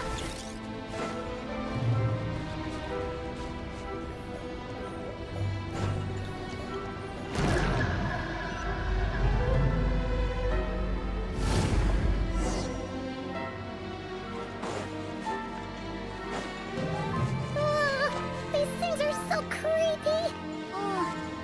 Looks like we'll have to destroy them if we want to get to the iridescent moon's marrow.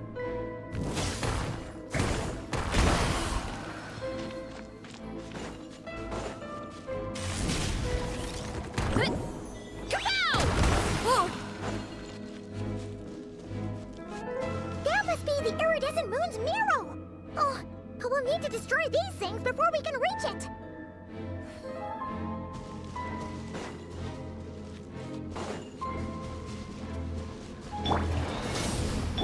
Running late again. Maximum power! Hi!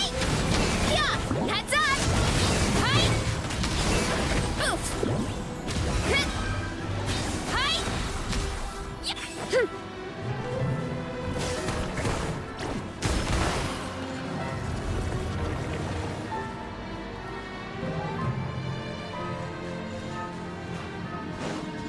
Hurry up, Brassa!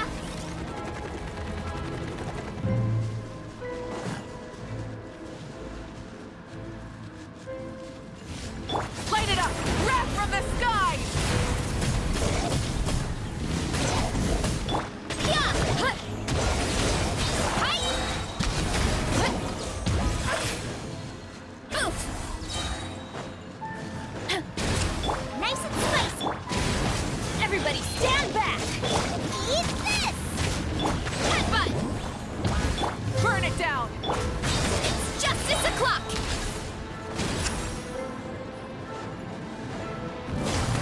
Hang in there! We're so close! Let's roll! Light it up! I'm going in! Zoba, get them! Help! Hero incoming! Yeah! Yeah! Hut! Rise with the sun! Let's light it up! Teamwork is dreamwork!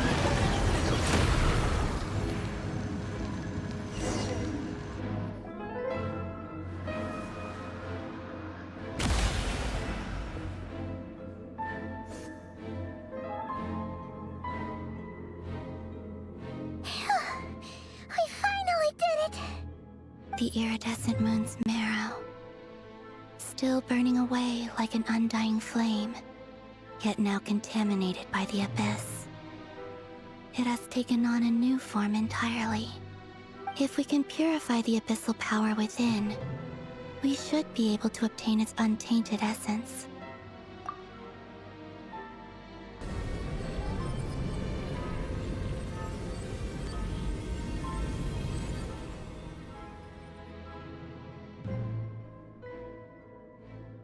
It's so cold.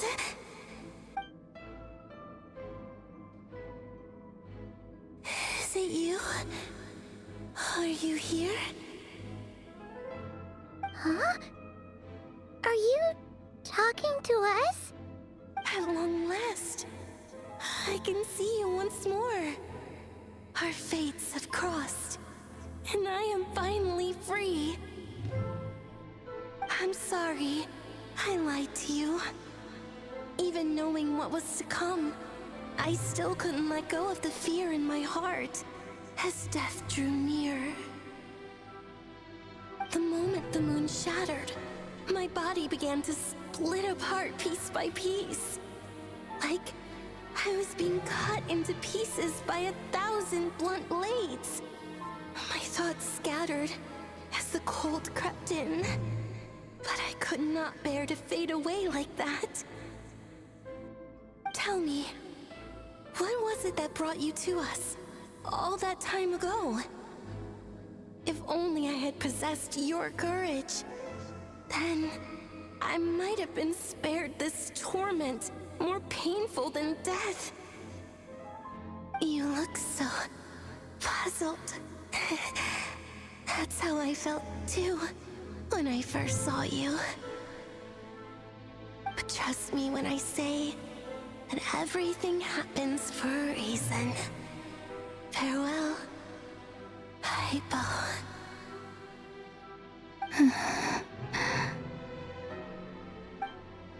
What was that all about? Was that the goddess of the iridescent moon? Oh, it sounded like she was speaking to a long-lost friend. But none of us have ever met her before, right? Perhaps. She took me for the goddess of the frost moon she once knew. For a fading soul like hers, our auras must be too similar to tell apart. But anyway, we've got the iridescent moon's marrow now. That should help you regain your strength, right? Alright, time to leave this place and meet back up with Arlecchino. Let's go!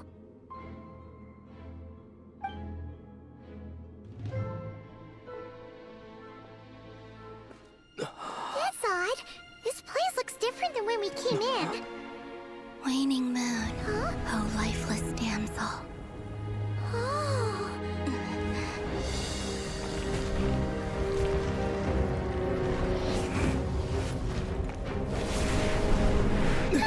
Hurry! The place is collapsing! It wants to trap us here. Who's it? The Abyss? Now we've taken the moon marrow. All that's left here is a dark will.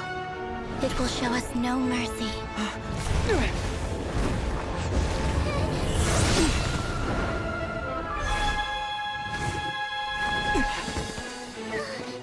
Give it back! The crimson moons! My marrow! My heart!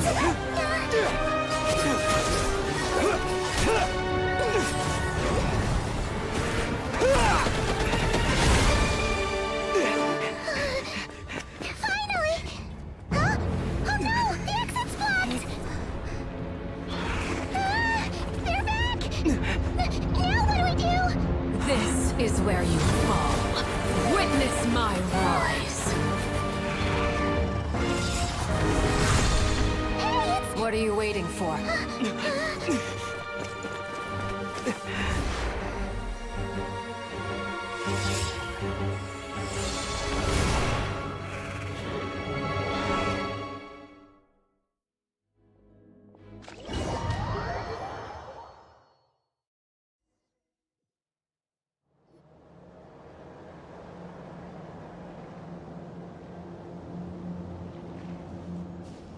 Oh, we made it! Was that you, Arlecchino? Did you save us? Wait, your hands! They're... Oh, this? Don't worry. It's a small price to pay. The Abyss wanted to trap you inside, and I defied its will by bringing you out. No wonder it's a little angry. No. I have paid the price, albeit a small one, and it cannot be undone. My hands have already fused with the Abyss.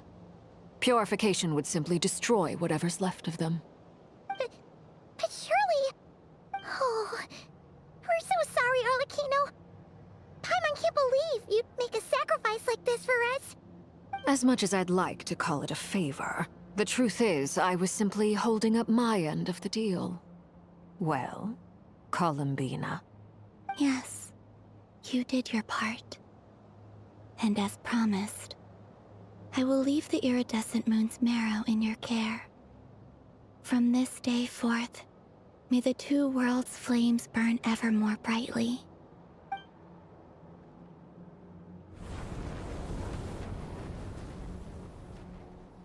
I'll take that as a blessing. Now, Columbina, give me your hand. Accept this moonlight I offer in return.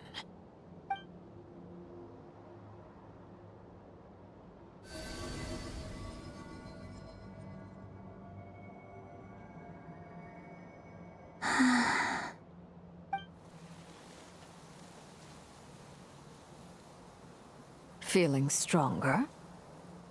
Hey,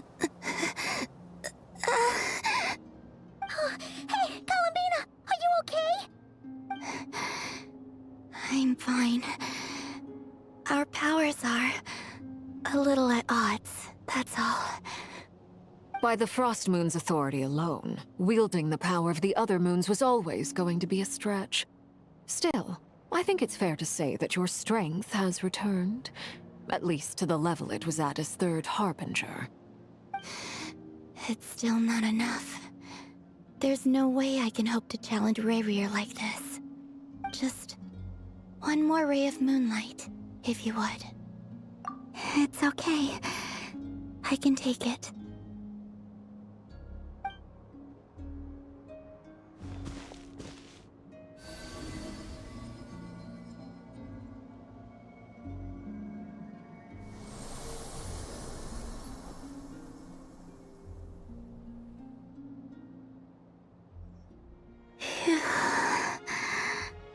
How about now? Fighting fit? At the very least, I won't have to stay hidden like before. I want to see him gone from Nodcry. The Razer of Solnari and his wild hunt must be sent back where they belong. Well, it's good to have something to aim for. You certainly seem more alive now than you did earlier. When I first met you, you didn't strike me as a ray of moonlight.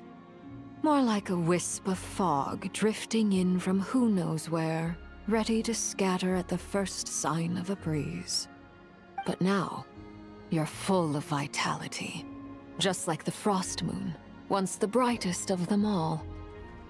May you keep shining, Columbina. This is who you are. Thank you. Look after yourself too, Arlecchino. I know you have plans of your own, and that's why you're always seeking to grow stronger. But whatever you're after, don't let the Abyss take a hold of you. I do not wish to see you go down the same path as Razer. I appreciate the concern, Columbina. Although perhaps it's time you took a new name. A new name? Kutar, the Moon Maiden, Columbina, they're nothing more than code names. They describe who she is and the roles she's played, but they're not her real name. We often use code names in the House of the Hearth, too. But it's knowing your real name that keeps you grounded. Up till now, you've been living a wandering life, so you've probably never really cared. All I'll say is this. Once you've defeated Razer, give it some thought. All right, that's it from me. I'll get you back safely first, then go meet up with Sandrone.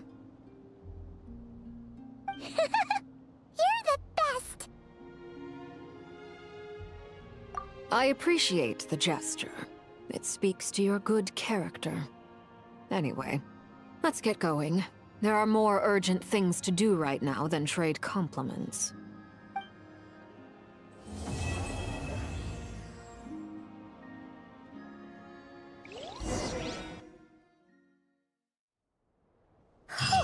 It was a close call, but we got the iridescent moon's marrow and restored Columbina's strength. And that's all that matters. In other words, mission accomplished. Paimon wonders how everyone else is doing.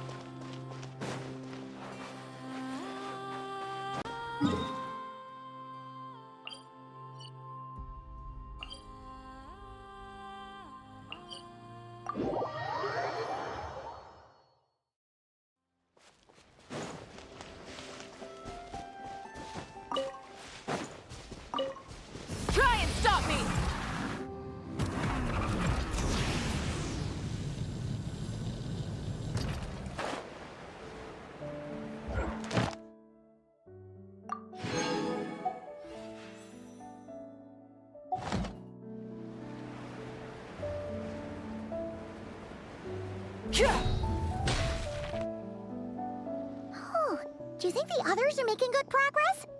Hope it's all going smoothly. Oh, hey look! They made it back as well! Flint's! Llama! How did it all go? All is well, thank you. Nefer and Yehuda had to stay at the curatorium to wrap things up, so they won't be joining us for now. I ran into Miss Inefa and Miss Aino on the way back. Their work is still in progress, so I suspect they won't be back for a while either. You seem rather cheerful today, Mr. Flint's. I certainly am. I achieved what I set out to do and came away with more than I bargained for. Fighting alone can get quite tedious, but I had the good fortune to run into a pair of brave young warriors. We meet again. How have you been? Albedo! What are you doing here? Thankfully, tracking you down turned out to be a lot simpler than we envisaged. These two courageously lent me a hand while I was fighting the Wild Hunt. When they told me they were Servarka's colleagues, it all made sense. And given how people of outstanding talent tend to cross paths, it's no wonder you're already acquainted. So, who's your travel buddy, Albedo? Why don't you come and introduce yourself?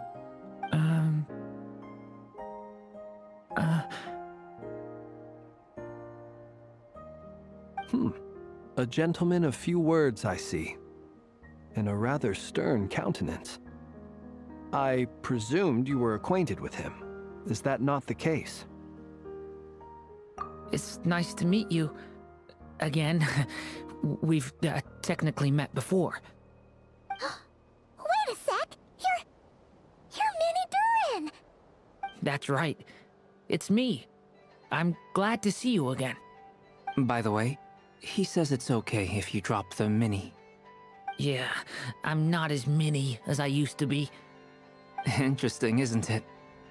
The first step towards blending into human society appears to be reflecting on whether one's name really reflects who they are. Wow! You look so different! In a good way, of course. It's great to see you looking so healthy. Thank you, Paimon. And although you're as mini as ever, I understand that diminutives don't always convey endearment.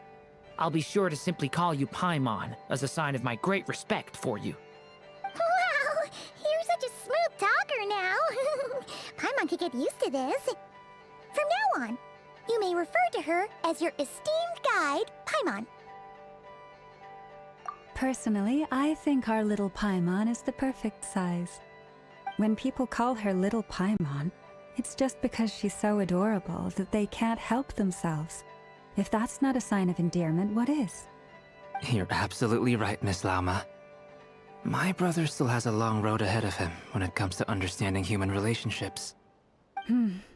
Anyway, speaking of long journeys, didn't Columbina, leave with you? How come she isn't back yet? She's been catching up with old friends. Wouldn't be surprised if she stopped for a cup of tea, or 10, on the way back. Uh-oh. People are talking about me. Hope it's nothing negative. Judging from your expressions, I'm guessing it all went well? It's getting crowded here. I'll go grab some chairs. No need. This is a job for an alchemist. I'll whip some up momentarily. Thank you for your hospitality, ladies and gentlemen, but I was merely escorting my friends back. I'll be meeting Zendrone shortly, as we still have some things to discuss. It's been a pleasure, everyone. But this is where I'll say goodbye. We really appreciate your help. Oh, come on. Spare the formalities. I'm just glad I could help out some true friends. I understand. Well, bye for now, Harlequino.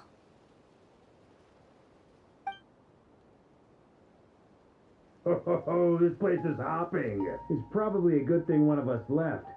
Otherwise, we might not fit all these people in. Are you saying we're about to run out of chairs? As a matter of fact, I am. Come on in and see for yourself.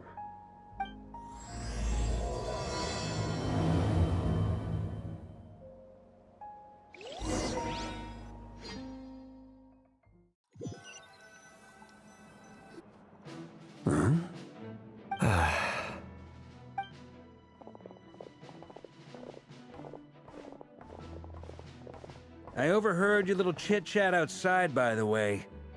With Miss Columbina's colleague gone, we should be back to the original crew plus the other colleagues I brought in. Though, it looks like we have another new face. Someone else managed to rope in a colleague too? Frankly, you and Paimon are the only people I know here.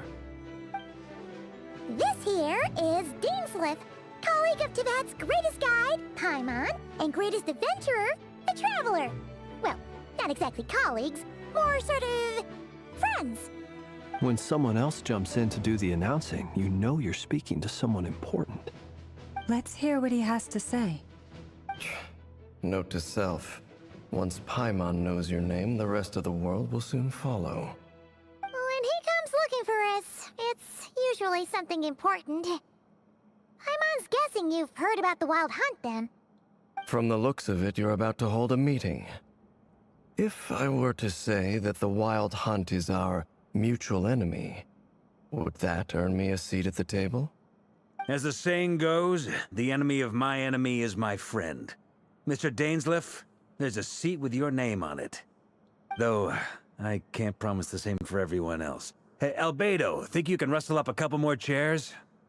After all this time apart, Grandmaster Varka's first order is to rustle up a couple more chairs.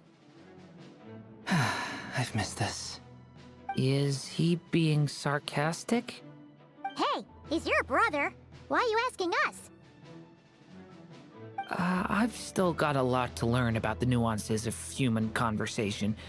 Trying to decipher Albedo's way of speaking has been like jumping in at the deep end. Oh, good point. Paimon gets you now. Don't sweat it. There are people who go their whole lives without getting the hang of it. You're ahead of the game already. I wonder what's taking Nefer so long. Perhaps you should go and check in with her. If anyone can hurry her along, it's you. I just got back from the curatorium. Besides, aren't you curious to see what's taking her so long? Miss Nefer doesn't strike me as the type to share secrets. And since gathering intel is her specialty, I'm guessing she'd prefer to keep her methods confidential. Under such circumstances, would it not be tactless for me to impose? Oh, but it's fine for me to impose. What can I say? You have an unrivaled ability to garner people's affection, Miss Moonchanter. Besides, you have far more in common with her than I do. All right, then. Impressive. She barely fought back at all. I admire your powers of persuasion, my friend. As I'm sure Miss Lauma will realize soon enough, the trick in life is to always pitch in with other people's responsibilities so that you can be selective with your own. Another trick is to simply hide in the background. Spoken like a true sage. Anyway, looks like we've got some time to kill before the meeting. Let's take a little breather, folks. And feel free to chat amongst yourselves. We'll get down to business once the other two arrive.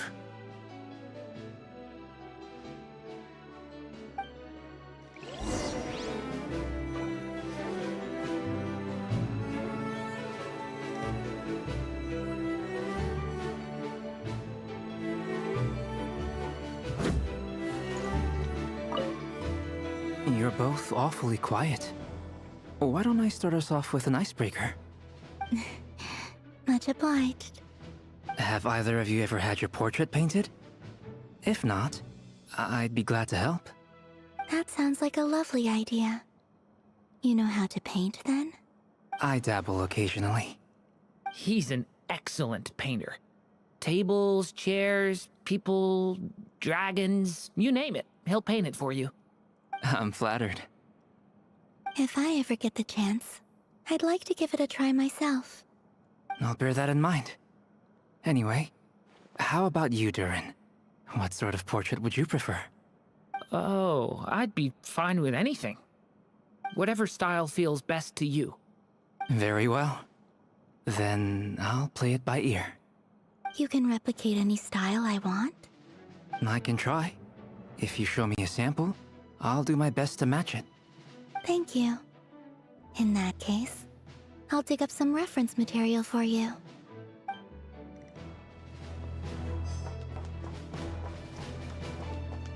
Is there something you'd like to say to me? Yeah! For starters, why'd you just show up here without even giving us a heads up? If you think back to our previous interactions, you may recall that that's hardly out of character for me. You do have a point there.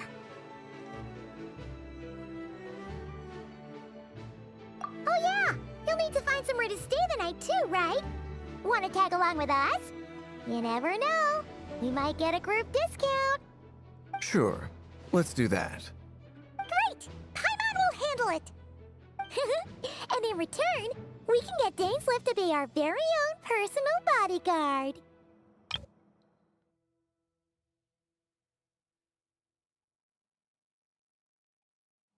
If that's what you had in mind, you should have said so sooner. I'd be happy to help. Oh, okay then. Paimon was only kidding, but good to know. Anyway, since we're all here together, we might as well watch each other's backs. That's just what friends do, right? Indeed.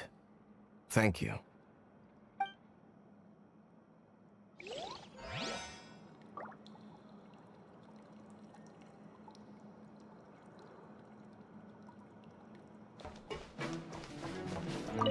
Truth be told, I can't remember the last time I was in a meeting with so many people.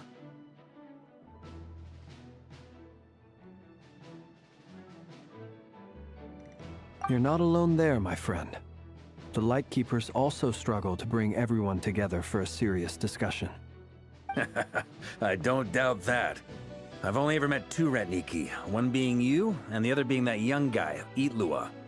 Itlua is a good apple. I'll give him that. He's kind, honest, and regularly delivers supplies to my lighthouse.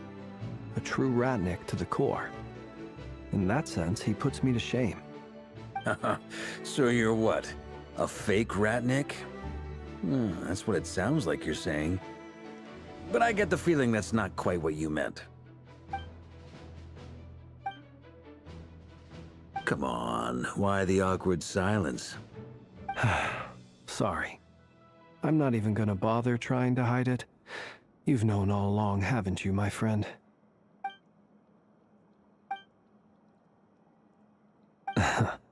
Now that was an awkward silence. Let's just keep this between ourselves.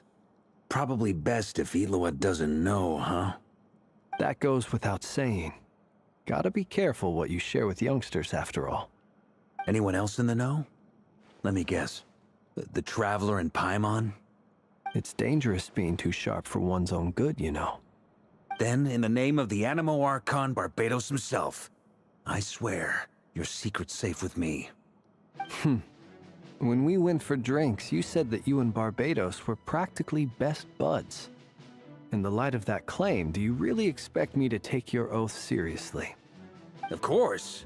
Just as long as you don't go spreading around the fact that I'm close with Barbados, all right? Fair enough, then. Nothing like a bit of mutual leverage to seal the bonds of friendship.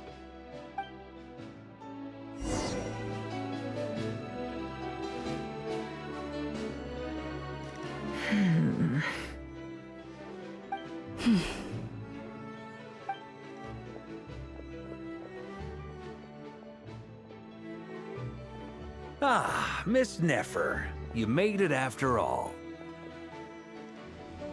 But what about Yehoda? I'm here to give you an update on how things are going on our end. Once this is over, I'll be heading straight back to continue my work. I left Yehoda back at the Curatorium to watch over things while I'm gone. Huh. So much for just this once. Shh! Not so loud! We're on a roll here. What if she remembers and suddenly decides to back out? Did you say something, Mr. Varka? Huh? I didn't say anything. Right, Flints? Must have been a frog. They get so noisy around here at nighttime. It's like they're putting on a concert in the background. Anyway, before we begin, there's a few introductions to make. Let me start by saying that it's an honor to be speaking before so many distinguished colleagues and collaborators. First up, we have Miss Lauma. As Moon Chanter, she's the leader of the Frost Moon Scions, a local religious community in Nodcry. Then there's Miss Nefer, boss of the Curatorium of Secrets, an intel gatherer extraordinaire. Nefer is leading the investigation into Rarer's background, assisted by Yehoda and Lauma. From the little I've heard, they're making some great progress. Over here, we have Mr. Flintz, a ratnik and guardian of the abandoned lighthouse. In our last operation, he courageously distracted the Wild Hunt to buy time for the rest of us. For those of you who've never met, this is Mr. Albedo, a renowned alchemist and captain of the Knights of Favonius investigation team. By his side is a new face for us all, myself included, Mr. Durin, who has come to lend his aid. Next up, we have the Moon Maiden and former Fatui Harbinger, Miss Columbina. Then we have the Traveler, who's earned more titles than I could possibly hope to list out, so I'll spare you the rundown. And Paimon, the ultimate travel companion and quite possibly the best guide in all of Tevat. Wow! That's a lot of people! Great turnout! Miss Nefer, it looks like you might have another job coming your way, so, congratulations on the booming business, I guess. You think I haven't got enough on my hands as it is? Who's looking for me now? That would be me, Miss Nefer. I have a commission for you. And you are? Who I am doesn't matter right now. What does matter is that I'd like you to gather more intelligence about the Razer of Solnari. Well, it's not as if we never take on anonymous commissions, but in your case, I'll have to decline. I'm gonna take a wild guess and say your job's probably more hassle than it's worth. Something about you seems like bad news. It's my eyes, isn't it? Conrian, I assume. And what's with the mask? Are you trying to hide your identity? In any case, the fact that you're even still alive raises an awful lot of questions for me. My name is Dainsleif. And yes, I am from Conria. As I'm sure you're aware, the Razer of Solnari's real name is Rerir. He was once an acquaintance of mine. Really? Then you must have been quite an influential figure yourself. You flatter me, but none of that matters anymore. My point was simply to clarify why I have asked Miss Nefer to investigate Rerir's background. So you're both from Conria, and it sounds like you used to be friends? What am I missing here? Surely you already know how he became one of the Five Sinners.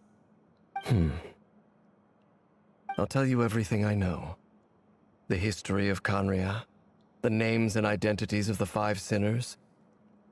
I remember it all like it was yesterday.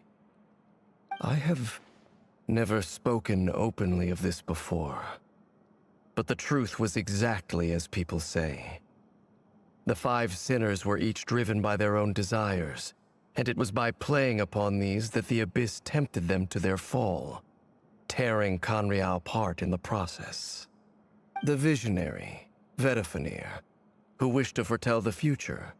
The wise, Haroptatir, who sought limitless knowledge. Gold, Rhindaughter, who desired to create life. The foul, Sertologi, who pursued supreme strength. And last, but not least, Razer of Solnari, Rerir, Ravager of the Moon. Of the five, Rerir is the only one who remains a mystery to me. He never harbored grand ambitions, so what changed in the space of a single night? How did he come to fall like the others? In other words, you're saying that his change came as a shock to you, and you have no idea what actually happened? That's right. You mentioned how the Abyss tempted them, which led to their fall. But what did that look like in practice? And what other context can you give me about the events of that time? The more detail you can give me, the better.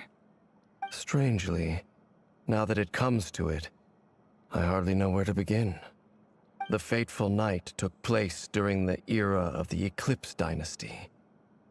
One day, my elder brother, the visionary, Vedifenir, was summoned to the palace by the Vinster King, only for the king to gouge out his eyes and cast him into the dungeons. When I came to hear of this, my fury knew no bounds. I gathered together every ally I thought I had, and together, we set a night to storm the palace and free Ved. Centuries on, the memories of that night still haunt me like a never-ending nightmare.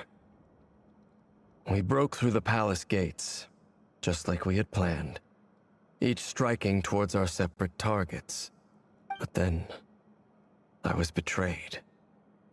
Even Vedifenir, the very person I had come to rescue, abandoned me and partook of the Abyss's power. So, it's personal after all. Then tell me, Mr. Dainsleif, what price are you willing to pay? You, of all people, must know that nothing comes for free. I cannot say what price would be worthy of such a commission. But know this. Rerir was not always a madman. Believe it or not, there was a time when he was just an ordinary man, working for the Conrian Intelligence Service. Uncovering the truth of Rerir's past is the only way to unravel this mystery. But before you decide if you will accept my commission, I will tell you more about him. Enough, I hope, to help you plan your next move. Sounds pretty good to me. Feels like we just flagged down a random passerby, only to discover he's actually a master strategist who has a score to settle with our enemy. Can I borrow your halo? It could be useful in the lighthouse. Hey, enough with the wisecracks! Besides, isn't that lamp of yours bright enough already? Relax. It was meant to be a compliment. If that was a little over the top for your liking, I'll make sure to tone it down next time. I'll give your proposal some serious thought, Mr. Dainsleif. Let's speak in private once the meeting is over. Before that, there's a few things I'd like to share.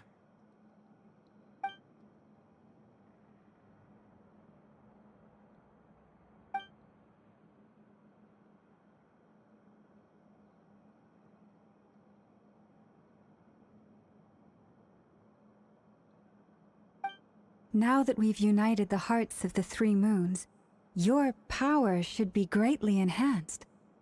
But it seems like that hasn't happened yet? I believe it will take a little longer. You've done so much for me, so I want to be completely honest with you all.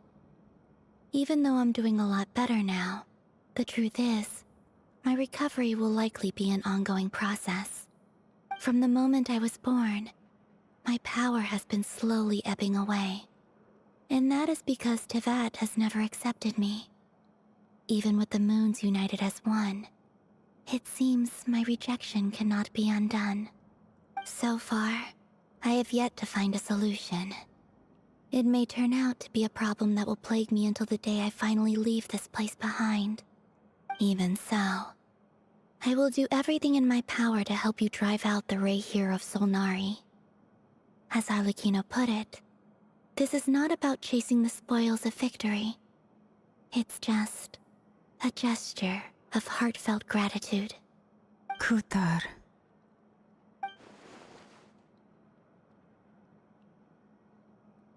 Defeating the Razer of Solnari will be no easy task. While my strength slowly recovers, we'll also need to gather more intel. Naturally. We should take all the help we can get if we hope to defeat him. We've considered several viable plans now, but our choice hinges on the answers to a few key questions. Is it even possible to kill Rerir? What experiences shaped the person or monster he became? And what's he really after?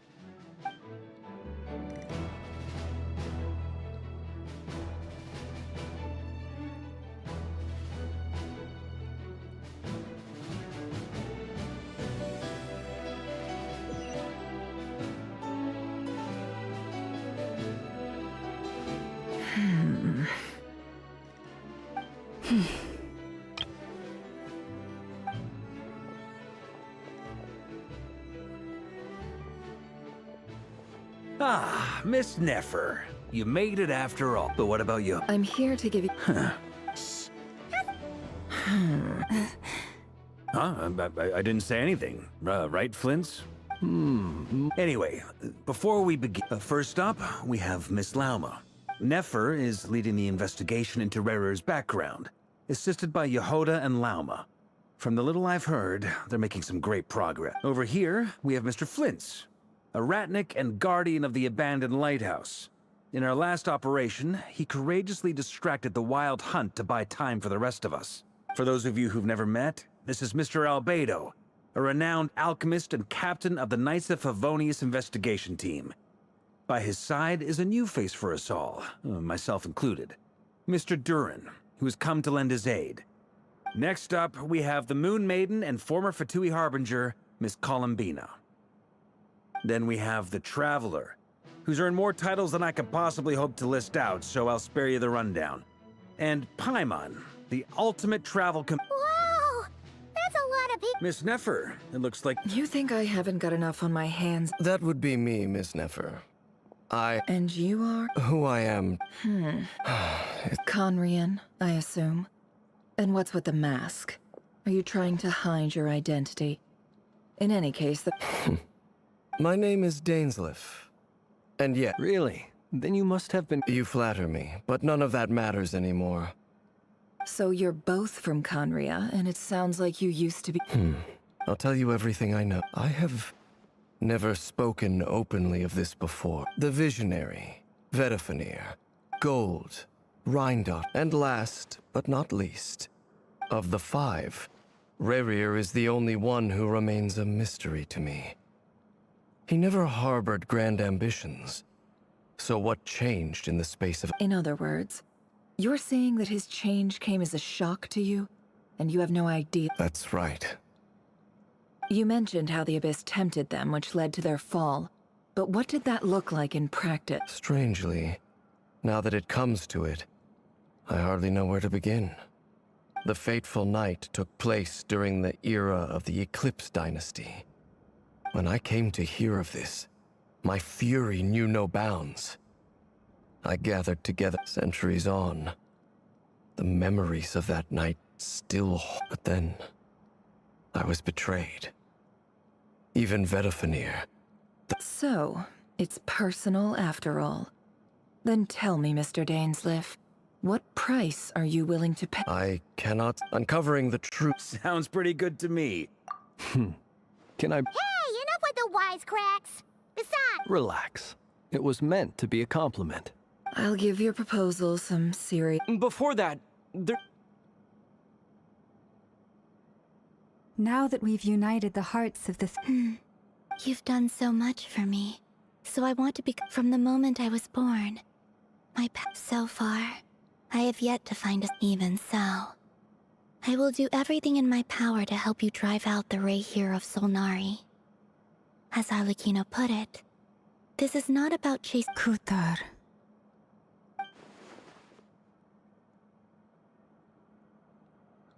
Defeating the Razer of Solnari will be no easy task. Naturally. We should take all the help we can get. We've considered several viable plans now. But is it even possible to kill... Given Albedo's expertise in alchemy, I think we should leave him to try and answer the first of these questions. Understood. As for the other two, I'm afraid we'll have to count on you again, Miss Nefer. Believe me when I say it's not my wish to burden you. But right now, relying on your skills is our only option. So you're placing all your hopes on me, huh? We can't thank you enough for agreeing to help us. Honestly, I can hardly believe how lucky we are. You sure have a talent for changing your tune, Miss Moonchanter. Timid like Yehoda one moment, then flinches insincere flattery the next. Ladies, please. I must object to your portrayal of me. That's all. Feel free to keep bickering. Just pretend I'm not here. I almost don't want to leave this room. I'm curious to see how this plays out. I have faith in you, Miss Nefer. Something tells me you'll stand by us until the very end. Oh? And what makes you so sure of that? What if I suddenly decide that my compensation is insufficient? This isn't about the money. I can sense that you've got a deep-seated distaste for Rarir. And knowing you, that alone is motive enough. Look at them getting along so well. Like two peas in a pod. And I'm the one they accuse of insincere flattery. There is no justice. Miss Lauma, you have to understand something. Unlike you, I don't actually enjoy having everyone's hopes on my shoulders. Is that right? Well, maybe the fact that I'm willing to put my hopes in other people says more about me than you. But the fact is, I also trust you. And that's because I know that you're someone we can count on. Anyway, we've got our plan, so let's get moving. Mr. Dainsleif, let's talk. And Traveler, once we're finished, if you've nothing else planned, I'd like you to come with me. This whole experience is teaching me a lot. For instance, I now know that when other issues come up in the future, I'll have far more luck getting Lauma to convince Miss Nefer than trying to do it myself. Hate to say it, friend, but that's one of the funniest things I've heard in a while. Why? You think I've got it wrong? Quite the opposite. But what makes it so hilarious is how long it's taken you to realize.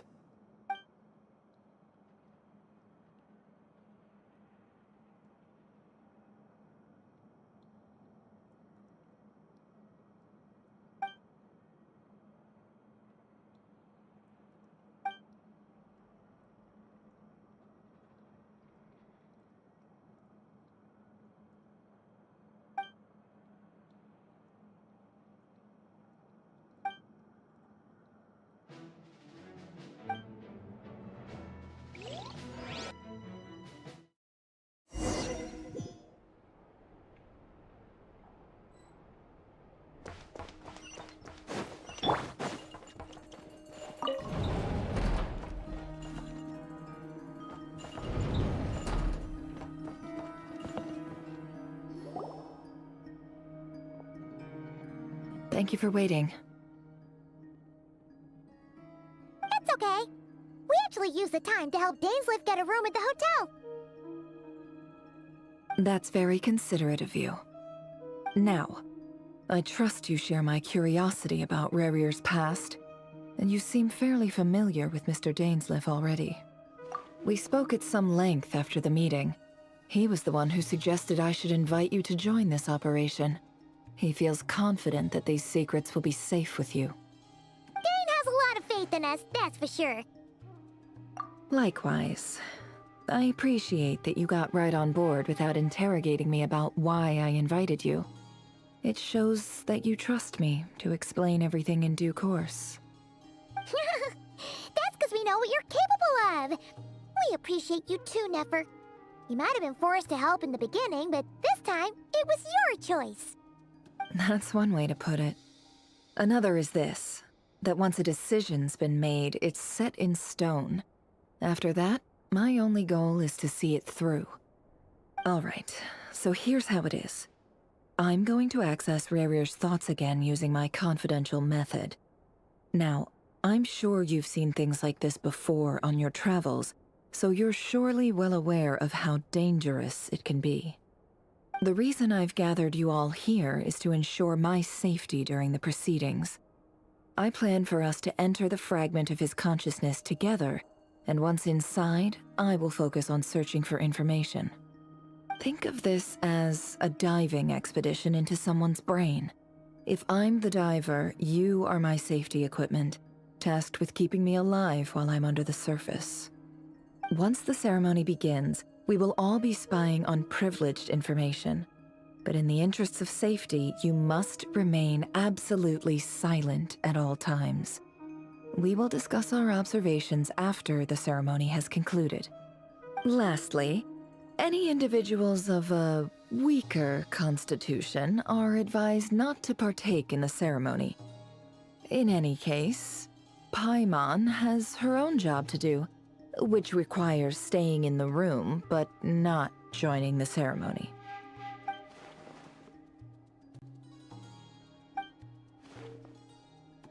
Well, good luck, everyone. Sounds like all Paimon can do is cross her fingers and root for you guys. There's a little more to it than that. I was being serious when I said you have a job to do. While the rest of us are inside Rarir's mind, it's imperative that we have a team member on the outside. In the event that something goes wrong, you will be our first responder. I don't anticipate any issues, but the extra level of safety will be greatly appreciated. I second that. This is a dangerous operation here, and you're our whole rescue team. That's pretty much the most important job in the crew. So, Paimon's like the lifeguard? Yeah, that makes sense. All right, got it. Good. Please, take a seat. We'll get started momentarily.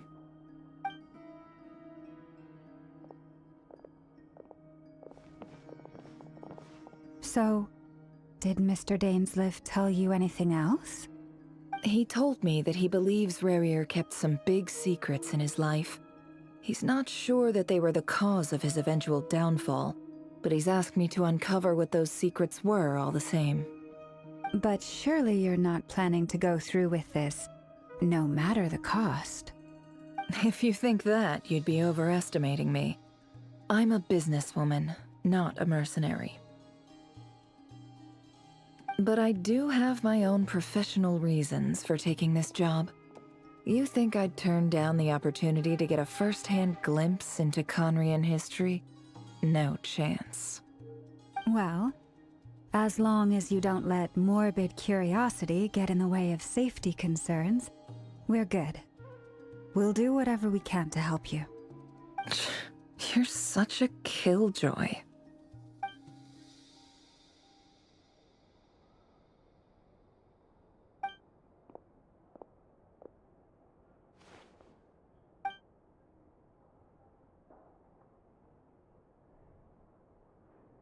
All right, I'm good to go. All set over here, too. Promise, Paimon, you'll be extra careful. All right. Let your whole body relax. We're about to begin. Close your eyes.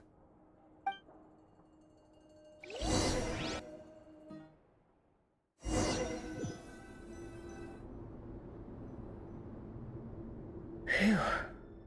Could this be his office? Pretty standard setup. Bookshelves, paperwork, files. According to Dainsliff, Rarir used to be an intelligence operative. Chances are there's plenty of top-secret intel stashed away in this room. Is this where you keep your secrets, Rarir? Can't say I'm not looking forward to this.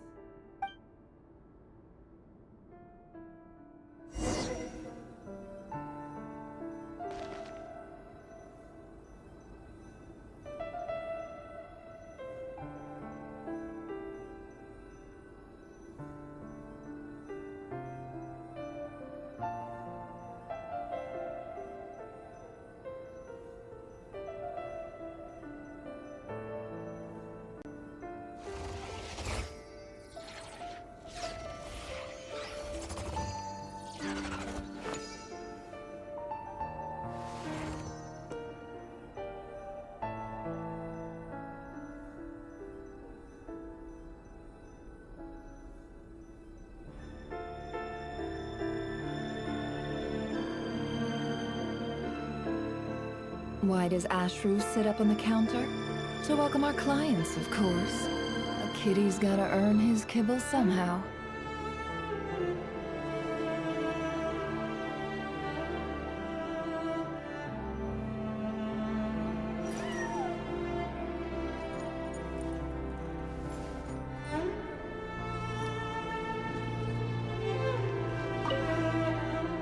A file tucked inside a folder. The title reads, Dear Breakfast Shop Owner. It's A list of names, but at this stage I have no idea who any of them even are.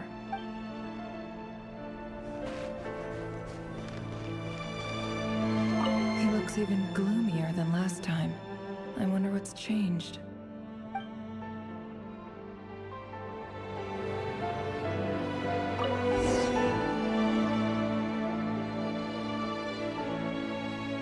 Today's files are in. Time to wade through them, just like usual. Male, 51. Occupation, cook. Confirmed Crimson Moon descendant. Has maintained frequent contact with other descendants over the past year. Poses a threat to the dynasty. Neutralized on...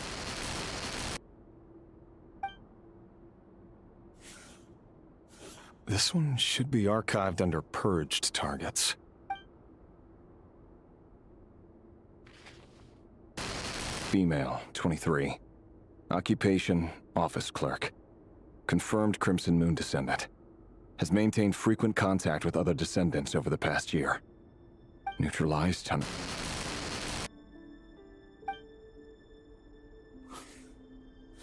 Another one for purged targets. Sounds like she was that other man's daughter. Never mind. What's it got to do with me? Male, 40. Occupation, teacher. Confirmed Crimson Moon descendant. Has been observed making contact with other descendants during the past year. Neutralized on...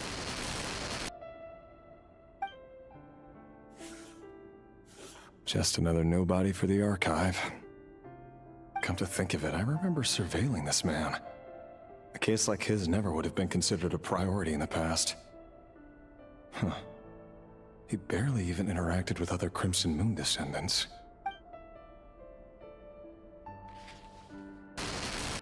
Female, 16. Occupation, none. Orphan and confirmed Crimson Moon descendant.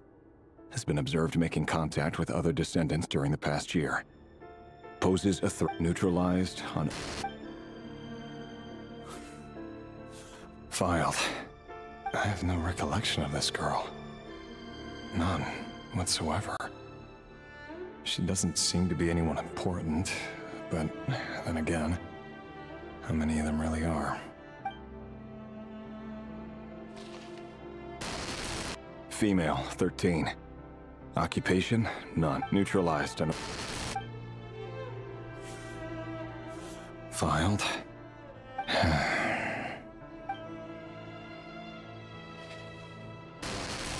Male, 11. Occupation, none. Orphan and confirmed Crimson. Neutralized on...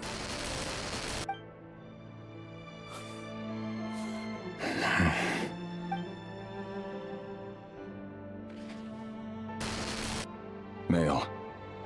6. Occupation, none. Orphan and confirmed Crimson Moon descendant. Poses a threat to the dynasty.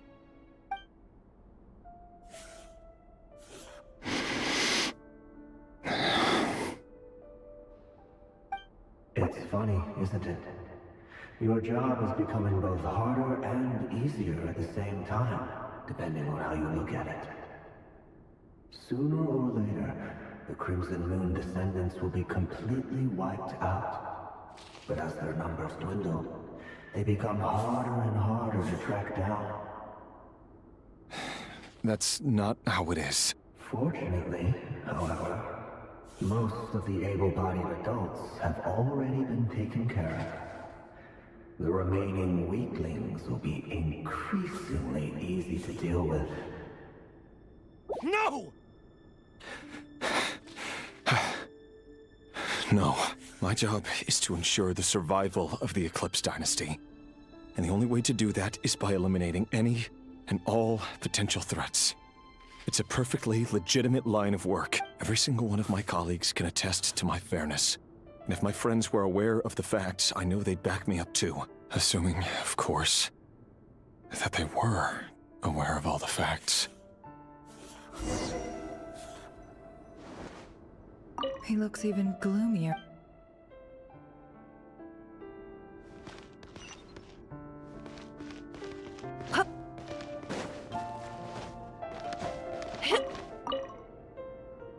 Bookshelves full of documents.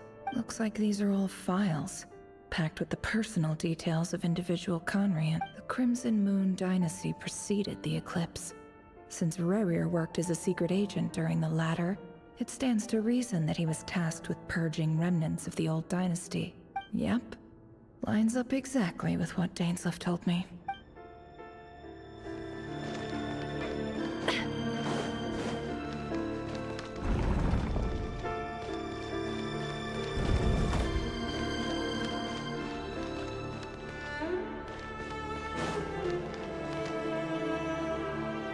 Mr. Vedifalnir, it's been quite some time since we last met. Razer, I trust you're here because you have something important to discuss. Forgive me. I wasn't tuning out, it's just, I noticed you didn't even phrase that as a question. As if you knew I was coming. Tell me, does someone in your position ever feel the need to ask questions at all? It is indeed within my power to foresee certain things. Things like your arrival. I was just thinking, it won't be long before I'll be inviting both you and Dane to my wedding. That isn't a lie, but nor is it a fact as such. It's a wish, isn't it? No fooling a prophet, is there? Ever since that day we met for drinks, I knew it was only a matter of time before you came looking for me. Does it feel good? Knowing how the future will unfold. I'm afraid the notions of good and bad fail to capture the complexity of what such a power entails. Once you've seen what will come to pass, it can be all too easy to succumb to fear and melancholy. Unless, of course, you learn to abandon these feelings. You fear my silence, and long to hear the words I left unspoken that day. That's right. You must have noticed my reluctance to broach the subject, and the reason is simple. Because the truth could never have lived up to your hopes. For both our sakes, such words are better left unsaid. The burden of prophecy was never meant for your shoulders. So who exactly do you deem worthy to hear your prophecies? None but our exalted king? Or rather, our king as he once was. You're closer to his majesty than I am. You must know better than anyone how much he's changed. You say that as though it is to my benefit. Yet precisely because of that, I dare not speak rashly. A king can turn out to be the most virtuous of rulers, or a tyrant more terrible than the most vicious of dragons. You are so wise and far-sighted, yet still you would have me live in fear of the unknown? You make a fair point. Especially given my silence alone was all it took to send you spiraling downwards. Very well then. Let me offer you some advice. And I say this not as a prophet or a visionary, but simply as the brother of your friend. For many reasons, there is very little chance of your marriage ending in happiness. If happiness is what you seek, you should find another fiancé.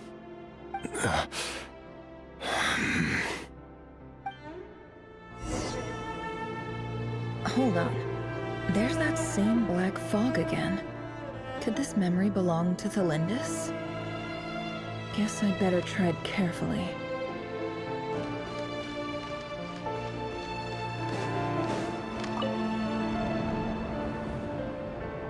Wait. Hear me out. This time we finally got a clear look at his face and learned his true identity. His name is Razer, and he claims to be one of the king's guards. What did you say? A cruel irony, isn't it? The man you're set to marry leads a double life as a brutal executioner. Why are you telling me all of this now? Simple.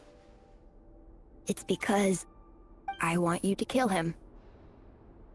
You are the only person he would never suspect. No, absolutely not. I would never dream of doing such a despicable thing. So you'll just stand by and watch him slaughter us to the last? Do not forget that the blood of the Crimson Moon flows in your veins too. The blood of the Crimson Moon? What does that matter now? The dynasty has long been dead and gone. You think that alone is reason enough for me to throw away everything I have? Why wouldn't it be? You two were once a child of the Crimson Moon, just like me. Don't tell me you've never felt so much as a flicker of fury for the way we were trampled into the dust. As long as you promise to abandon this pipe dream of restoring your dynasty, I can try to persuade him. Or have him persuade the Vinster King. Persuade the Vinster King? Do you even know why he's so obsessed with hunting us down? Why he keeps trying to force us to hand over our secrets? Over and over again? Or why we refuse to give up on restoring the dynasty? The Vinster King. A blind fool. His eyes clouded by powers from beyond this world. A petty little man with a miser's heart. And he dares to sit upon the throne? Mark my words. Sooner or later, Conria will fall. And it will be his doing. If you can't bring yourself to do it, so be it. Just you watch. It won't be long before calamity descends upon us all. The Razer of Solnari.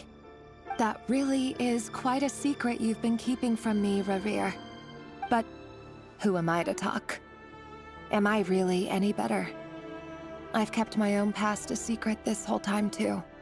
Love should be built on honesty. But ours was born from lies. And yet, is it really so wrong to hide things that would only make life harder?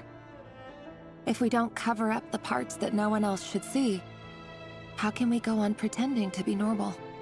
Vedifulnir must have known all this. And that's why he made his prophecy. In the end, nothing stays hidden forever.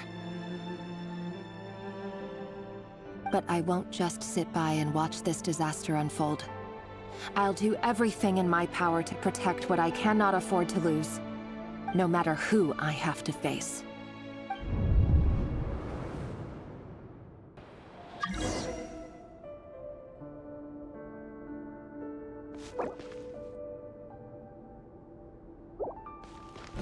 Huh? Was that Rarir who just walked past the window? Doesn't it give you the chills that he still takes the same road to work every day? As if nothing ever happened. Those people at the deli. Enough already. They're clearly pretty taken by their own disguises. Just smile and play along. Pull the rug from under beasts like that, and you'll risk having your throat torn out. Deli? Oh. They're talking about those people from the opposition. Right. I'd almost forgotten they used to run a deli. People of no consequence always vanish so easily. And no one even remembers them. But surely you can see he's not the man he pretends to be! So many have died already, and they say that the king's madness grows with each passing day. We're not going to survive this, are we? But why does it have to be this way? Do we really deserve to die just because of the blood that runs through our veins? Felindis, are you even listening? Sorry, Freether. My mind was off wandering. I heard you, though. You're talking about what Rarir said. He's just following the king's orders. He's a secret agent, and it's his job to hunt down rebels and dissidents. By the time you first met him, he'd already taken lives. Maybe he was using you from the very beginning. No. Rarir has no idea I have anything to do with the Crimson Moon. My family are only distant relatives of the main lineage, and besides, my eyes are perfectly ordinary.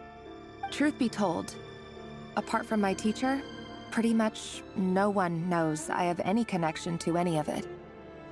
It's been a long time since my family severed ties. But as Orlog said, who could possibly talk sense into that raving lunatic of a king? No one. I'll work something out. Trust me, I'm with you all. But for now, you need to keep yourselves hidden. Don't let anyone find you, anyone at all. Don't forget that Razer is an Eclipse operative. You need to be extra careful when he's around. And when I am too. For now, don't come looking for me. And if anything happens to me, just act like we've never met. If even you can't escape this, what hope do the rest of us have? But after all this time together, surely he wouldn't lay a hand on you. I won't speak in his defense, nor can I give you a clear answer to that question. But I'll do everything I can to put an end to this. Here, hold on to this. If an opportunity to escape presents itself, take it. You'll be glad you took some spare change. You call that change? But what about you? I've got a job, and there's still money coming in. But you can't go anywhere right now. Please think about yourself for once.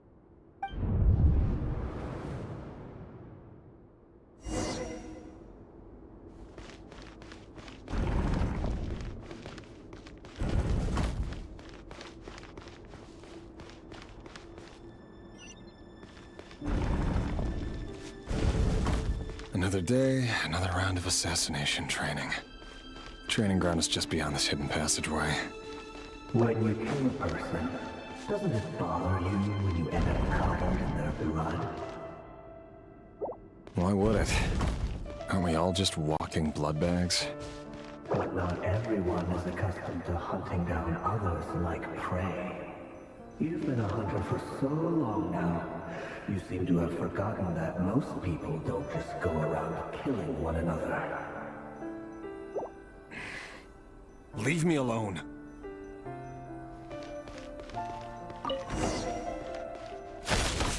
Make sure you have a firm grip on the handle.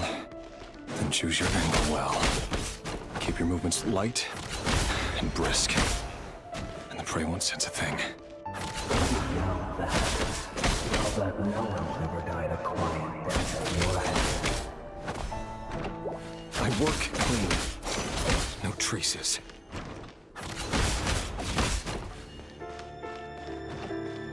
No more lies. That doesn't make it open for the king just happens to be now. What someday he doesn't. That won't happen. Ever since you feel the spell of that house, you only had to take a handful of it. Now, The ones I've dealt with have always been guilty. And I carried out my work flawlessly.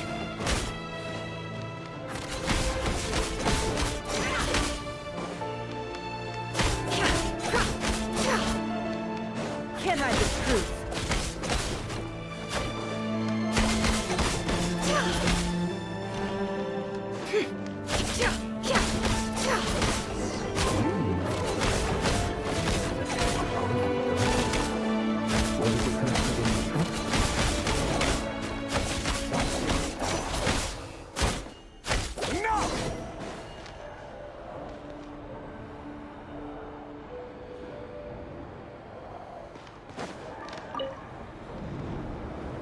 Delindis, do you still remember Orlog? Orlog. The boy who was pretending to sell flowers. You spoke for quite a while, didn't you? Yes, we did. What about him? He was arrested 2 days ago. Chances are he's already dead. He... I just don't get it! After everything he's done, why do you still stand by him?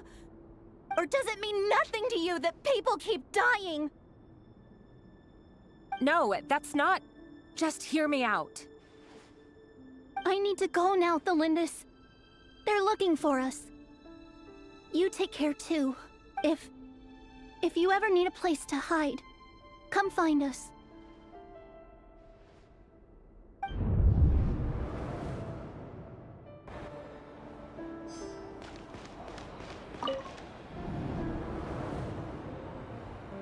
Author Thalindus. Over the course of this week, the research object was subjected to interference for a total of 47 hours for experimental purposes. The results are as follows. All subjects of observation that were sent inside have now... The situation within is proving more problematic than anticipated. No progress whatsoever. What now? Won't you give me even a glimmer of hope? Things are getting worse by the day. I have to find a way or we'll all be in danger. But I... If all this research comes to nothing, what then? Sooner or later, it'll be my neck on the line. But could he really bring himself to kill me? No. Surely he wouldn't have the heart.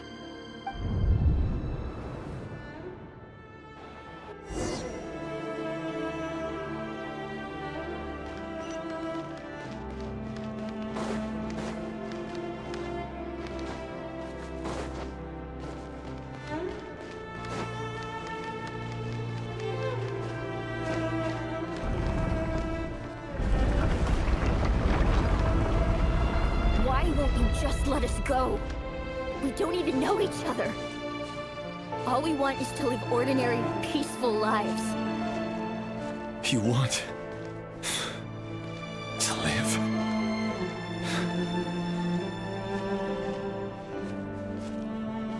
Yes. I just want to go on living. Is that really such an unforgivable crime?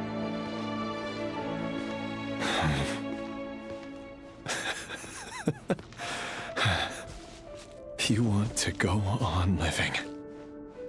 I want to keep living too. To keep living forever. That's why I have no choice but to continue on the path I'm on. If only some savior would suddenly swoop down and change the way the world is. Too bad that's not going to happen. Imagine that. If there really were such a person, you and I wouldn't be standing here like this, would we?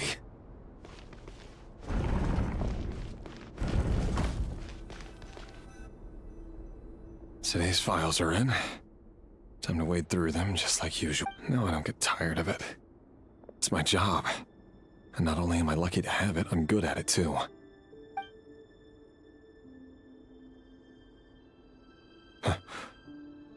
Wait. That's... Thalindus? No. No! No! Why? But you bear no mark of the Crimson Moon.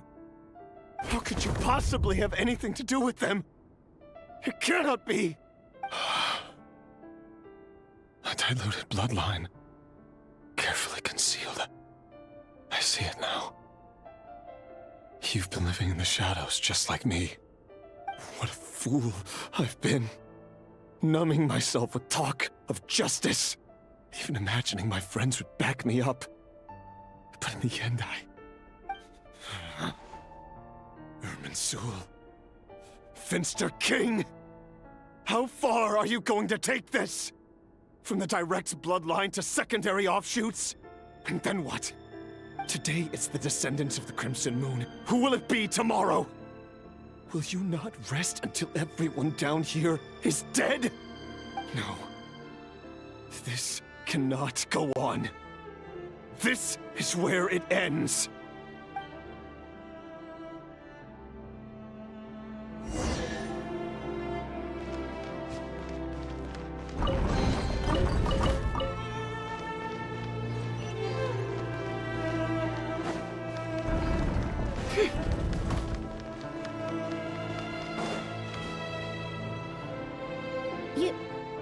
You're really letting me go? I am. As long as you can guarantee that no one will find you. Don't worry, I'll be extra careful. No one will know I was here. But what about you? Me? If you let me go, you won't be able to complete your mission, will you? Good point. In that case, maybe you should stay.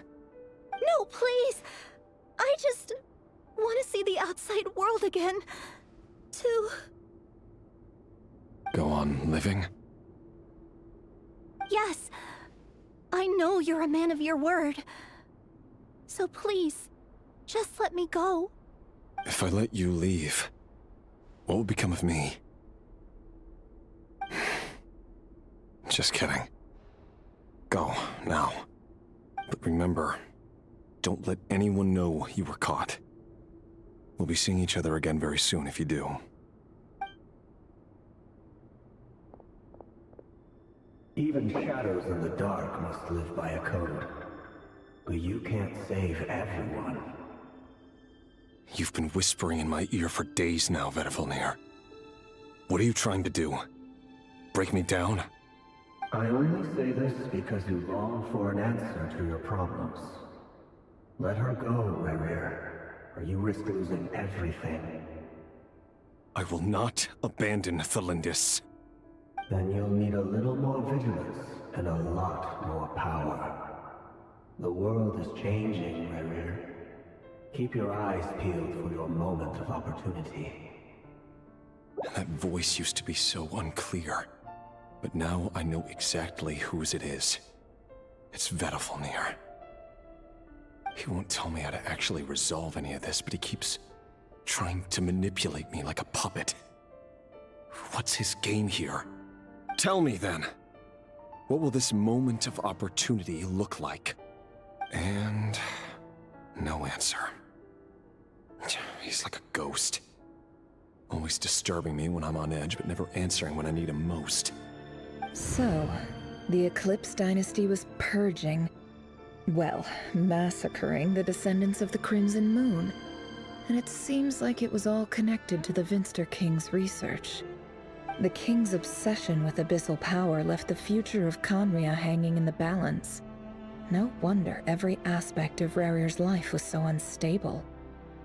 And it looks like this Thalindis, Rarir's would-be fiancé, herself belonged to a sub-branch of the Crimson Moon Dynasty's descendants.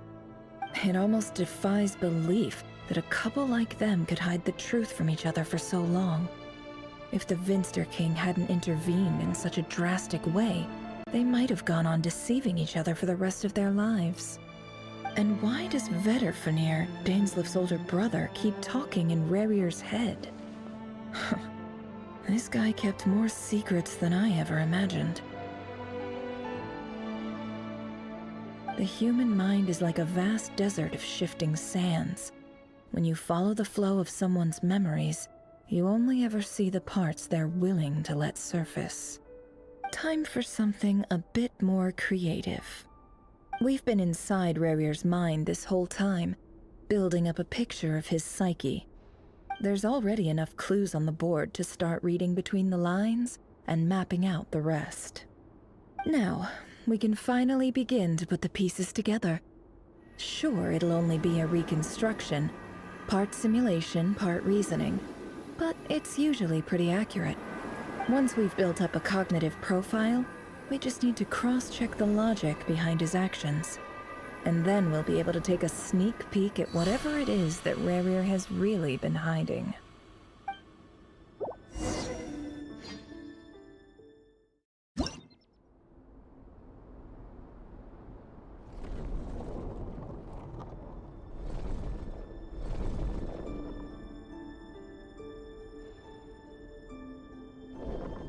Rarir, are you there?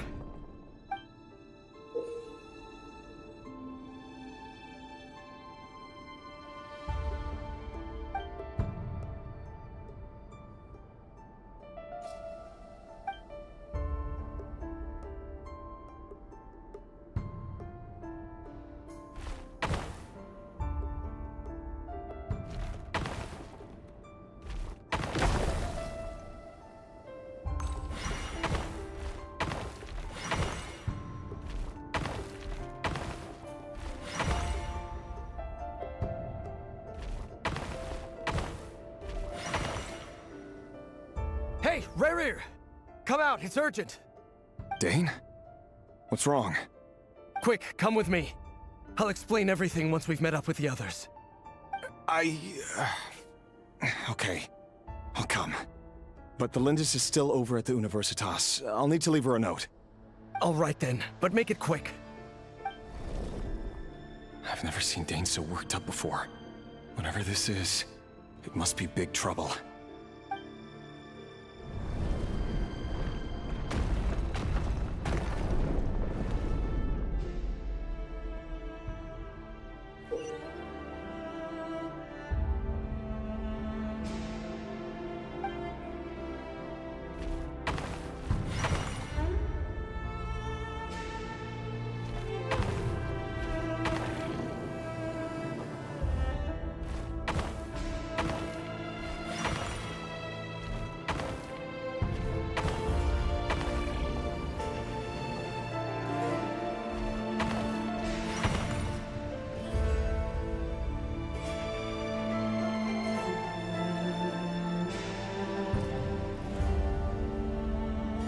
Well, this is a nice change, meeting you all at this hour. When men and women of ambition can speak face to face in broad daylight, I say that's a big step forward for our dear Conria. Don't be ridiculous. We do not fear the day. Why would we seek refuge in the night? You might ask your blade that same question. I'm told it prefers the cover of darkness. The word on the street is that Sertologi only strikes when he has an unfair advantage. But that is patently false. I see you're missing an arm and a leg. Surely only a fair fight could explain that. If this is your way of offering me replacement limbs, believe me, I'll take them. Oh, we can certainly discuss that. With bioalchemy, anything is possible.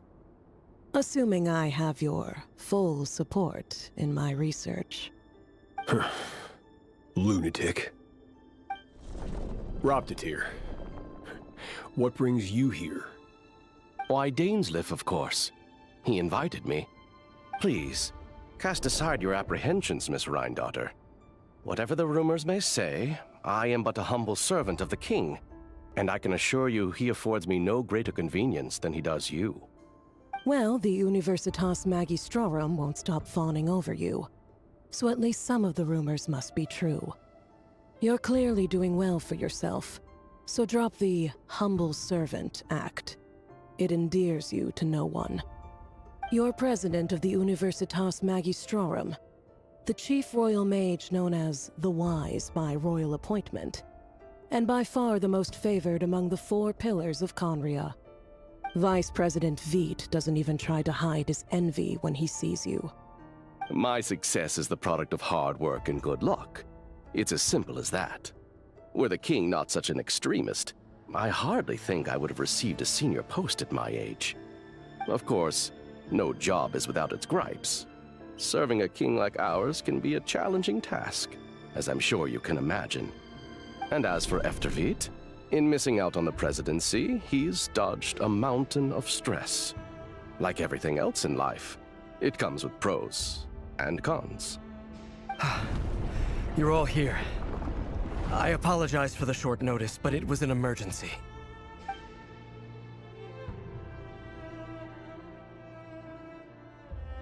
You must be Razer. Mr. Sertologi. Yes, I handled your case file during your sentencing. Nothing personal, of course. I'm pleasantly surprised that you remember me. You're clearly a person of substance if you've been invited here. But Dainsleif, you'd better have a very good reason for convening this little gathering. It's my brother, Vedafenir. After he spoke at the court this morning, the king was so infuriated by his words that he had him blinded in both eyes and thrown in prison. Vedafenir in prison? Strange. I thought the king trusted him and Heroptatir more than anyone else in the world. Does this mean the king's circle of trust just got even smaller? It has nothing to do with trust. It's about what the king wants, which is as clear as day to anyone paying attention. I simply appease him, because it's in the best interests of the Universitas Magistrorum. And also because you're slimy. Vedafulnir, perhaps less so. But still, a visionless visionary? It rather inclines me to think that qualifications are not what get you ahead in Conria. Do you honestly think this is an important discussion to be having right now? Dane, what are you planning to do? Rescue Vedafulnir, I assume. Correct. It will mean storming the palace by force. Tonight. I need all of you on my side. That's far too dangerous. And don't forget, Dainsleif, you're captain of the Royal Guard. You swore an oath to the throne. You've been planning this for a while, haven't you? I have no desire to commit treason. But whatever critique the king may have of Vedafulnir, disfiguring your most loyal subject for putting the best interests of his court and nation first, this is not the conduct of a wise ruler. My blade will force the king to see the error of his ways. So, Vedafulnir's prophecy enraged the king. I'm sure it wasn't what he wanted to hear, but if he won't take counsel even from the visionary, that is deeply troubling news. The extent of His Majesty's madness is now all too clear. The question is, how does a man like me get out of this situation unscathed? You have noble ambitions, Dane, but I'm afraid they don't do much for a guy like me. I'm not interested in saving the world. All I want is a letter of pardon. A letter of pardon? For whom? Thalindus? The chances of the Vinster King issuing a pardon for anyone connected to the Crimson Moon seem vanishingly slim.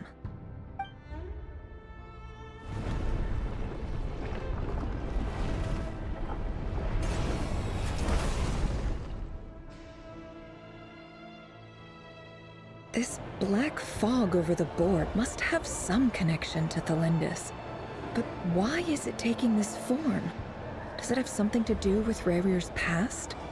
Another mystery I'll need to unravel.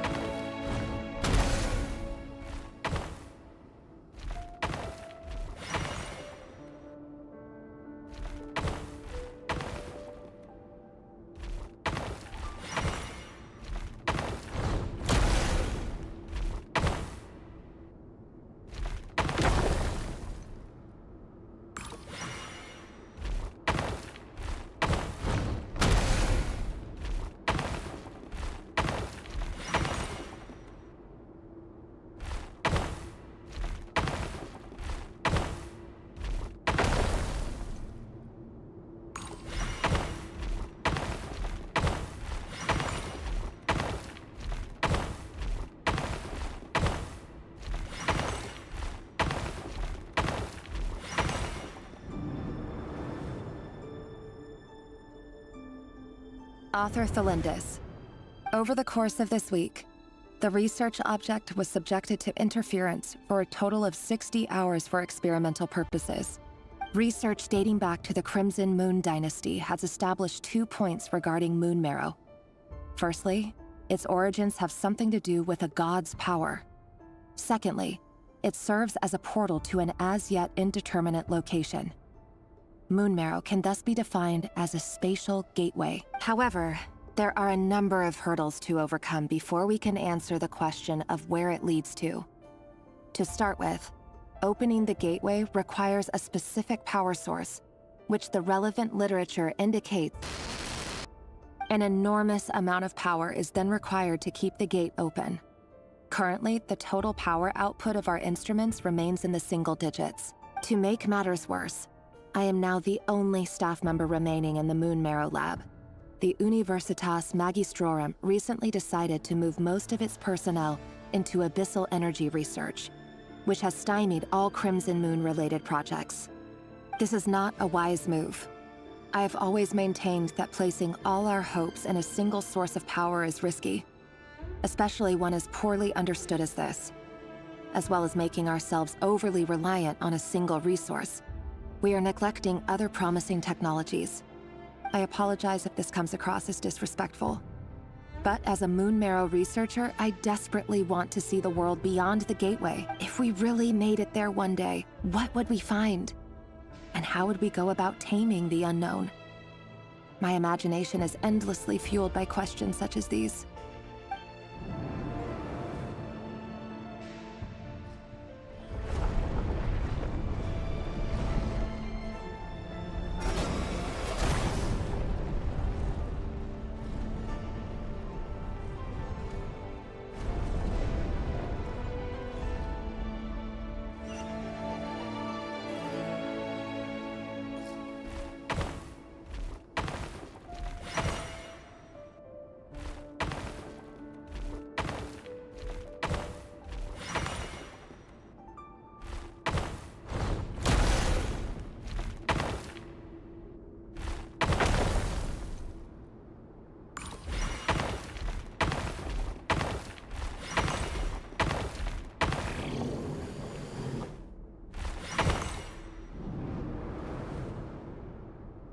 This is for you.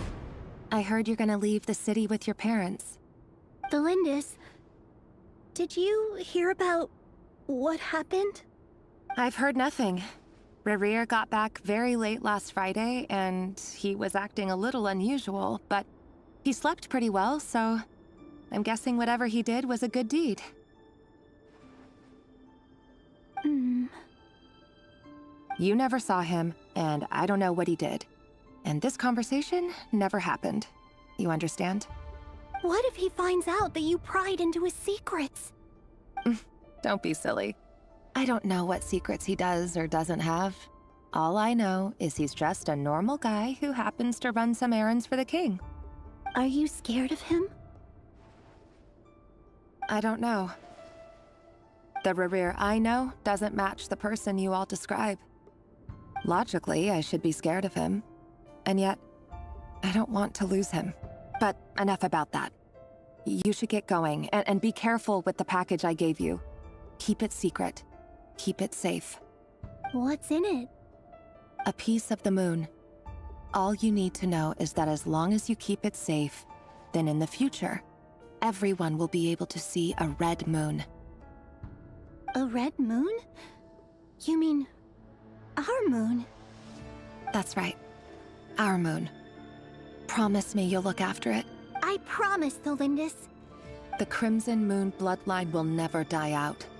Its light, the color of blood, will become like a fire that flows in our veins, no matter how long it takes.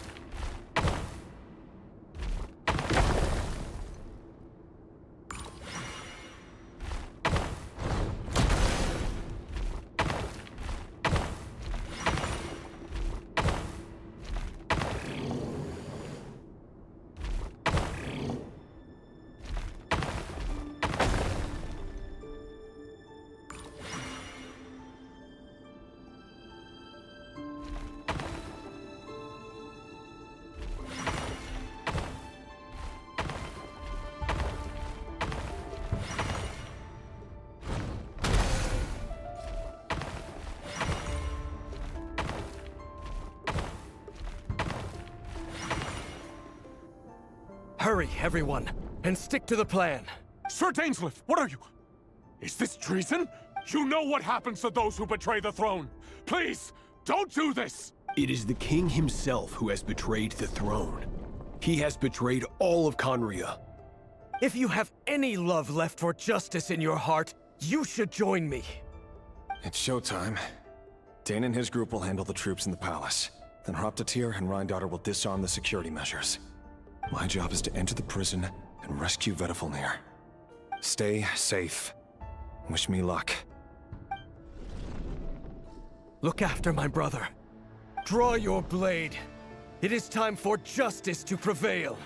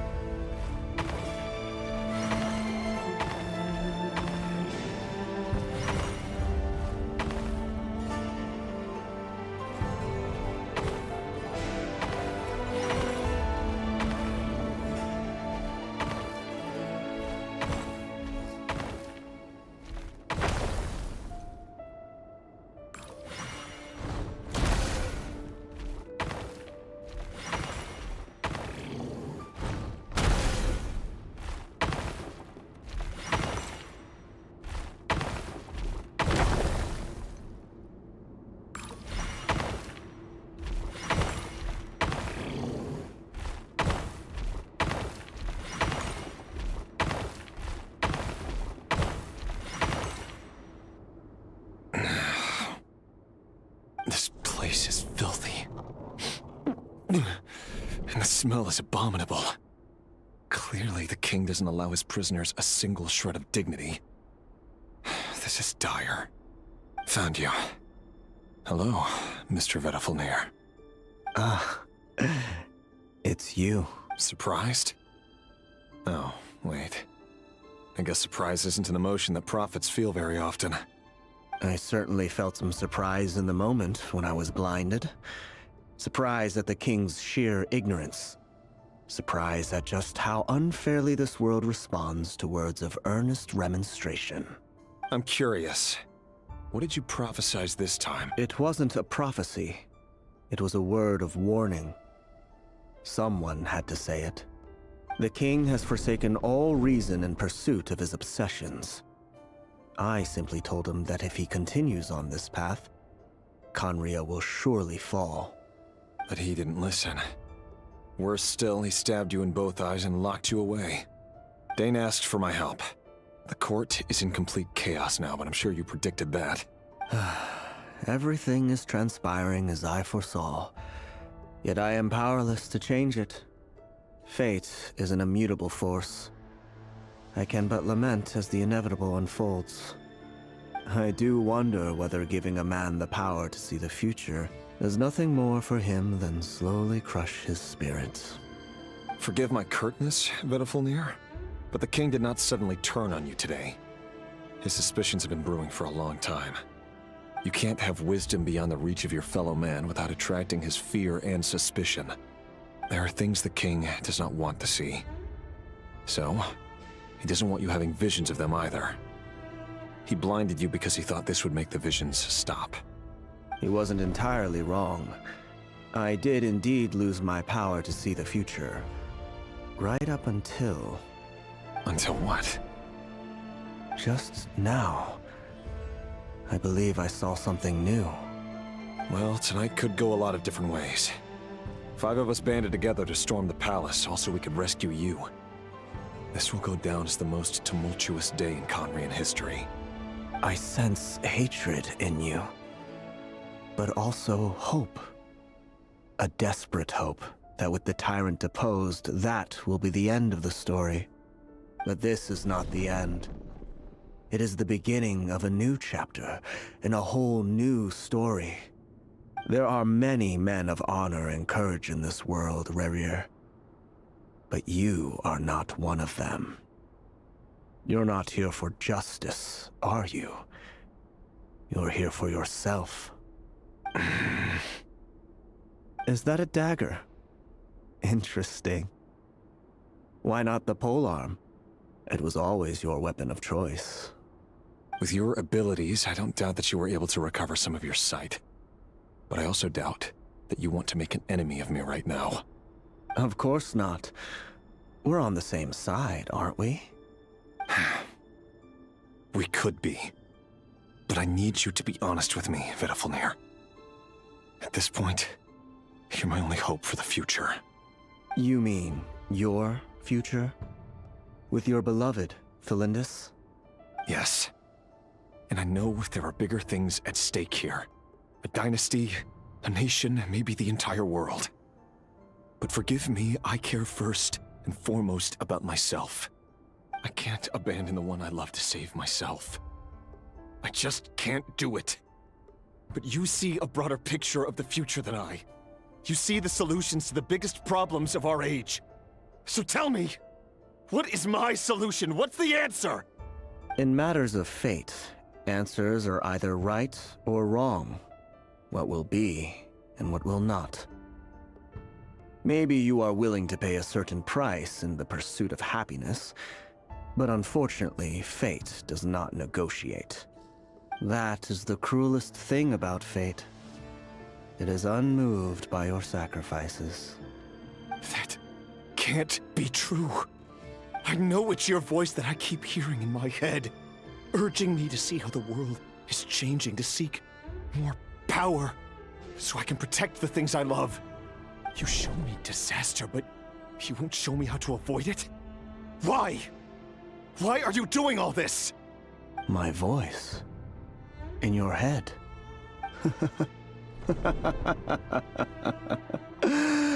So, you hear it too? The voice that steals your mind, gains your trust, and drives you crazy. It turns out that we are not so different, you and I. Vedafilnir just broke into the strangest smile I've ever seen in my life, as if he'd discovered some monumental secret. But then he suddenly switched to looking extremely weary. Very well then. My advice to you is as follows. You must persevere.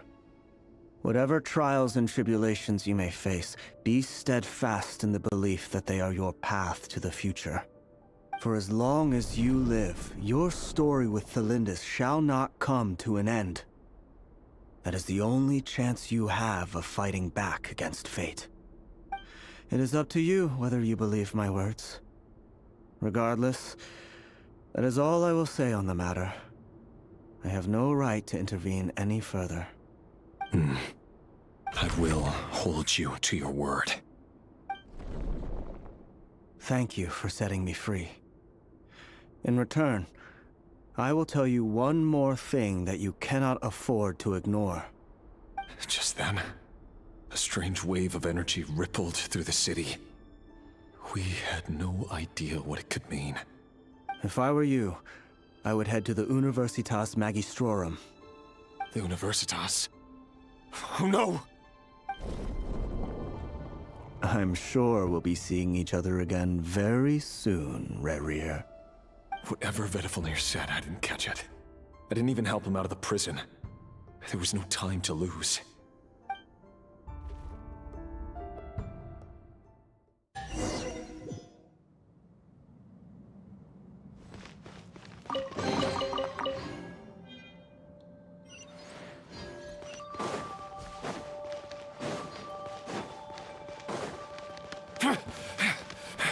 Monsters? Is this Rindon's doing? Or the Universitas Magistrorum? Out of my way!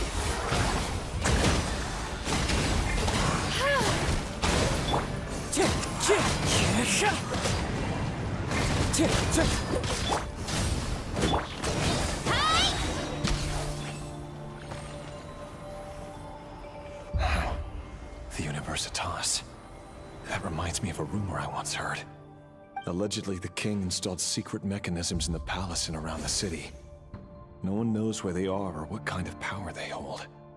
But if they were ever gonna activate, it would probably be on a night like tonight. Help! Help! Hold on! Don't let them anywhere near you! Save me! I can't! Ah! That sounded like an explosion. So, the rumor is true? The king really went through with it. What other means does the king have at his disposal? They must run on power from the Abyss. And given it's a major center of Abyss research, anyone over at the Universitas will be in grave danger. I have to hurry!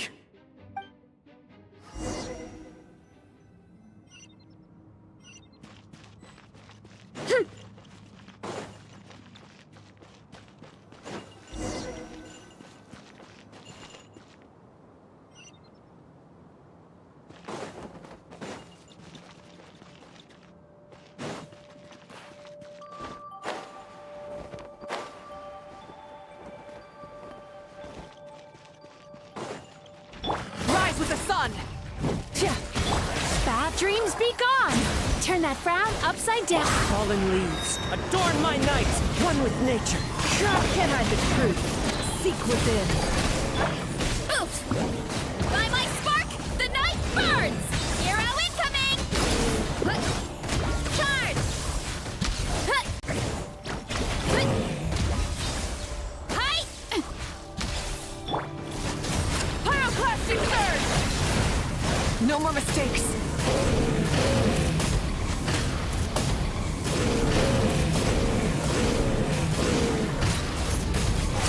Sweet dreams! As one with wind and cloud. Cast your worries to the wind! It all adds up. The riddle remains unsolved. Hero incoming! Yeah! Headbutt! Charge! Volcano kablam!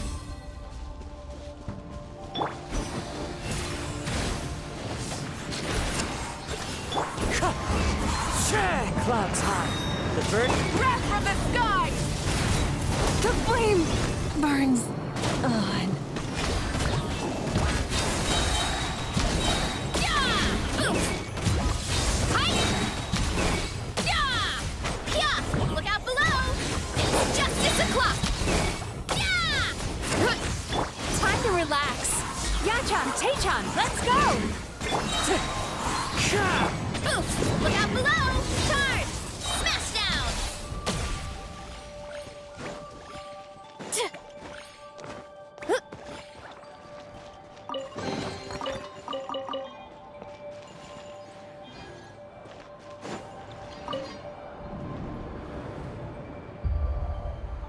Monsters! At the Universitas Magistrorum? Why now? Oh no! They're coming! It's no use. The table won't hold out much longer. The weapons. Where are the weapons? Of course. All the lab equipment was upgraded after the inspection last week, but the new weapons haven't been allocated yet. I'm done for. Is anyone there? I need help! Ah!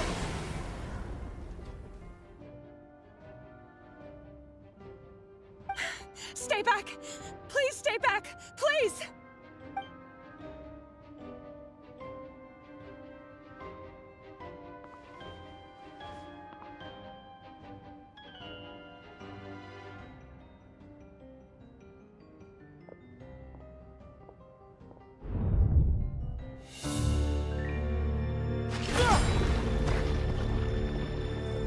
What's that?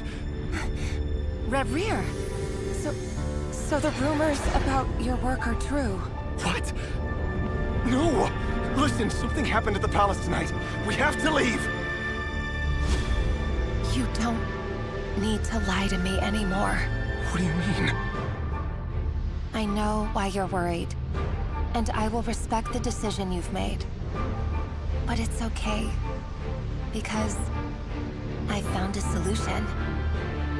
I know how to end all this. You can have it back. The normal life you so desire. But until then, I'm afraid our wedding will have to wait. Cylinders? No, don't do it! Cylinders! Cylinders!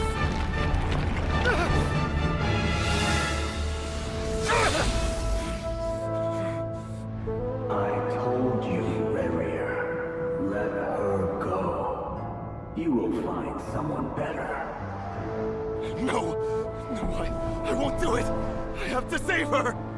By what means exactly? A lowly pawn.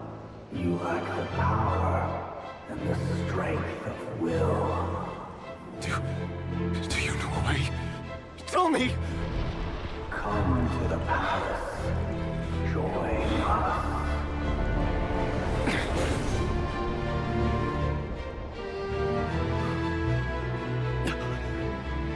Razer, thank goodness we...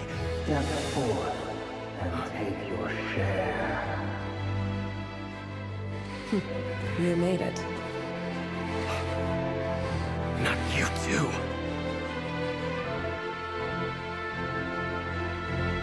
Hatred or grief, despair, desire.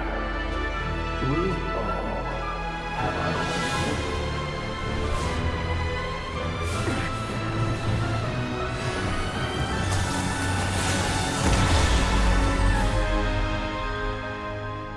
Razer. Razer. Cylinders? Were you daydreaming?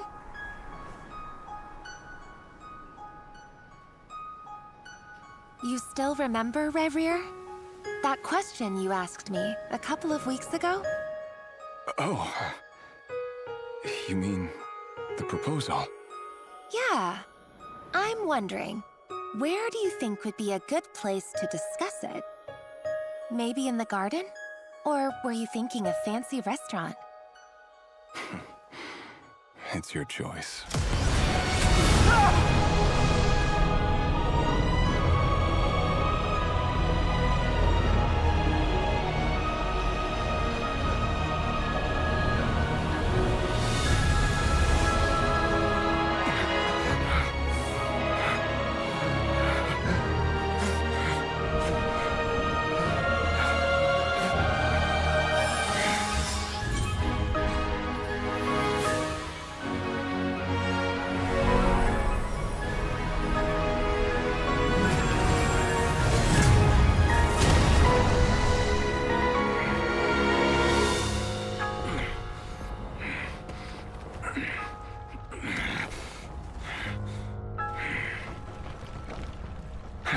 Find you.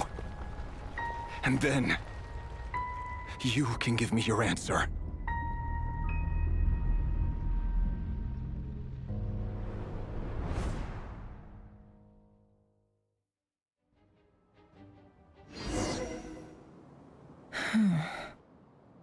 So that's how the Raker of Solnari was born.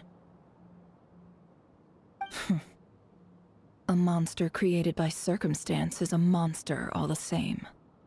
Viewing other people's thoughts for too long can get uncomfortable. Right now, I'm feeling a strong sense of loathing. In a nutshell, the story of Conria is what happens when the truth falls by the wayside. Everyone tells little white lies, and before long, you have a huge pack of lies that destroys everything. Phew. Time to get back. His past is filled with sorrow, but the tale of any fallen civilization is one of endless tragedy.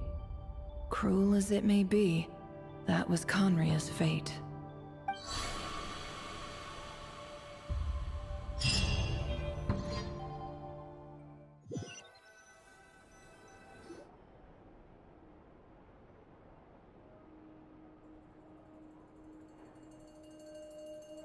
Everyone, I'm back. Can I get a standing ovation? Never! How are you holding up? Feeling okay? She's fine. fine. Boss is a pro. Yes, I'm fine. You will have seen the events of Rarir's life through my thoughts. It's now clear that he is just a regular nobody, driven by personal tragedy, as he said himself. I mostly agree. There's only so much we can know about him from his memories alone, but they did give us a clear glimpse into his life in Conria. However, I would not consider Rarir to be a nobody. He was deeply involved in the events of that era. Yet, when the catastrophe of a generation strikes, nobody is safe. Sounds to me like you're speaking in riddles again.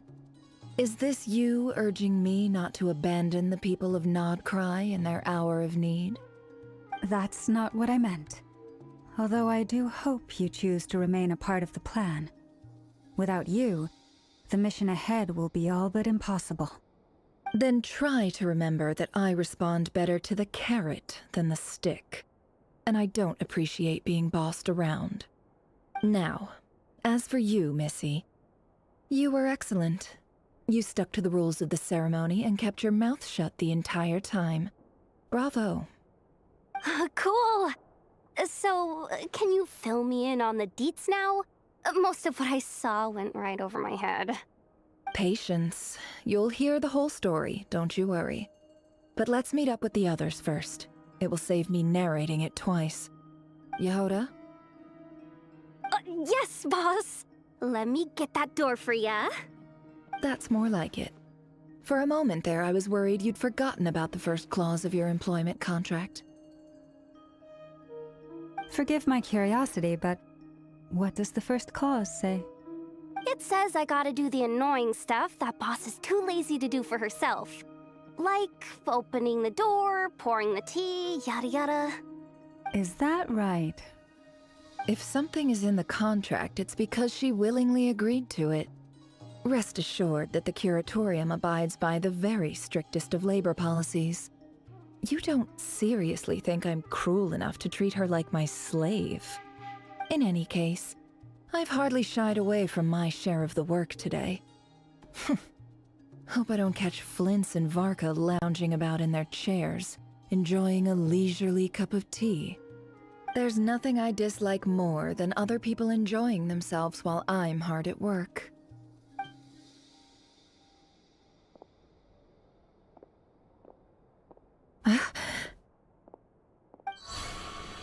Oh no.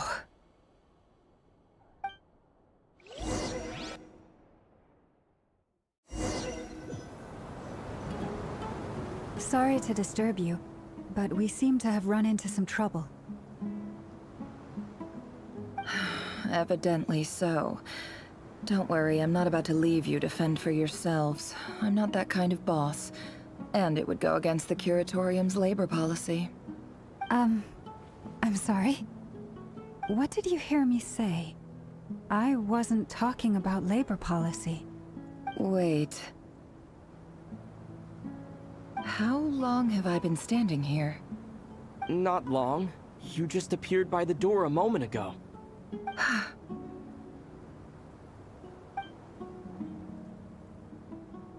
Boss, what's wrong?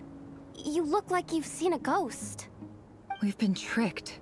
We never left at all. Somehow I hallucinated that whole scene back inside the office.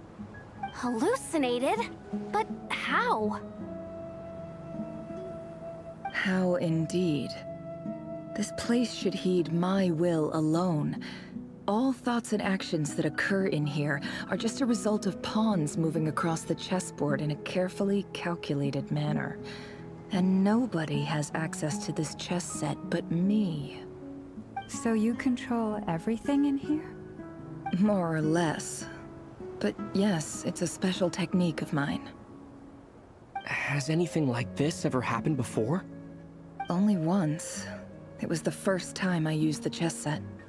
Is there any similarity between what happened then and what's happening now? I suppose my thoughts are a little turbulent, which was also the case my first time. Is there anything I can do to help? The first clause of your contract clearly states that I only need your help with things that I'm too lazy to do myself. Meaning, you're not feeling lazy right now? Meaning, this is not something Yehoda can help with. The chess set is a personal treasure that I alone understand. I must be the one to find our way out of here. Boss, it's fine. Really. Let me do something useful. Oh, listen to you. Whatever would I do without you, Yehoda? What? Really? Yes, really. Where would I ever find another employee as obedient and servile as you? God forbid anything ever happens to you. Oh, okay.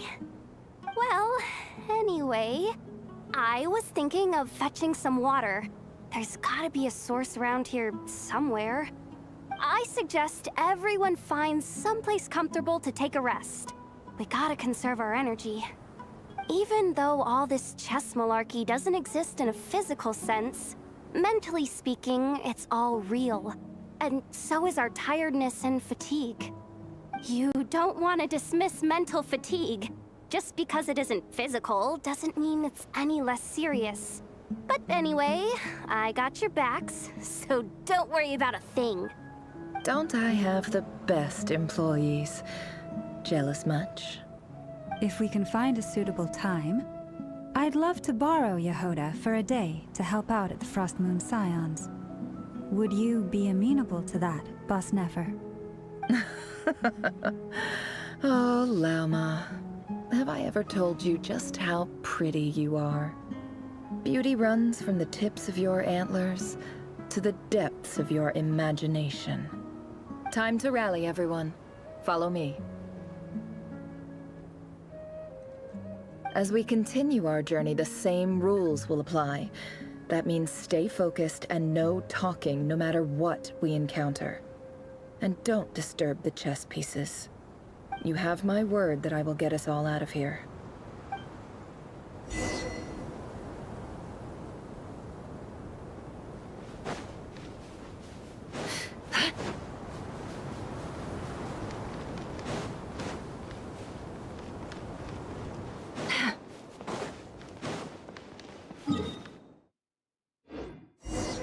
This place looks familiar. That's not a good sign. There's someone up ahead. Time for a little chat. I wasn't expecting visitors at this hour. Wait, is that? Oh, it's him. There you are. Sinue's been looking for you all day. I think he has some news for you. Oh yeah? What were you doing just now, Uncle Retinue? Hiding away some more loose change? I know I saw some Mora. What do you mean loose change? Oh, come on, I'm too old for this. Just pretend you saw nothing.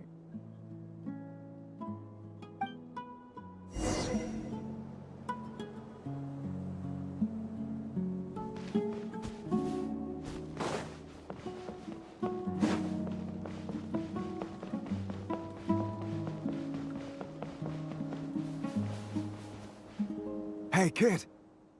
Mind telling me what Sinuhe's been up to recently? I'm trying to get in his good books and I need a way in. Get in his good books? Why? What do you want with my dad, Uncle Apepi? I've written a new song. I was hoping to showcase it at the next festival, but I'll need his approval. A new song, huh? I'd love to stay and listen, but unfortunately, Uncle Retinue says my dad's looking for me.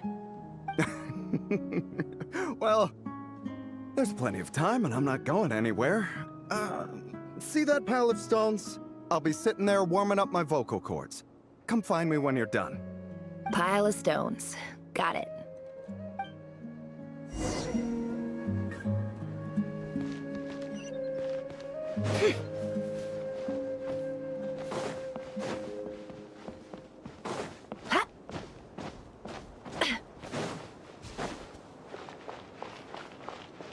Hi, Dad.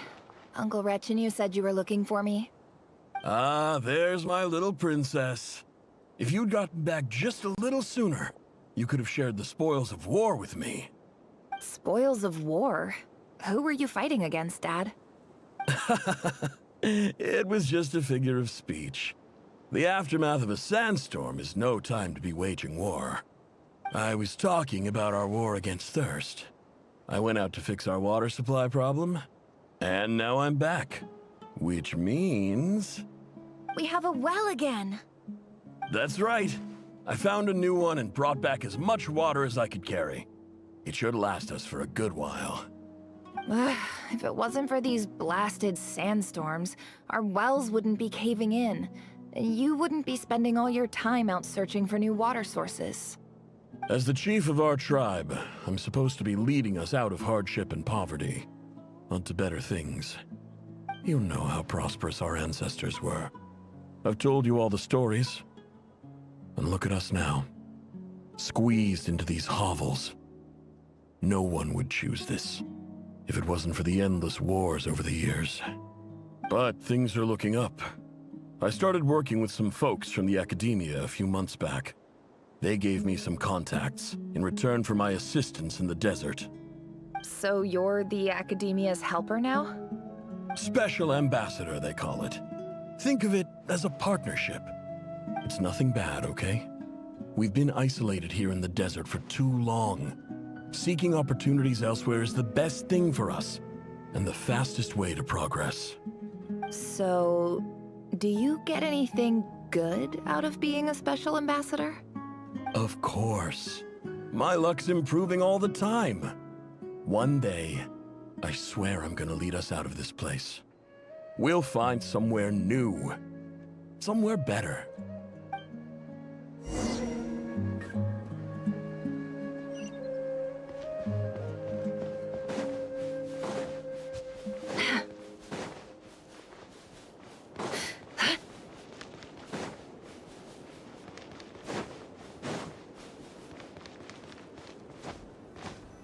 Can't hide the truth. No more lies.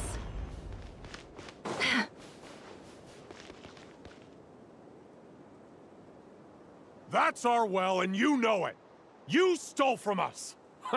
Well, you've gone from chief to thief, and now you have to face the consequences. Did you really think you could take our water without permission and get away with it? You're either brave, stupid, or both. And that special ambassador act? Yeah, nice try. We spoke to the academia. They said it was all news to them. You're a liar and a cheat!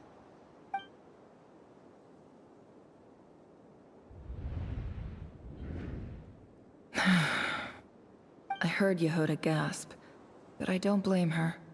Most people are terrified by the sight of blood. Corpses strewn across the ground. The wounds are clearly from scimitars and daggers. The desert dwellers' weapons of choice. There's a handwritten note on the ground.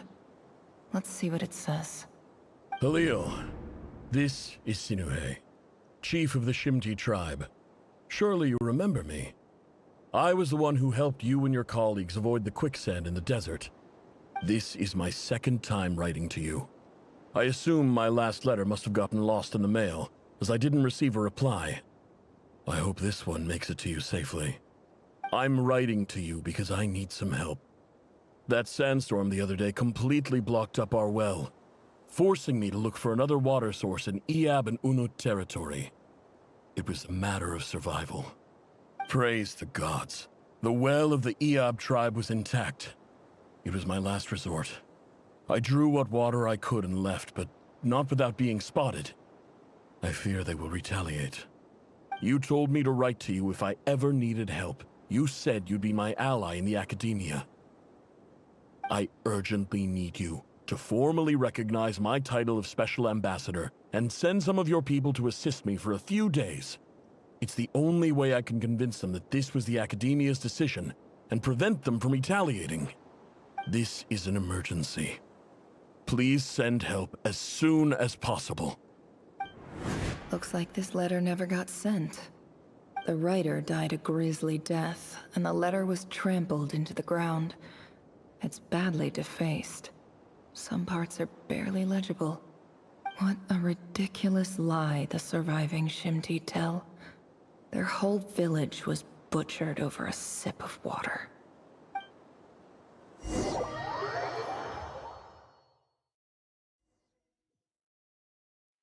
Ah, officer. Welcome. Welcome to our humble village. I thought you would at least have the courtesy to provide some respectable libations.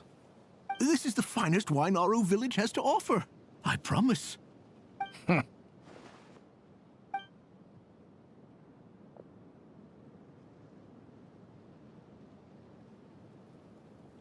The Academia has agreed to reserve a single space for a candidate from your village. But I remain skeptical of this entire endeavor. I highly doubt anyone in this desert possesses serious academic potential. Please, have faith. If not in us, then in our god. The child we found shows great promise. I beg you, take her away from this place. Give her a chance. Don't let her talent go to waste. I don't recognize her. New arrival? She showed up here a few days ago and we took her in. She's a really bright kid. Please help. I'm begging you. So, where are you from? Nowhere special. Just a sand dune. What about the rest of your family? How many of you are there? Just the one. It's only you? Correct. So, no brothers, no sisters, no mother or father? Any who have slept on a bed of sand, I call my brothers and my sisters. Apart from that, I have no family. All right. Get over here. Sign your name on the form.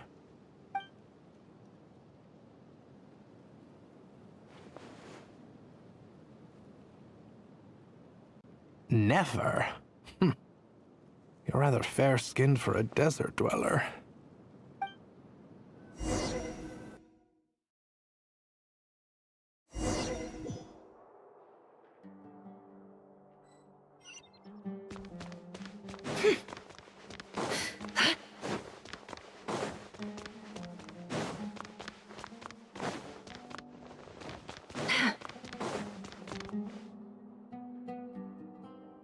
Nefer, this term's assignments have been issued already. Please read through the materials thoroughly, conduct your own additional research, and then write an essay on the topic. Yes, Professor, I'm aware. I just had a couple more questions I wanted to get your perspective on. Oh? Please, ask away. Well, I saw the other students' problem sheets, and I couldn't help but notice that my assignment is much easier than theirs. Do you really think I'm a weak student? A weak student? Goodness, no. Quite the opposite. You have a sharp mind. Almost too sharp. I think what you're saying is, a weak student wouldn't have noticed the discrepancy. And if they did, they certainly wouldn't complain about the lighter workload. You see, sharp as they come. You see things the way they are. And I'm sure you know why they're like that. Because of where I come from. Because I'm different. I'm sorry, Nefer. I don't like it any more than you do. It's just... Anyway, you said you had a couple of questions. What's the other one? I wanted to check... If someone sent me a letter to the Academia, where do I go to collect it? Ah, your family wrote to you.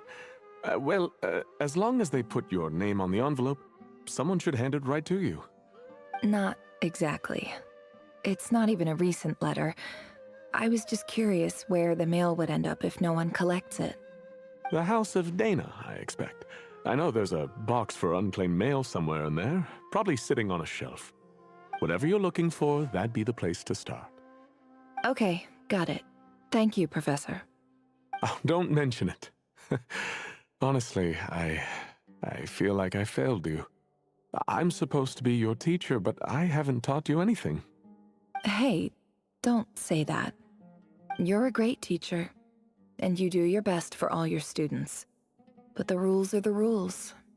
You're not allowed to teach students like me. It's not just the academia either. The whole world bends over backwards for the successful and leaves the losers to suffer and die. Oh, my dear child. Don't tell me you've given up on life already. I haven't. I just think that if you want to make it in this world, you have to find a way to become successful.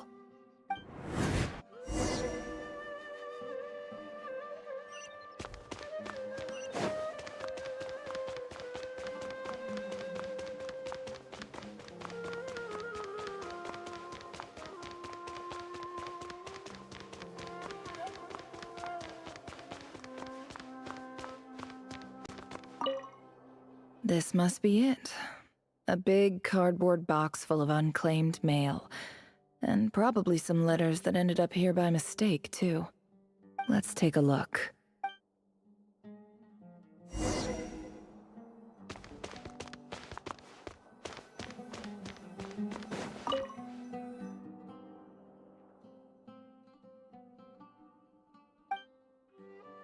A dilapidation survey from Port Ormos. Looks like it's from a Core of 30 representative. What a strange thought. A bunch of mercs losing sleep over rundown buildings. This one was never even opened. I guess the recipient didn't care what the Core of 30 had to say about anything. Who was it addressed to?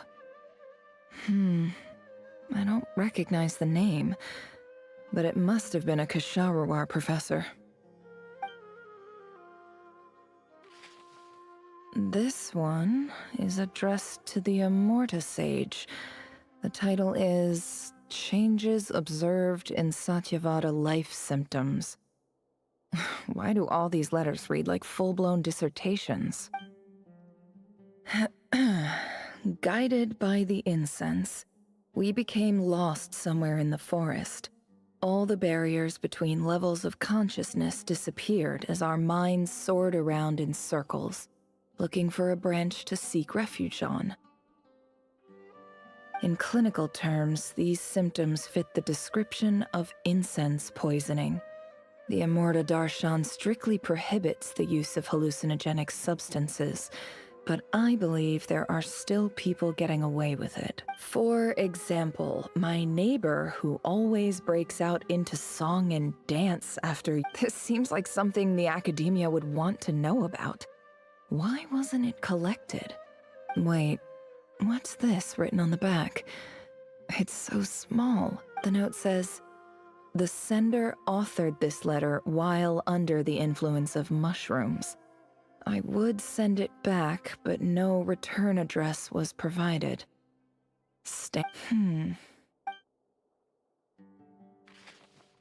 This next one is addressed to Grand Sage Azar. A few words of protest regarding recent changes in Sumeru's. In recent years, the academia has taken on a small number of students from the desert region, as per the policy to this effect. However, it appears to me that these students have not, in fact, been provided with educational opportunities that are, in any meaningful sense, equal to those enjoyed by their peers. As well as receiving dumbed-down assignments and perfunctory tutoring, they do not even have full access to the Akasha system. Education is the fundamental purpose of this institution, which should go without saying in a nation whose founding virtues are knowledge and wisdom. I ask you, is the lip service we pay to the policy of education for desert students truly the standard of pedagogy to which the academia aspires? As Grand Sage, policy decisions are your prerogative, but do not forget your roots. You and I were once students too, as was everyone else in this institution. I do hope you will give some serious attention to this matter. I encourage you to discuss issues like this with myself and others, and listen to some alternative opinions. Great letter. Shame it didn't get to where it needed to go. And the sender is... Huh? Sage Cyrus of Spantamod. I didn't realize anyone else even knew how bad students like me have it in this place. So this is where letters from the Sage of Spantamod end up? Nice one, Grand Sage. Really enlightened leadership. Whatever. This isn't what I came here for. Moving on. I'm not exactly holding out hope that a letter sent from the desert would even make it here. But if it did, where else would it end up if not in this box? I can't believe how much discarded mail there is. Must have been years since someone last went through it all. And this is just one box. The whole House of Dana is boxes on shelves. I don't believe for 1 second that any human being has sat down and read through all the documents in this place. Who has that much free time on their hands? Wait, could this be it?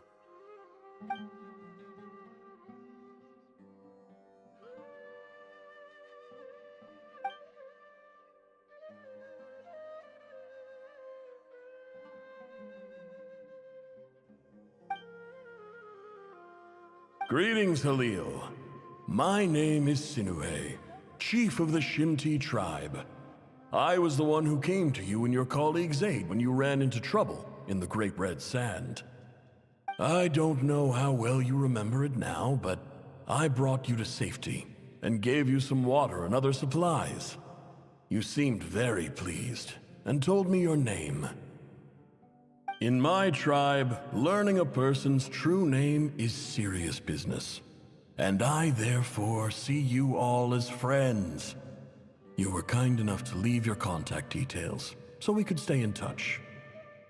The Shimti tribe lives a harsh, nomadic existence in the desert. You were sympathetic towards my plight, promising to make me a special ambassador of the academia and help us find a way to make a better living. This brings me to my reason for writing. Our tribe has fallen on particularly hard times, and I would like to ask for your assistance.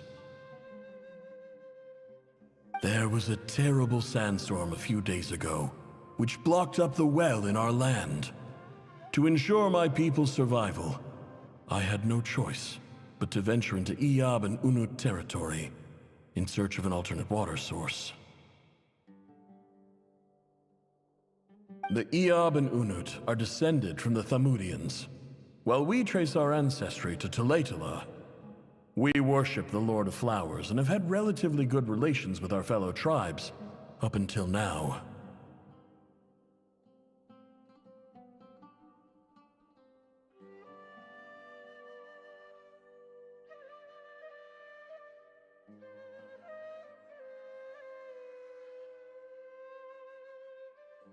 I found a well belonging to the Iyab tribe. They declined to help us, but I really had no other option. So I took some water to keep me and my tribe alive. My actions are certain to incur their wrath. When we met, you assured me that you would be my ally in the academia. I would like to take you up on that offer, because I really need your help. I wonder if you could send an academia representative to meet with me.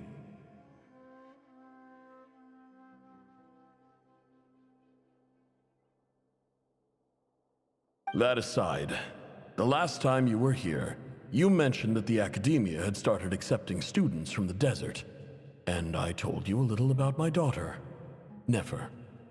We have next to no resources here in the desert, and my power and influence are limited. Would you consider enrolling my daughter at the academia? She is a smart girl. I know she won't disappoint you. From the outset, the academia never took you seriously. Those things they promised were just empty words. I doubt they even remember the name Sinue.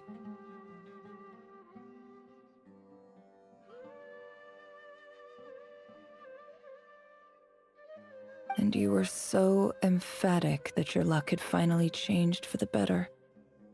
You swore you'd lead us to a better place one day. You spoke with such conviction, like you were the most powerful chief in the whole desert.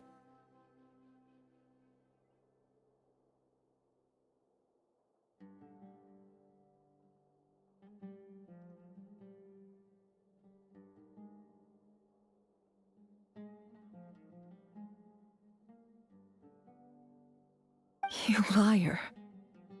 You lied about everything. You promised the world and delivered on none of it. And who fell for it? Just me, by the looks of it. Despite your best efforts. Which makes you a pathetic liar. You weren't even any good at it. I think I'll take over from here. Let me show you how it's done.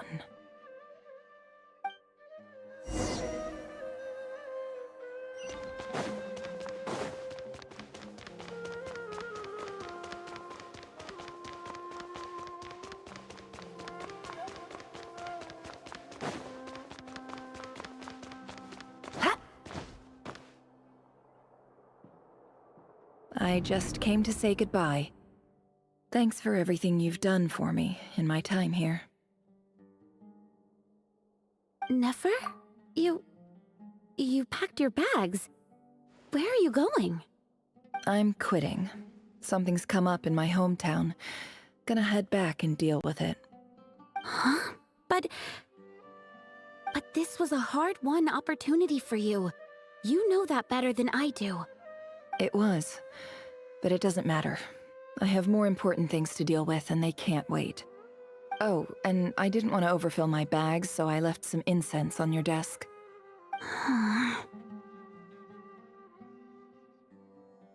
What's wrong? I thought you liked incense. Although, I did read somewhere in the House of Dana that it has hallucinogenic effects. Don't use it all at once, all right? Isn't this the stuff you brought from your hometown? You're just letting me have it? But you said it's a rare and valuable commodity. Yeah, about that. I lied. It's not rare at all. There's this bunch of ruins near my hometown that are practically overgrown with this plant. It's not worth much. Keep it, it's fine. But Nefer... All right, that's all from me. You take care.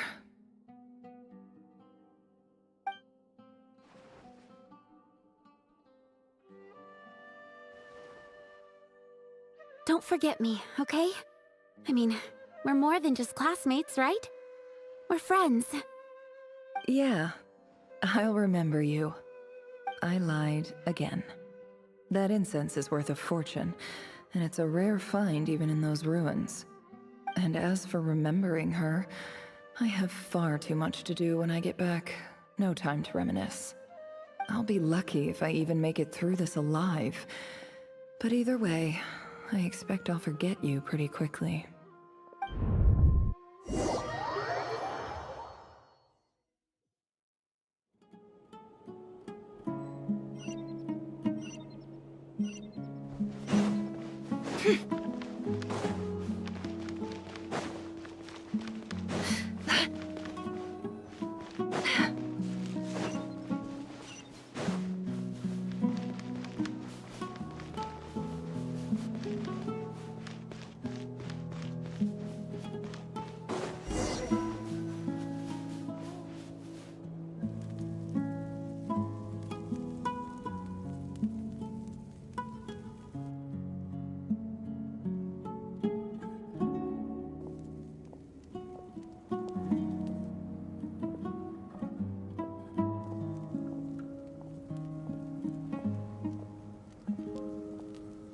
It's a pleasure to meet you, Mr. Arif.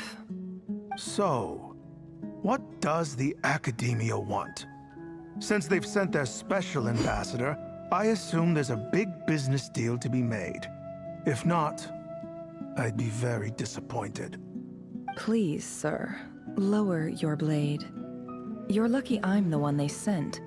Not all special ambassadors share my admiration for the Eab people. The ever-shifting balance of power in the desert reduced the once great civilizations of this region to rubble and sand. But the story of the Eab has a very different trajectory. Others grew weak, but you grew strong, beginning in obscurity and moving to prosperity. You're the only ones who defied the trend. Huh. So, you do know who you're dealing with? This well is the perfect symbol of your strength, is it not? It used to belong to the Unut, but it looks like you have control over it now. You're not wrong. But I'm sure you didn't come all this way just to flatter us. Of course not.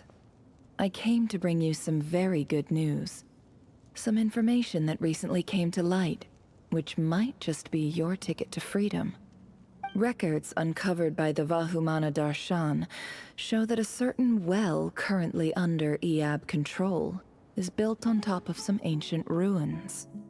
These ruins are of great archaeological interest to the Academia. I checked the map carefully on my way over here, and I'm confident that this is the well in question. The Academia is offering 50 million mora in return for excavation rights. 50 million? No, wait. If these ruins are as important as you say, 50 million's a little low, don't you think? Don't get greedy, Eab. We know far more than you think. We know that you seized this well by force. Wasn't that the first step in your rise to power? To drive away the Unut and steal their water supply? So what if it was?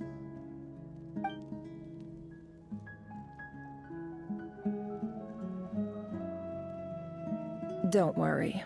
As unscrupulous as it was, it's something we're willing to overlook. The Academia is only interested in dealing with the de facto power holders in the region. I hope I am making myself clear. And I hope your words are the truth. If I find out the Academia is trying to play me, I'll hunt down every one of your people and make you watch as I cut their heads off one by one. I assure you, Chief, that would not be in your long-term interests. You don't want to make an enemy of the Academia. You see how I'm dressed, don't you? I appreciate that you've never been to the rainforest, but surely even you recognize an ambassador's attire when you see it. And what does a barbarian like you have to lose anyway? You really think the Sumeru Academia would bother to come all this way just to lie to you? We have more important things to worry about. All right, I take your point. The Academia is the highest authority in the land. I'm sure you're trustworthy people. In that case, we have a deal. We will sell you the excavation rights. I'd like to thank you, Ambassador. This is good news indeed. Excellent news. In fact, it calls for a celebration. Would you do us the honor of staying a while and enjoying some Eab hospitality? Gladly. I am partial to wine myself, and I trust you are as well. So let's indulge in a few drinks together, in celebration of this momentous occasion.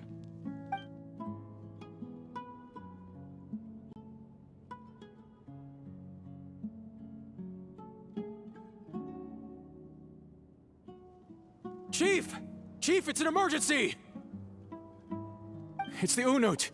They've taken the well. What? Well, don't just stand there. Take it back. Yes, Chief. I have every confidence in the Eab's military superiority, and yet... Well, what is it? The Unut's response was alarmingly fast. The day after we reach a deal, they seize the well. This can't be a coincidence. Perhaps there is a traitor in your midst. I don't think so. I am obliged to remind you, Chief, that the Academia will only deal with the de facto power holders. If you cannot regain control over the well, I'm afraid you won't see a single mora of that 50 million. No! Please, Ambassador, just give me some time. I swear the Unut will not get away with this. That well is ours, and so is the mora. Glad to hear it. I will wait here for an update. If there is a traitor, I will find them. In the meantime, make yourself at home. I'll report back as soon as I have an update. Much obliged. Wow. All it took was a few words and I've got him wrapped around my finger. What an amazing feeling. So, in summary, Ambassador, the Academia would rather negotiate with our tribe instead of the Eab, yes? The Eab are ruthless murderers who don't listen to reason. And now they have the gall to interfere in our research projects in the desert region. So let me ask you, Chief. If you were the Academia, what would you do? Kill them all, of course. Precisely. The Academia does not tolerate those who stand in our way.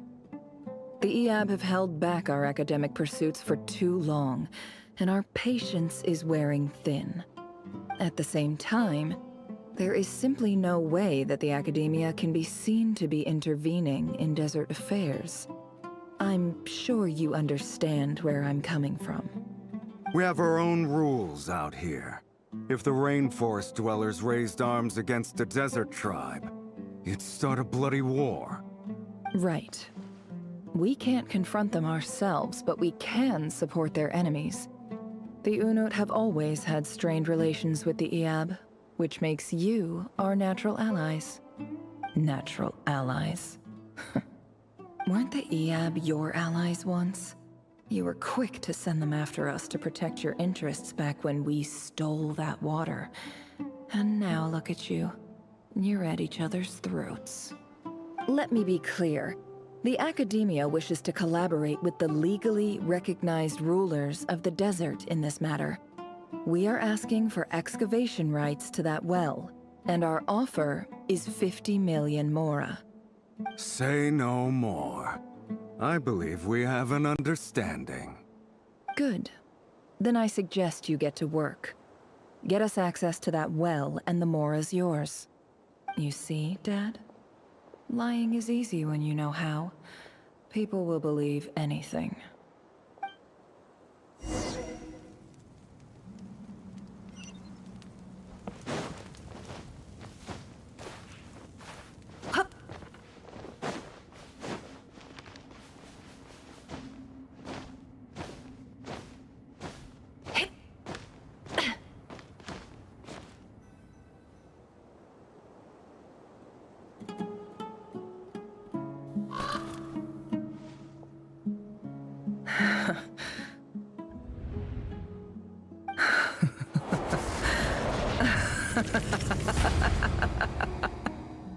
Look at yourselves.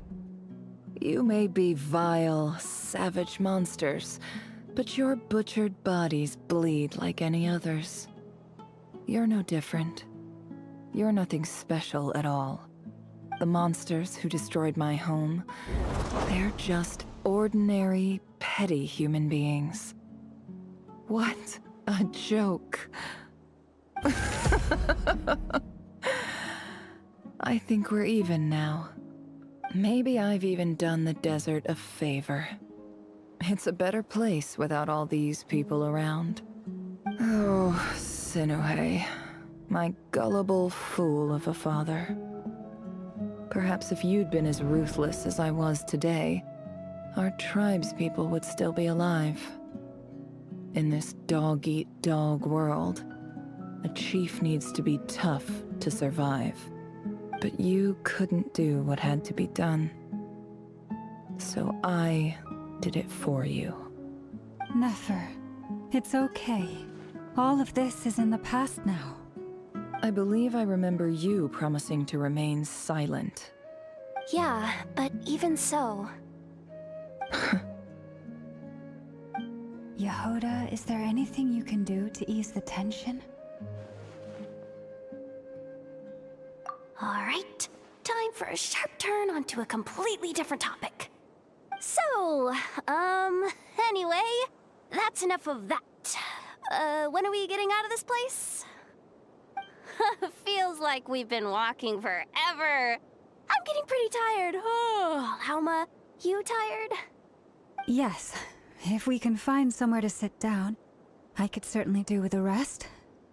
It's not far now. There should be a temple just up ahead. Yes. Really? A temple? That's where this story ends? I guess that's how things go in the desert. Desert dwellers can never escape their destiny. Or so everyone says. I never wanted to believe it, but looking back now, I'm as desert as they come. You mentioned a temple. What's waiting for us there? My biggest trade secret of all. Ah. Then I'm guessing it's where you got your power from. The power to peer into other people's minds. I didn't know you were clued up on any other religions. I'm no expert in the history of Sumeru, but since you come from the desert, I would imagine it has something to do with King Deshret. Sounds impressive. Ah, I know who you mean. General Mahamatra Sino. The spirit of Hermanubis dwells within him. That's Boss Neff for ya. She knows everything. Sino's hardly a figure of obscurity, but I know about Sethos too. What about him? Is he a big deal or something? Well, he's not a small deal, let's put it that way. Please, this is the bare-bone basics. Save the flattery. Thanks for your patience, everyone. I'm sure it's been a lot to take in. With any luck, that's our exit just up ahead.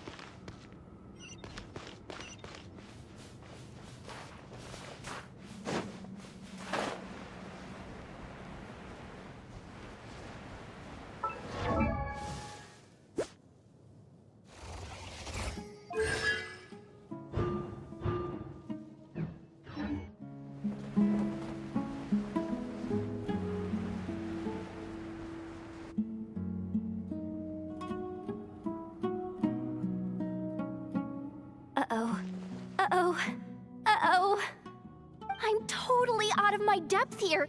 I don't have anything to add about any of this stuff. Like, look at that statue, for instance. I want to do the whole name-dropping, this girl knows her stuff thing too, but I've never seen anything like it before. A statue with the head of a bird. That's Thoth, the Ibis King, one of the 7 pillars of King Deshret. The legends say that he, the Crocodile King, and the Goat King were the 3 retainers of King Deshret. Let's take a look.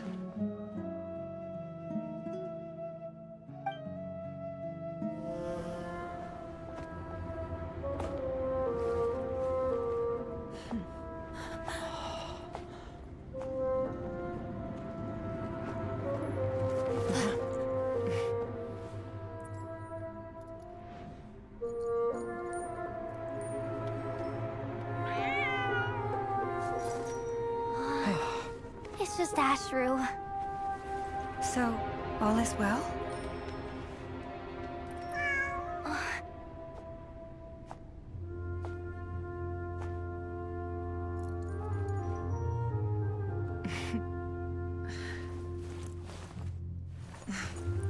Typically speaking, at this point, the world disintegrates. Then we find ourselves back in the outside world, Besides, these are my memories. There's nothing to fear. You're sure? Of course. It's almost over.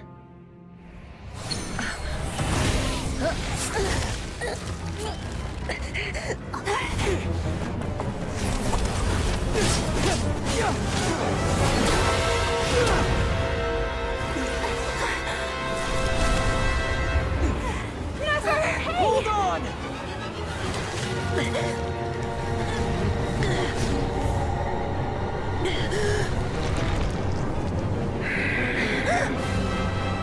Knowing too much is always a death sentence. Speak for yourself.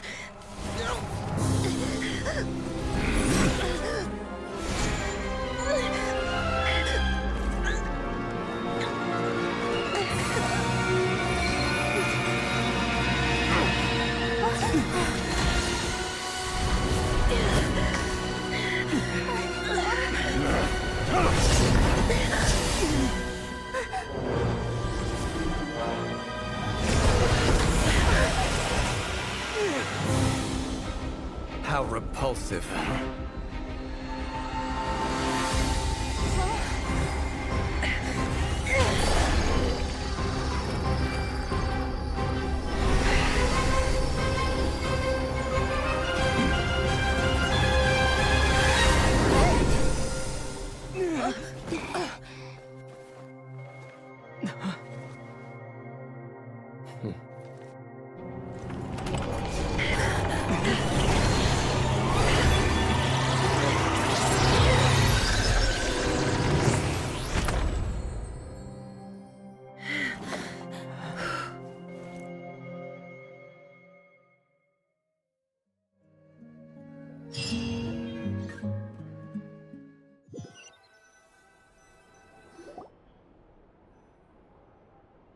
Timed that pretty well, didn't I? It's okay. I'm just glad no one was hurt. Paimon noticed you doing something too, Dainsleif. Were you helping get them out? Of course. When I asked Nefer to conduct this investigation, I was not naive to the dangers involved. I had a duty to ensure your safety. Good to know your sense of justice is still intact after all these years. I take that to mean that you saw the truth. That comes as a great relief. I certainly did. And thanks to your help, I also managed to trap Rerir inside the chess set. Whoa, really? How'd you manage that? Well, to be honest, I sensed that something was wrong long before we made it to the temple. By using this fragment to probe into Rerir's past, well, the monster formerly known as Rerir, it seems I alerted him. I was tracking him, then he caught on and started tracking me too. Can't say I'm surprised. But how did he track you through your thoughts alone? That shouldn't be possible. Rerir was a secret agent who reported directly to the Vinster King. He is an expert at finding a trail and hunting down his pursuers. No wonder. He infiltrated the chess set, read my thoughts, and built a new virtual chess set inside of it. That's why we weren't able to leave at first. Speaking of your chess set, it's quite a remarkable item. Would I be right in thinking you have some connection to King Deshret? You overestimate me. I only have a connection with one of his underlings, the Ibis King. You all saw how this came to be. A long time ago, the Eab massacred my tribe, the Shimti, in our home village. A few years later, I enrolled in the academia, where some new information came to light. The Unut and the Eab fought a bitter battle over the rights to a well, all for the sake of a non-existent 50 million Mora. The Eab ultimately won that confrontation, but their victory came at the cost of almost every warrior in the tribe. The final blow to the Eab came at the victory feast, when an Unut assassin beheaded their chief right before my eyes. The remaining Eab fled and have been scattered to the winds ever since. Having gotten my revenge, I returned to my hometown, where to my surprise, the nearby temple was still standing. There it was, seemingly immune to the relentless hostility of the desert, while my tribal home lay in ruins. As I stood there gazing at the temple, I noticed a cat just outside. This cat, as it turned out, was home to the spirit of the Ibis King. He led me to a gate deep inside the temple, and there he made a deal with me. This chess set is my gift from the Ibis King. The chessboard within is made to the same specifications as the one in the mausoleum of King Deshret, and represents his power of piercing analysis. With this chessboard in its container, I gained a certain ability to perceive hidden secrets. Now, you could conclude that the Ibis King simply wanted to give the people of this world the power to seek the truth, but I don't believe that's the full story. Every god plays favorites. Their hearts are as fickle as any human's, full of secrets, perversions, egotistical tendencies. But precious few gods are willing to admit this. It is the same with all powerful forces, including fate itself. Their gaze falls preferentially upon a select few. As you rightly point out, this is an act of favoritism. If you're alluding to the Abyss, then yes, I agree. Gather the others. It's time to share everything I've learned.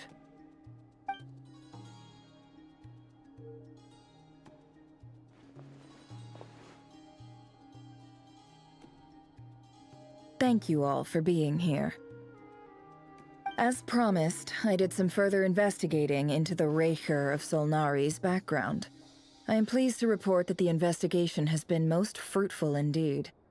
The Razer of Solnari, real name Rerir, was once a Conrian subject who served the Vinster King. I will now share the important details of his story. Please save any questions or comments for the end.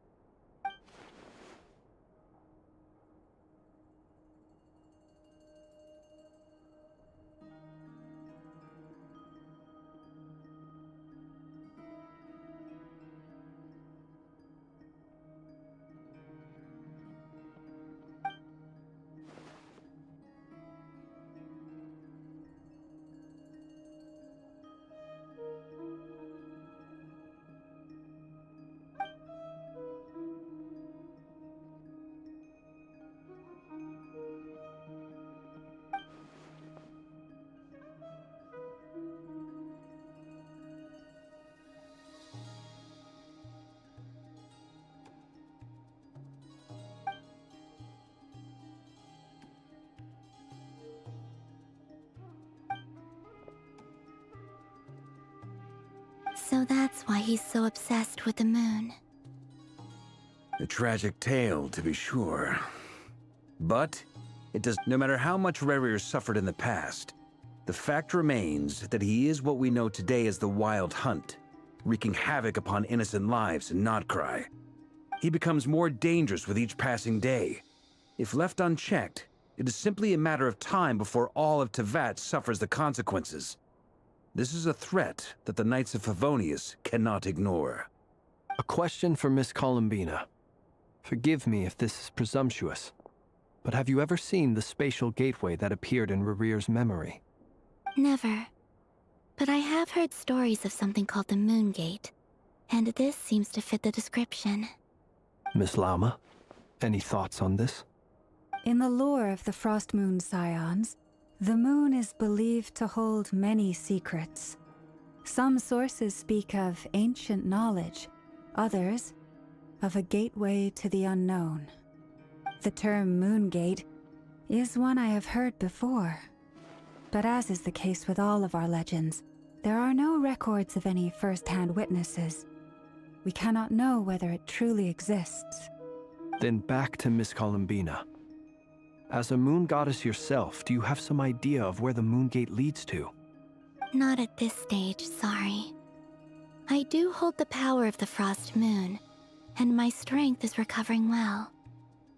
I can sense that the gate would open at my command, but... But there's more to the power of the Frost Moon than that? Yes. A moon goddess has the right to open the moon gate, since it is a path to the moon. But as Nefer mentioned, holding open a spatial gateway takes a huge amount of power. And right now, I need to conserve my energy to fight the Razer of Solnari. I'm afraid this is one mystery we may have to leave unsolved for now. I agree. Better to save your strength. But if you'll humor me for a moment, I have a bold conjecture of my own regarding the world beyond the gateway.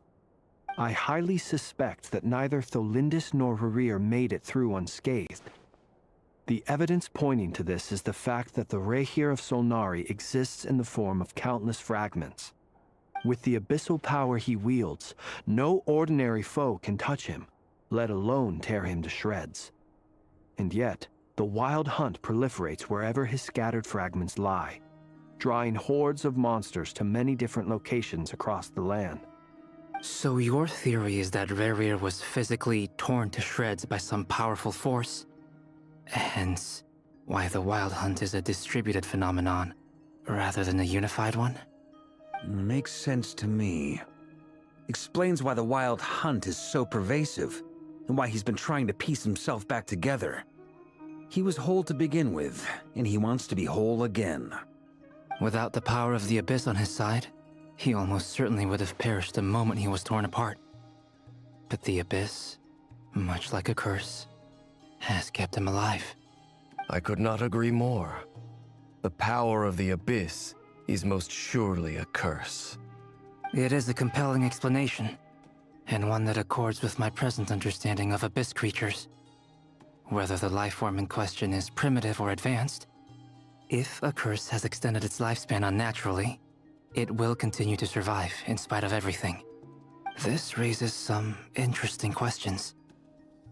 I will run some experiments and see if there is any validity to my suspicions. That being said, regardless of whether my research bears fruit, I would like to thank Miss Nefer for conducting such a thorough investigation. Already, it has greatly enriched my understanding of the entity we face. My pleasure, Mr. Albedo. I too hope that the information I have shared today proves useful as we look to formulate the next stage of our plan. Hey! What is it, Dainsleif? You look really upset! It's just... when I think of the man I once knew as Rarir, I struggle to understand why things had to turn out like this. The two of you used to be friends, didn't you? I don't know if these words will bring any comfort, but my heart goes out to you. Mine too. We can never know all the hows and whys of the way things are.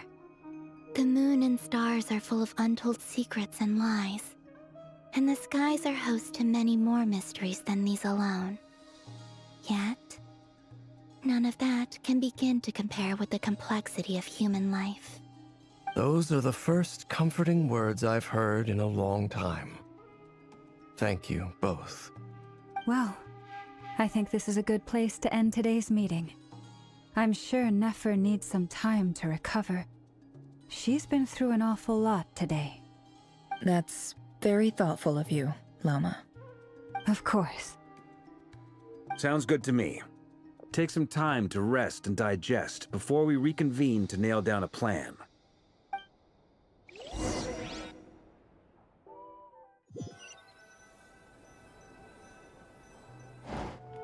Hey, is this a bad time? Hope I didn't kill the conversation. No need. Come on, let's talk outside.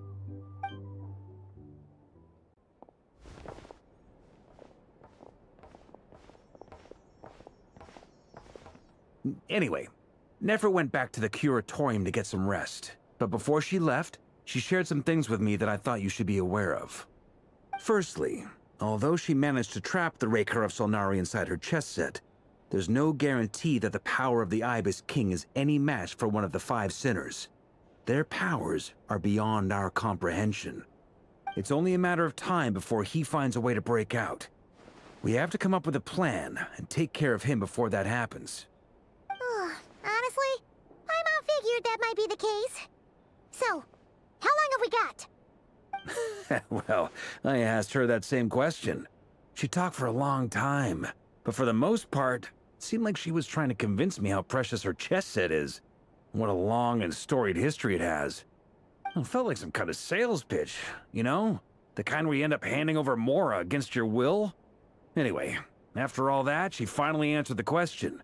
2 days, at most. 2 days? Holy moly! Can we even recruit enough help in that time? That remains to be seen. Which brings me to the second issue. Dainsleif is obviously conflicted about this whole thing. But given how little time we have, there's no way we can pull this off without his help. You have some history with him, right? Do you think maybe you could talk to him for us? Great. I appreciate it. All right, on to item 3. So, Albedo, Durin, and I put our heads together and came up with a plan. Can't promise it's gonna work yet, but at least it's a start. We figured we'd bounce the idea off you first. We'll explore it further once everyone's recovered. Oh, Paimon's dying to hear this. All right, so here's what we're thinking.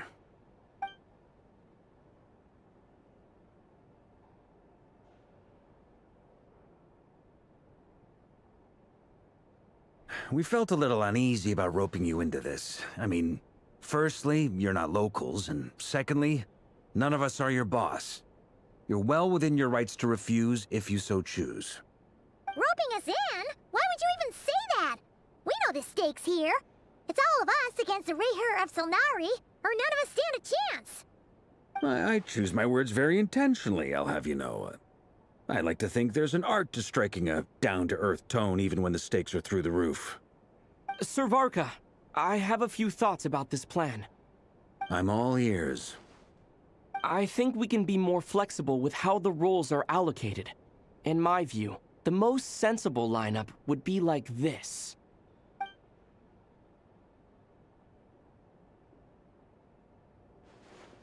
I see your point, yeah.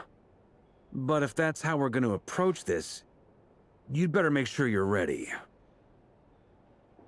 To be clear, I don't doubt your abilities. Far from it. I just want to make sure. Are you really willing to take all this on? I want to do everything within my power. The Razer of Solnari is a truly fearsome opponent, and if I do my part, it'll greatly reduce the risk for everyone else involved. Well, that tracks with what I've heard. Jean's mentioned in her letters that you're so diligent it's almost abnormal. As in, most people weigh up the risks and rewards in situations like this. But you seem to just march towards danger without a moment's hesitation. Of course, everyone appreciates a fearless pioneer. But all that aside, I'm the Grand Master of the Knights of Favonius, and you're our honorary knight.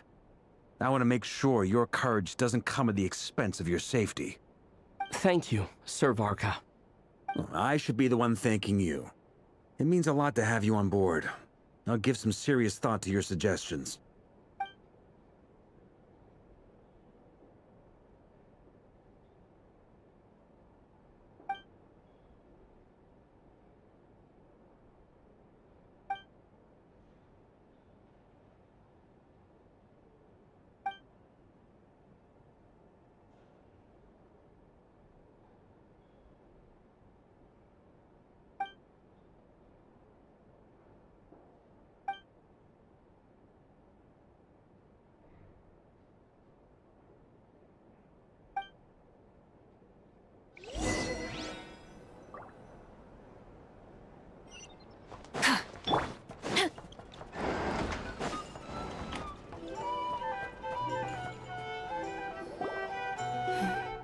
This is a thorough plan, but I do have one last question before we take action. How can we be sure that our enemy won't leave the designated area? Great question. Albedo's been hard at work analyzing Rarer and the Wild Hunt's behavioral patterns. His conclusions are as follows. Firstly, from the earliest known confrontation until now, Rarer has never displayed any ability to manipulate the dimension of space. so it's unlikely he has any power in that domain. Secondly, he seems to have a particularly strong vendetta against our group. If we put him in a fight-or-flight situation, he'll choose to fight every time. Thirdly, finally, and most importantly, he is consumed by hatred, both for the moon and for his enemies. Turns out, we tick both of those boxes. We have a reincarnated moon in our ranks, and a spy who accessed his private memories without permission. He'll be baying for blood, not looking to escape.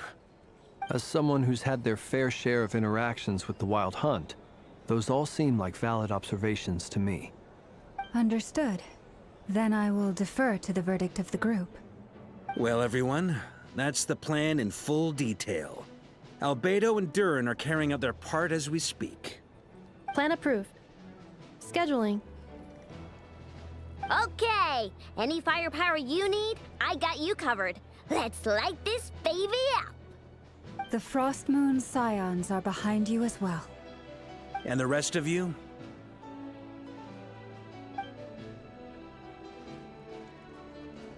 No objections? All right, then it's settled. This is the plan we're going with. Next up, an old tradition of mine. Anyone who wants to back out, now's your chance. Wait, we can still back out of this? Everyone says things they regret, right? I don't want anyone feeling trapped because their mouth said yes before their brain had time to think things through. A very people-first approach. I hear that's common practice in the Knights of Favonius. Heh. Who'd you hear it from? D-Luke? Shh. We don't use people's real names at work. This contact will be known only as Owl, please and thank you. This plan can only work if everyone does their part. Flint's and I will absolutely support it. We shall indeed. You'll be glad you accepted our help. Also, you are the last person I expected to see here, Miss Dory. It's not often I get called Dory in a work context. My peers usually call me Lord Sangama Bay. So, the longer your name, the higher your net worth. Is that the idea here? In that case, Mr. Flint's here must be worth a fortune. That's right, I know your full name. It's... The walls are thin here. I'd appreciate you keeping that a secret.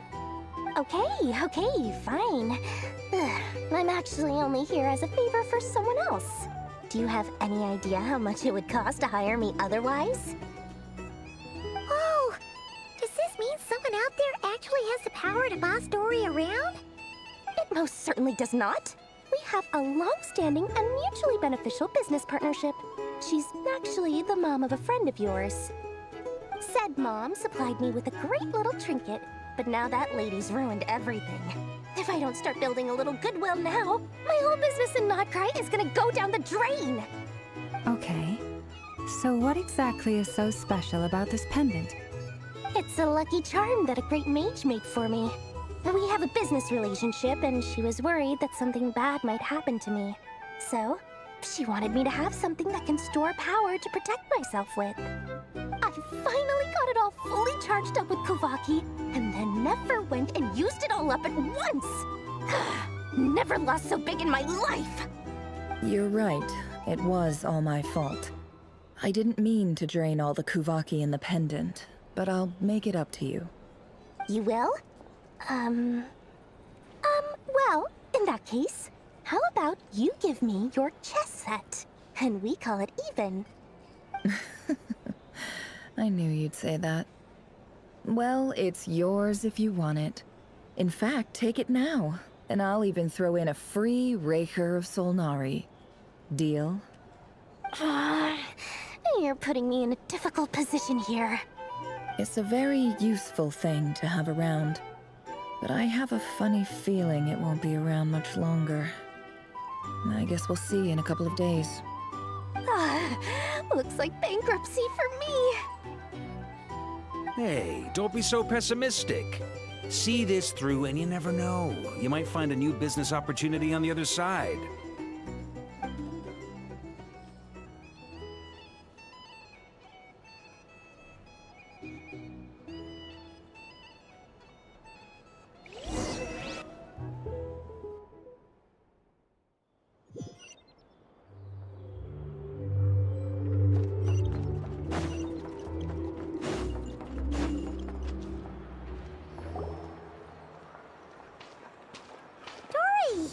are things going? Feeling ready? Oh, I was born ready. We only have 2 days. You think Lord Sangamabe would let an opportunity like this slip by? Don't forget, when something's in high demand, the people with the goods on hand get to charge the highest price of all. Even higher than the sellers taking advance orders. Ta-da! See? It's right here! Ah, it's so pretty! Did you make it? No, I have a supplier. We go way back, so he made me a very attractive offer. Aha! No wonder you were talking about Lucky Charms at the meeting. You've been getting Kaveh to make them for you. That's not the full story. It actually started a while back as a project between me and the Dendro Archon. Mage Alice once warned me that this world won't stay safe forever. There may come a day when everyone faces a great crisis. I passed this on to the Dendro Archon, and she secretly brought together a research team made up of Sumeru's top scholars to invent a technology that could keep people safe. I won't go into the details because it's all very complicated, but if you want to know more, you can ask the Dendro Archon about it sometime. Anyway, point being, it was the Dendro Archon who asked Kaveh to build this little contraption. As one of the top Kashara War talents, he was the obvious choice. Took him long enough. He stressed over it for ages. Must have gone through at least a dozen designs before producing a final product. But that's Kaveh for Marak delivered it to me a couple of days ago, along with a letter from Kaveh.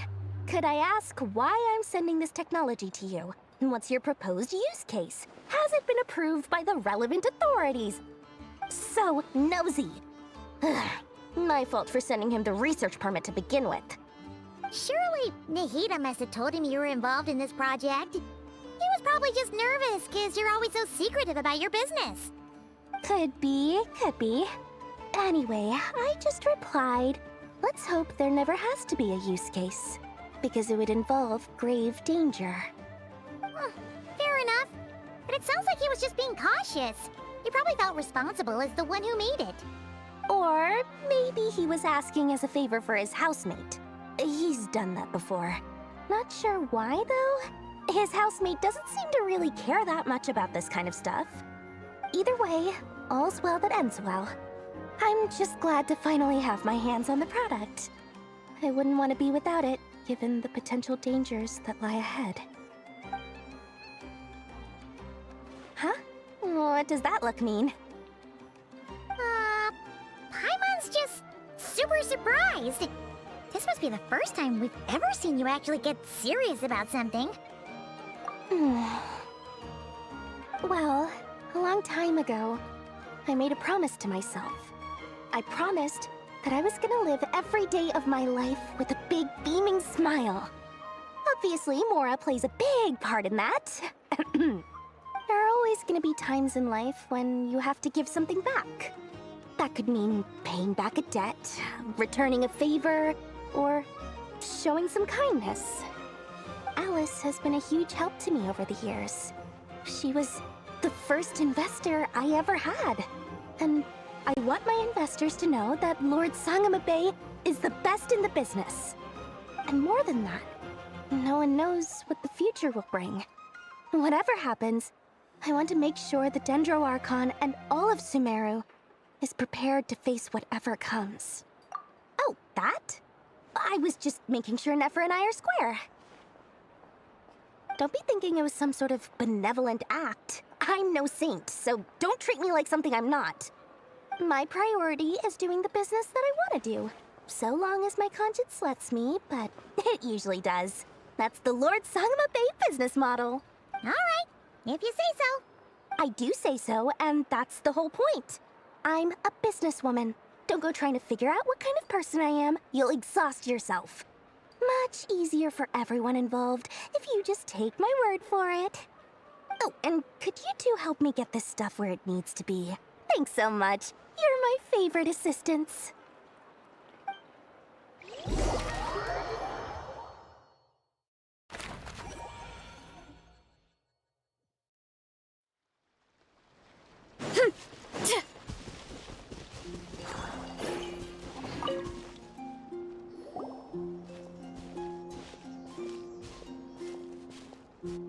Traveler, Paimon.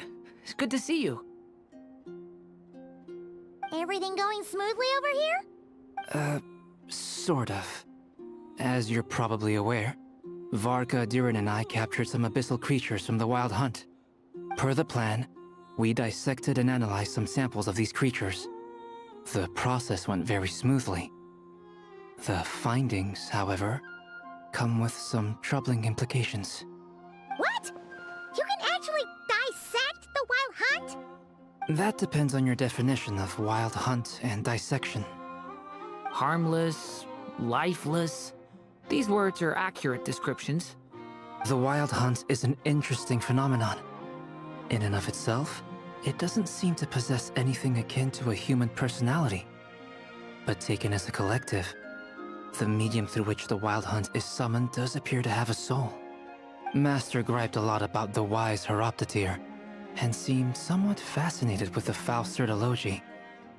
But she barely mentioned Rarir at all. I don't think that was because of his lower social standing, though. Anyway, it's a pity. I should like to hear her thoughts on the nature of the lifeform he has become today. It's a strange mix. The furious energy of an abyssal being channeled through a fractured physical existence. A consequence of being torn apart by an unknown power. Perhaps the only explanation for his survival in this state is that he sacrificed a degree of individuality in exchange for a continued existence. Oh, sorry. Once I get talking about interesting research, I have a tendency to go on indefinitely. Back to our research findings. Essentially, they confirm my hypothesis. Rarir's corpse is completely contaminated by the Abyss, and the effects are irreversible. You could think of this as Rarir in mutated form. But in my view, even that would be inaccurate. In reality, his whole being has been consumed by the Abyss. In other words, he is now nothing more than a manifestation of abyssal power. Unfortunately, at present, we have no means of completely eradicating abyssal power. Hence, we cannot fundamentally destroy the Razer of Solnari either. Oh, that's terrible news! So, that's it? We can't defeat him? Not even if we get the power of the Three Moons? Miss Columbina's situation is a difficult one. She can never achieve wholeness when the world does not accept her presence. It's as if her creator banished her to a place she can never be accepted. It means she spends most of her energy just on her own survival. Given the circumstances, it's only natural to despair. But we must see this plan through to the end. Time to kick off the backup plan. Oh, Paimon almost forgot! This is for you. Dory asked us to bring it. Ah, how wonderful. Well, thank you for making the trip. Durin and I will be heading off shortly. I'm sorry I won't be there to protect you in person this time. Please be careful. All right then. Stay safe.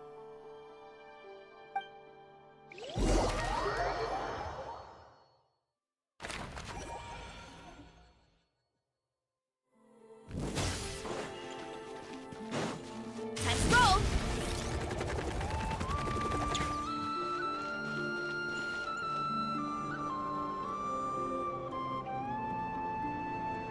Miss Lauma, is everyone here? Yes.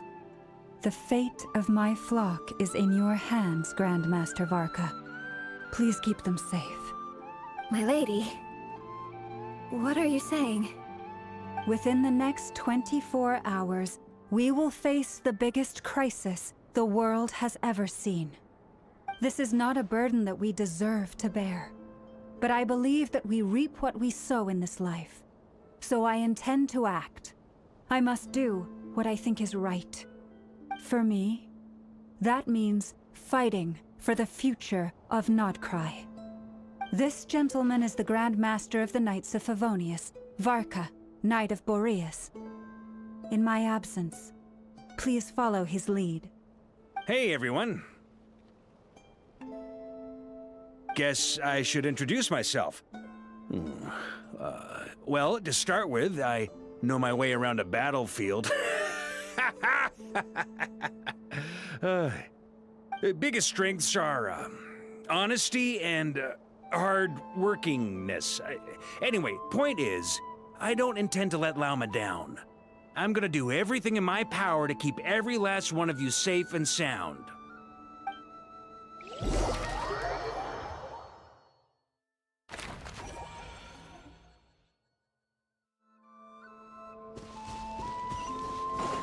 Running late again.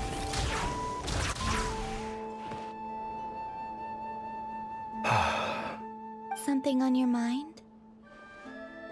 Miss Columbina, was it? I believe that's how the others addressed you. That's right. Names are funny things. Have you always been called Dainsleff? Yes. I take it your own name has a more complicated history. I have a different relationship with names than other people. To be honest, I'm not even sure that Columbina is my name. At least, not in the same way that Dainsleff is yours. But it's what everyone calls me, and I go along with it. A lot of my life has been that way. I get so used to things that I forget to question why they are so. I never used to think much about where names come from, or what they mean to people. Maybe something's wrong with me. You're different from other people. I sensed it the first time we met. You're more perceptive than most. I'm sure your long life and rich range of experience explains that. Do you ever find yourself missing Conria, Mr. Dainsleff? Difficult to answer. I have dreamed of the past many, many times. Sometimes I'm fighting tooth and nail. Other times I'm lying on the ground, defeated. I don't recall any happy moments from that time. It has been too long. Is that because hatred survives longer than love and affection? That would not be for me to say. I make no excuses for the grudges I bear. But whatever the reason, I remember little that was beautiful or sentimental. Thank you for your help with the Razer situation. Without your efforts, I never could have learned the hidden truth of his story. You're welcome. I know he's your friend. Friend? He betrayed me. And I never really understood what he was going through in life. Some friendship, that is. Okay. So, do you plan to fight him with us? You see, you're torn. Now you know what really happened. You see the things he's done in a new light. I need some time. Of course. I completely understand. Anyone else in your position would feel conflicted too. Actually, I went through something similar myself recently. Something happened that changed my perspective on a situation. A situation I took for granted at the time, but now I feel very grateful for it. You mean the Harbingers who still support you, even though you've left the Fatui? Yes. I always thought they were only helping me because Harbingers are forced to work together. But then I abandoned them. A warrant was even put out for my arrest. And even now, they still support me. Which means I was wrong about them all along. Clearly, they view you as a friend. I feel a little guilty now. I regret not seeing her help for what it was, and not treasuring it. I see the guilt that you're feeling now, because I feel it too. Hopefully, talking about it will do us both some good. Have you noticed that the Traveler and Paimon are over there? I think they've been listening. Huh. Shall we say hello? Sure. Hello. Ah! They caught us!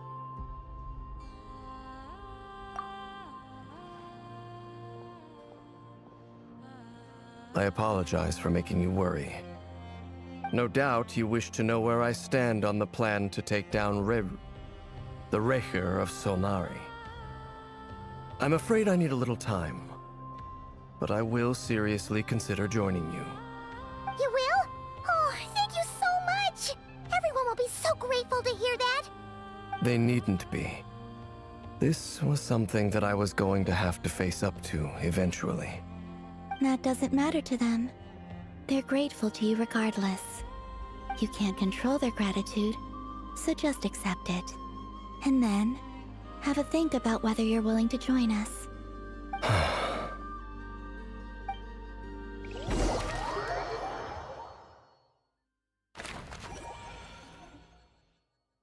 It's nearly showtime! Let's go rendezvous with the others. You know the place.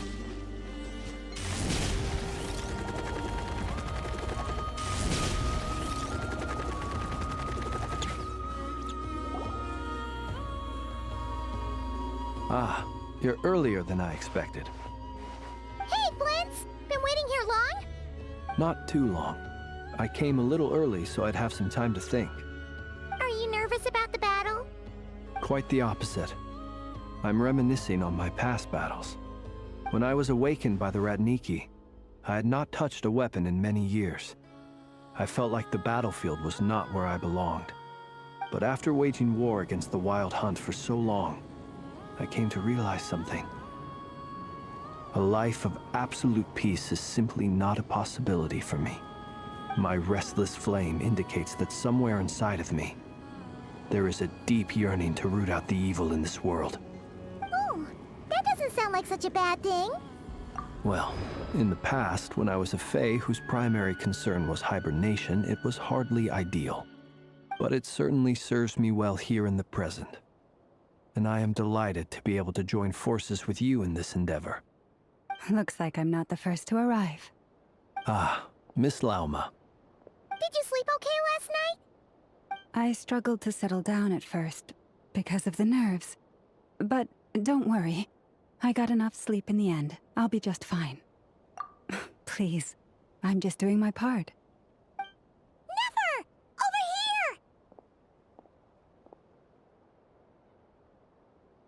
here! Aino asked me to relay a message. She said Anefa will be on high alert and keep a close watch over all secondary districts where defense is required, providing support as necessary. Meanwhile, Aino herself will provide range support to us directly, using her latest invention. Excellent. My thanks to all involved. The chest set's looking a little unstable. It won't hold him much longer.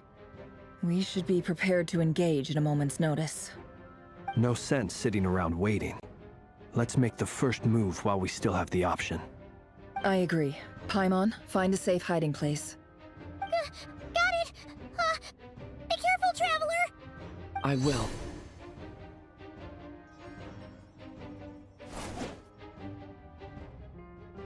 Everyone, take your positions as soon as the battle starts. Every ounce of strength we have in our bones, let us bring to this fight. Ready? Let's go. I've seen all your futile ploys before. You have become the authors of your own demise. I wouldn't be so sure about that. You are merely a moment of sport before I tear down the moon.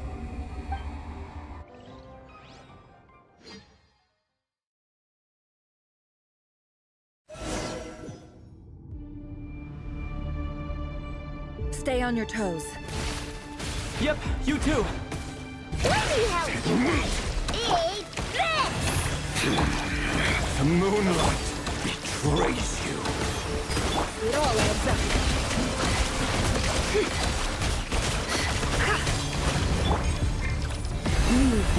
Hunt them down! Be silent. Close your eyes. Do you hear them? Water jet! Hunt them down! Can't hide the truth. Moonlight! Pathetic! No more lies. Time to come clean. The mystery unravels. Stay your hand. By the frost moon of old. Be silent. Close your eyes.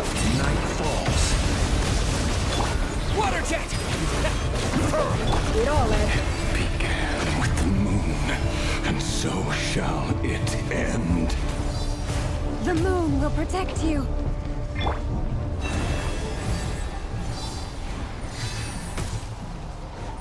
The moonlight betrays you.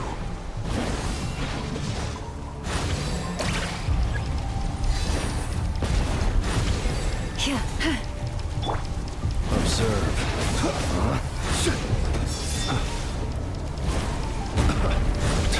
Be silent.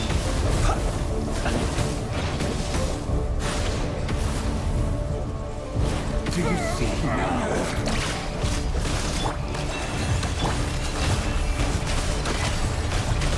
From here.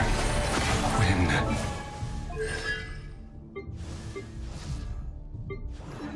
Will it be as you foretold? Close your eyes.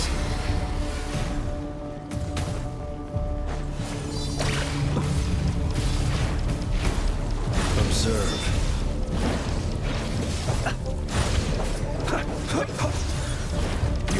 Spirit is not welcome here. Everlasting Christ, you poor lost lamb. No more lies.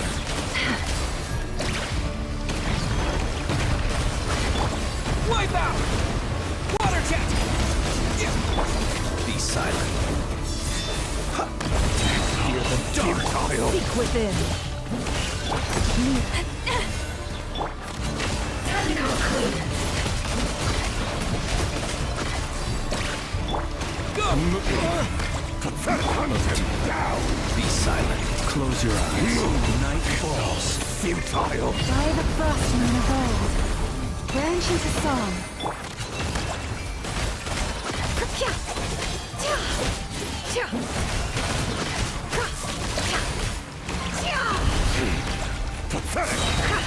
The mystery unravels. Your moonlight heroics is already. Who wants to go first?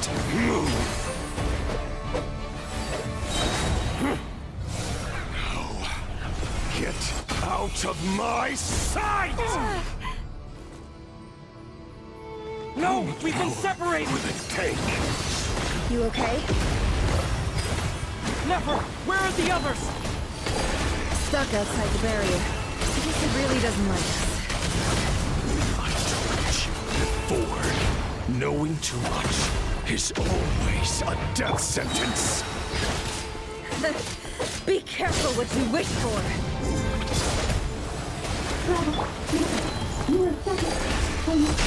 Mama! Can you hear me? Hold on, wait. Silence. But at least I know they're still there. I need to focus. Stick to the plan. Remember my most important task. Just stop stalling him. If I can stall him for long enough, the moment will come. Time to go clean. Go! It all adds up. Time to go clean.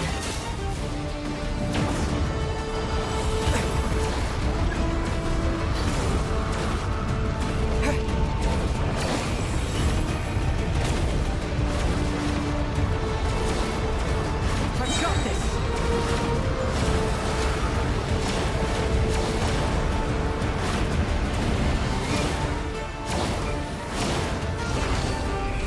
Go! The shield's broken. I can't keep this up. Don't push your luck. How much power will it take?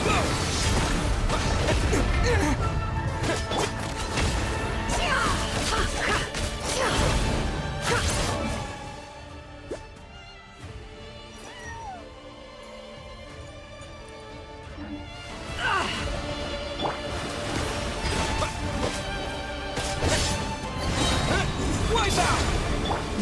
mystery unravels. Can't hide the truth. Time to come clean. It all falls into place. Time to come clean. Water jet!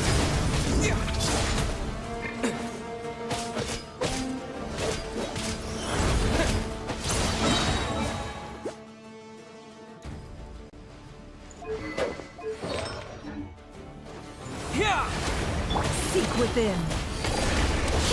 It all adds up. Let's see what you're made of. Time to come clean. Can't hide the truth.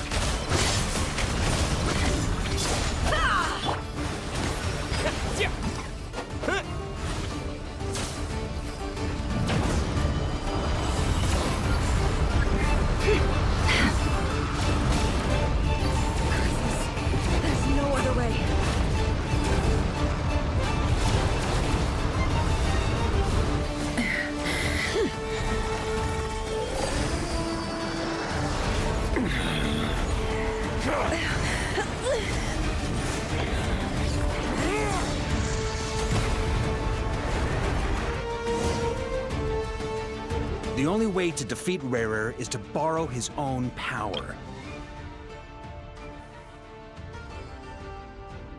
That means Columbina will have to disappear while you two bear the brunt of his attacks. You have to hold on. Find a way to keep him focused on killing the two of you.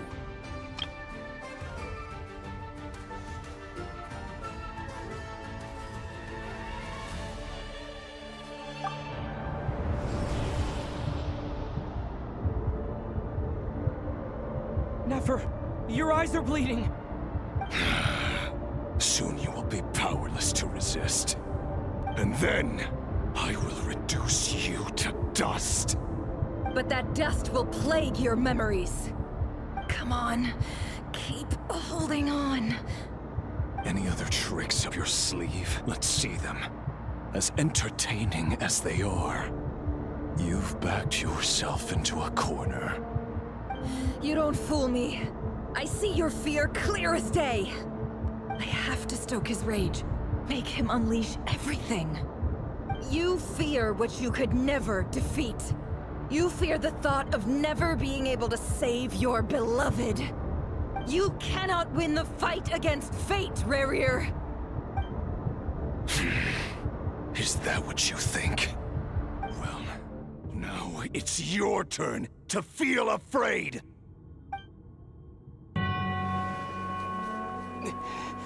You fear the sound of your own name? Is it us you hate? Or is it what you've become? Let's see what becomes of you!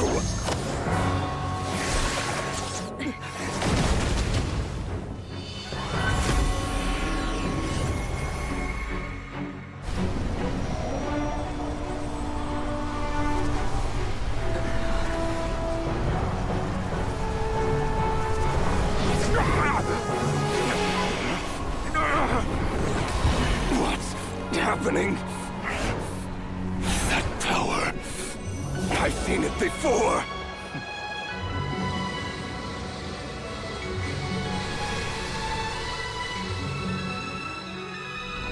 His power is on another level. We'll need to use an alchemical array to convert his power into a usable form. Then quickly channel it into Columbina, rendering her powerful enough to compete with him.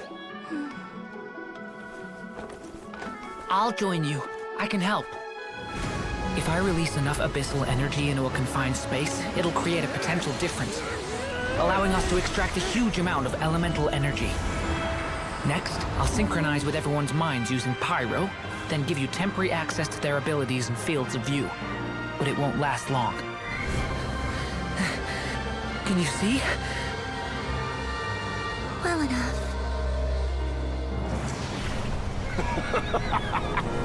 So, we have a student of Gold Rheindotter in our midst. How about that?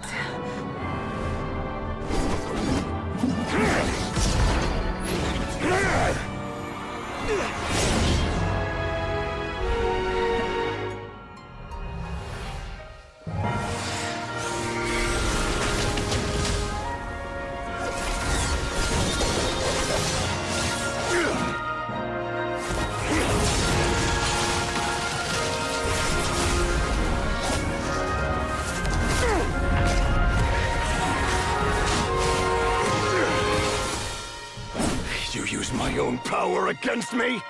Just like how you stole Kuvaki. Look familiar?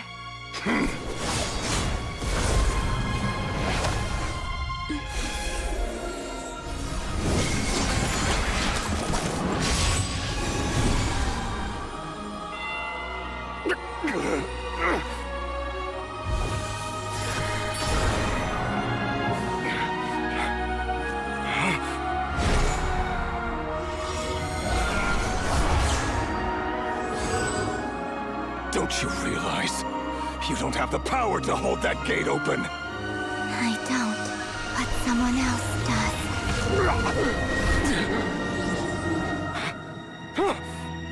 Goodbye, Razer.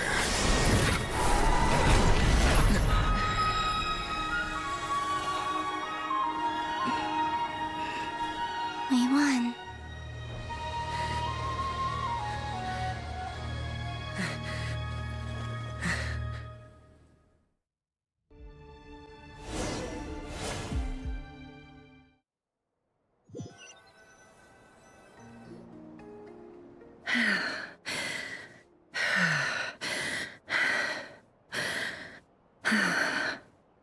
Nefer, how are your eyes?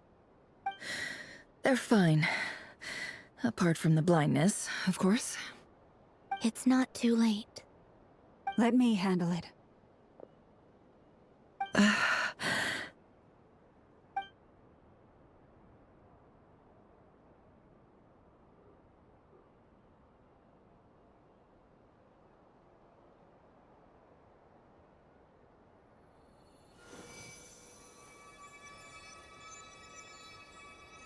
Miss Nefer, it's not like you to lose your composure. That was the most reckless thing I've ever seen you do. Reckless how? The situation was critical. Our lives were at stake. We had to do something. Even so. Okay. I guess you're right. Under the circumstances, it was a wise decision. You traded your eyes for an incredible victory. In business terms, I suppose that's a huge return on investment. I'd be hard-pressed to argue otherwise.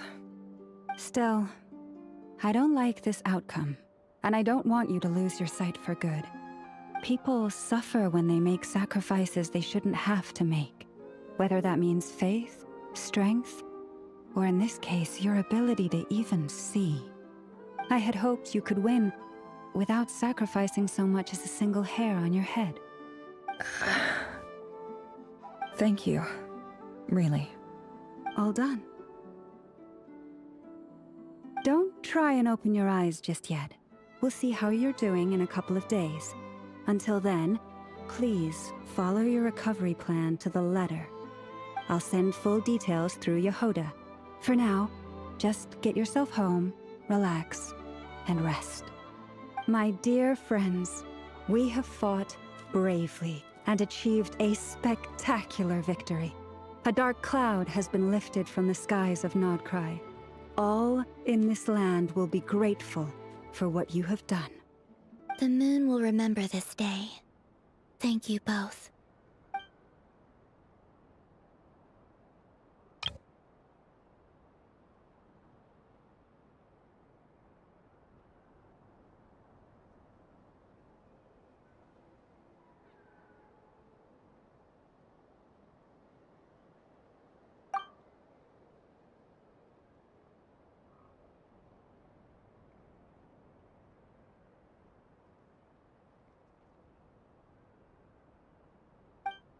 There's something I want to let you know. What is it? When Durin connected everyone's minds so I could access their powers, I also felt everything they felt. And since Nefer's eyes were injured, my eyes are hurting now too. Huh. Hold on. Let me try. I only feel the pain. There's no actual damage. I just thought I should tell you. You're right. There's no damage. That's a relief. But I must say, I'm surprised to hear the Kutar share something like this with me. In the past, you never used to open up about yourself. Things are a little different now from how they were. I'm learning to share how I truly feel with my friends. Friends? You have no idea how glad I am to hear that.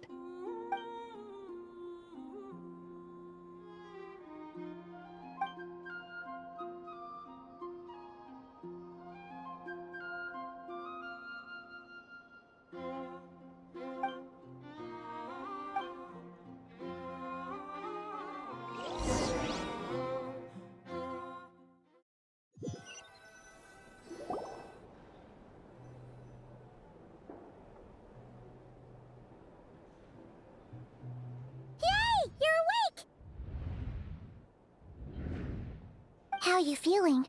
Any aches and pains? Did you sleep well? I'm doing all right, Paimon. No need to worry about me. Phew! Well, that's good.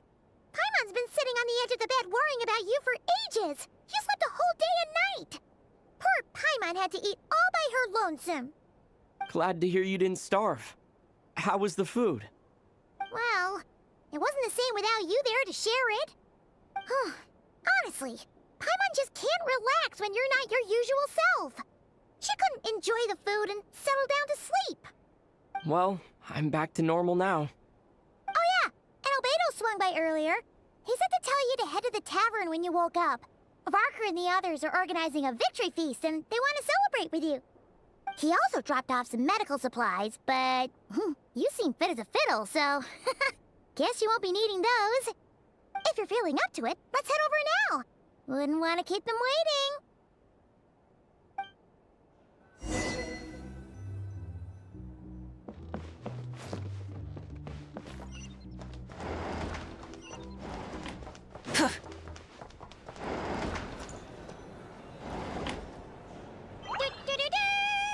We're here! Oh, Traveler and Paimon! Perfect timing!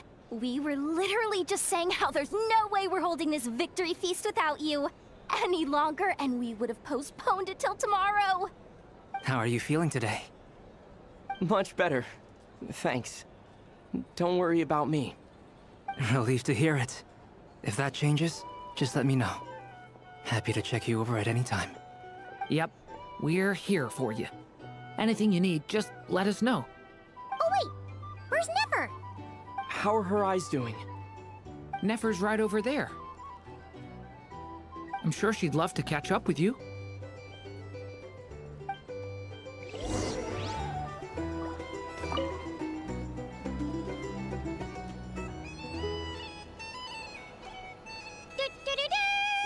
We're here! Oh, Traveler and Paimon! Perfect time! How are you feeling today? Much better. Relieved to hear it. Yep, Oh wait, where's Nefer? How are her eyes? Nefer's right over there. I'm sure she'd love...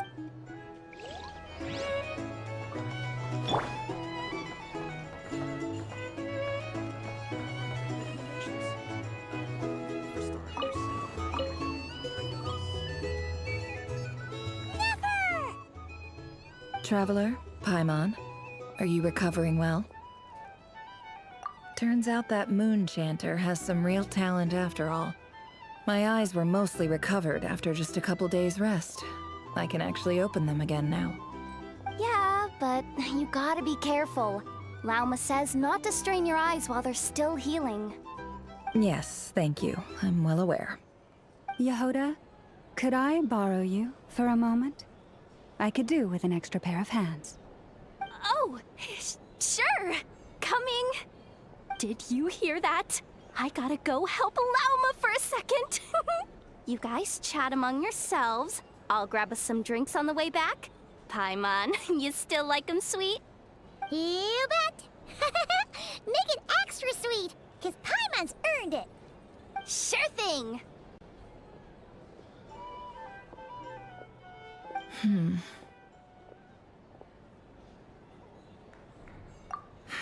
The Raker of Solnari. Kind of a snake, don't you think?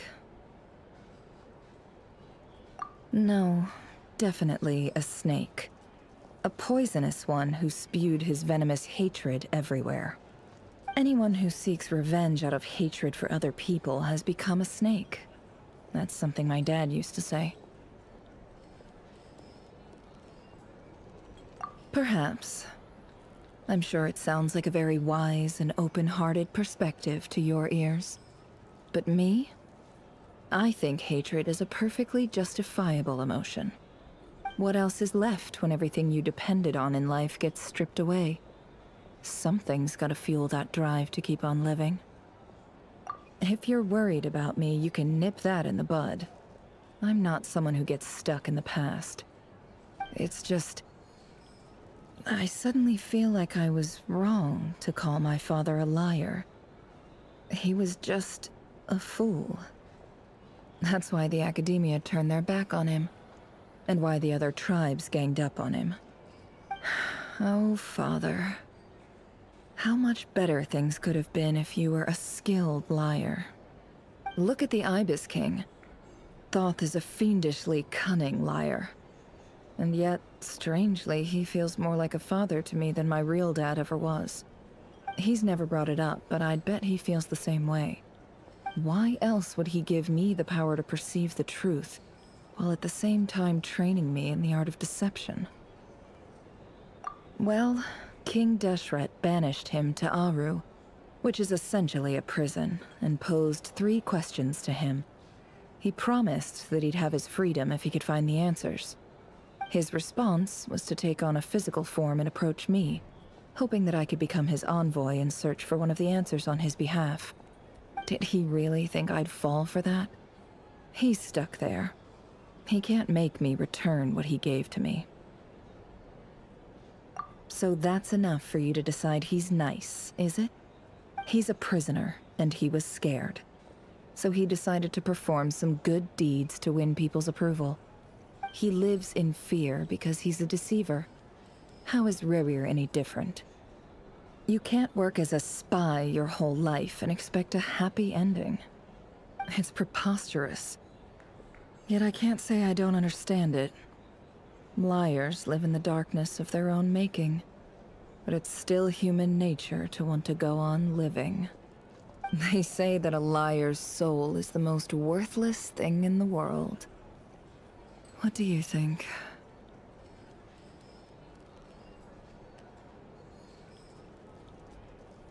Oh, really? Well, it takes a very kind person to find compassion even for liars. If you ask me, the soul of a liar really is worth nothing, because all they care about is themselves. For example, when something good falls into my lap, I don't go sharing the news around. Stops other people trying to steal it from me.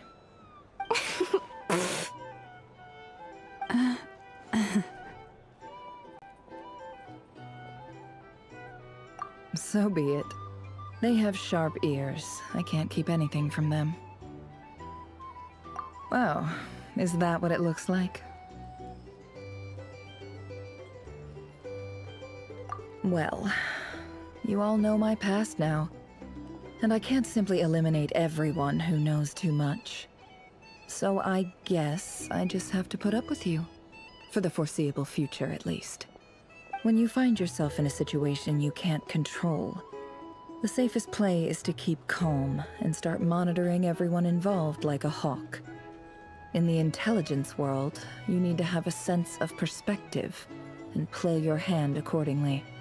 If you understand what's at stake, please ensure my secret is safe with you. I trust you'll respect my wishes as a friend. But don't forget, I will also be watching you like a hawk. Very good. Oh wait! Now that the panic's over and we've all calmed down, Paimon suddenly remembered something. After all that build-up, our mystery ally never showed up even once!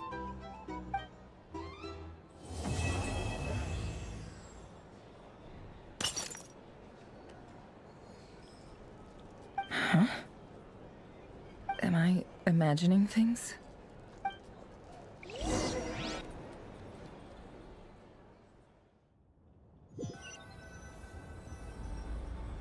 So, that close colleague who stayed behind with you? What's he been up to recently? Don't know, don't care. I get more normal human interaction from hanging out with Bosco 2 than him. Although, now you mention it, he hasn't bothered me in a while. I wonder if... If he's disappeared without a trace, it's the biggest gift he ever gave to the world. But I somehow doubt that's what's going on. He won't lie low forever. So we'd better stay on guard.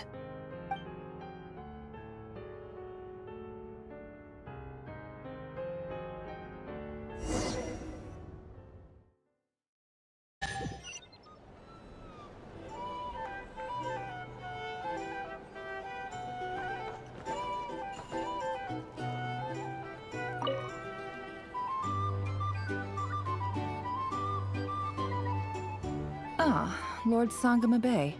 How lovely to see you. I must thank you for the device you provided. It was an enormous help. Would I be right in thinking that it was developed by the Academia? Why come and ask me when you clearly know already? I mostly came to thank you. That's more like it. A little gratitude goes a long way with Lord Sangama Bay. Play your cards right, and you might even stand a chance of becoming my long-term supplier. The chance to work with such a kind and charitable investor as yourself would be a great honor for the Curatorium. Huh? Charitable? Who said anything about charity? First I'm hearing about it. Let's see.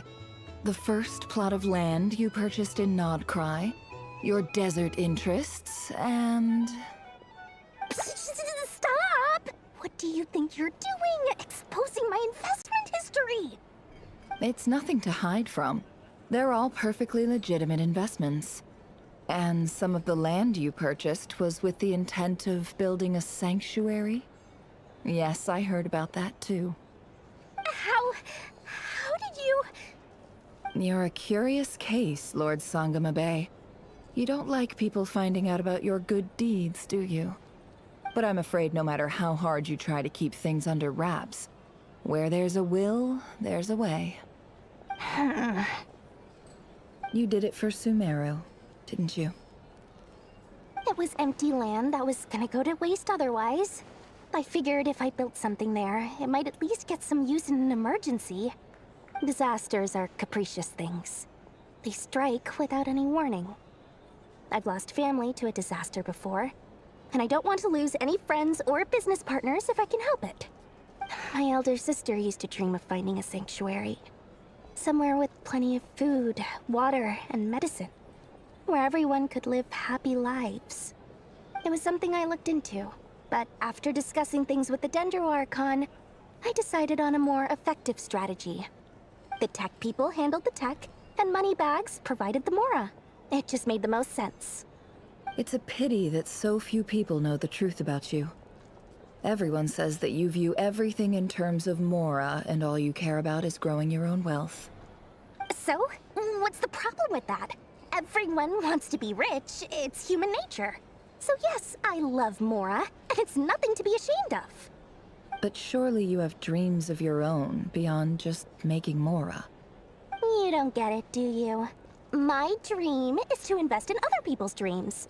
And, you know, make a nice little slice for myself along the way. Just thinking about it makes me happy. That sweet, sweet sound of Mora. Thank you. For the device? And the pendant. Oh, that. I was just returning a favor. Don't worry about it. Seems like we've both been away from home for a very long time. Yeah. So long that I barely remember what my family even looked like. That would be your mother, father, and sister? Yeah, though it's been years since my sister passed away. It's not like I want to forget them, obviously, but memory can be even more ruthless than the most calculating business person. Beyond a certain point, if something isn't helping you, it just gets rid of it. My sister can't help me now. Slowly but surely, her face is fading from my mind's eye. It's become a vague impression. Not everything will fade. When loved ones pass away, The beautiful memories are the ones that last the longest. Yeah, that's true. If you ask me, that's the one silver lining in all of it.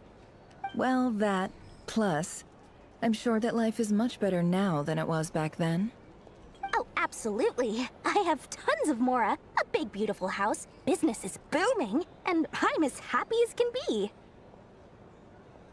You've got a lot going for you too. Boss of the Curatorium of Secrets? I'm sure there's plenty of Mora to be made in that line of work.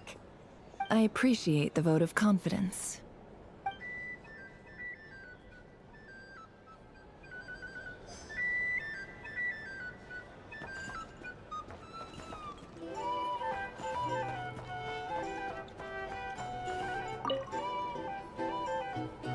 How have you been holding up?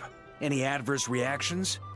If you start to take a turn for the worse, make sure you tell me right away. You don't need to worry about me, Grandmaster. I'm fine. I mean, I barely did anything, so... What? You're too humble, young man. You played an indispensable role in the battle for Nodcry. We can't thank you enough for your support. Sometimes, when people praise you, it's because you deserve it. The best thing is to accept it calmly and with grace. It's important to learn how to respond to words of admiration. Let's do a quick demonstration. Albedo, that was an incredible feat of alchemy. The pressure was on, but you worked flawlessly at lightning speed to get the job done. Thank you. I can't take all the credit, though. Durin played a big part in forming the alchemical array. See? Did you catch that? A masterclass in how to take a compliment. Okay, yeah. I did work pretty hard to help prepare for the battle. No point denying that. Hey, you guys! Hey, look who's bounced back. Looking good, Traveler. Seems like you've recovered. You won't need to take any more medication. Can I get you a drink? Huh? You know how to order at a bar now? You've sure learned a lot recently. Handling a drinks order is ridiculously simple compared to alchemy. Don't worry, I'll blend into society yet. Paimon believes it. You're clearly a fast learner, just like your brother. To be totally honest though, Paimon didn't quite follow all the details when you first explained the plan to us. Don't worry, that's completely understandable. Unless you're a student of alchemy, it's hard to grasp the principle and how the process works. To put it in the simplest terms, we saw how our enemy stole the power of Kuvaki. And that gave us the idea of stealing his power to turn it against him. When facing an enemy you have no hope of defeating, it's best not to engage them in battle. So, instead of looking for a way to overpower him, we decided to help Columbina get strong enough to at least stand up to him in a fight. For this to work, we had to analyze his modes of attack, confirm who his main target was, and make sure that he wouldn't go beyond the range of the alchemical array. For added security, we prepared a total of 4 arrays. But to mitigate the impact of the battle, we identified one location in particular as the ideal spot, which is where the confrontation took place. The alchemical array absorbed his abyssal power. Then Durin processed it to render it usable by Columbina. That power enabled her to do what would otherwise have been nigh on impossible. What surprised me was that Dainsleif actually agreed to join us. Given his history with Razer, he had every right to sit this one out. But we're extremely grateful for the decision he made. It must have been a painful choice to make. But I'm sure that making a decision was far better for him than staying in limbo. Absolutely. He was torn between 2 paths, but in the end, he made his choice and stuck to it resolutely. He doesn't strike me as the sort of person who'd stay trapped in limbo for long. Anyway, however you cut it, everyone gave a stellar performance. And now, it's time to kick back and celebrate.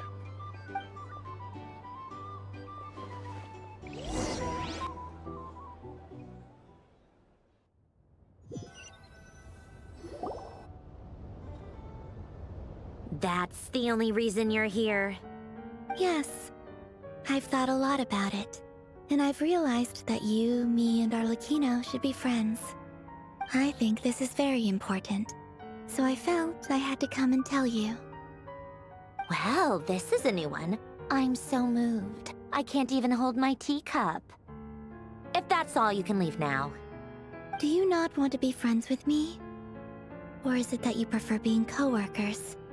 What is this, Columbina? Are you deliberately testing my patience threshold?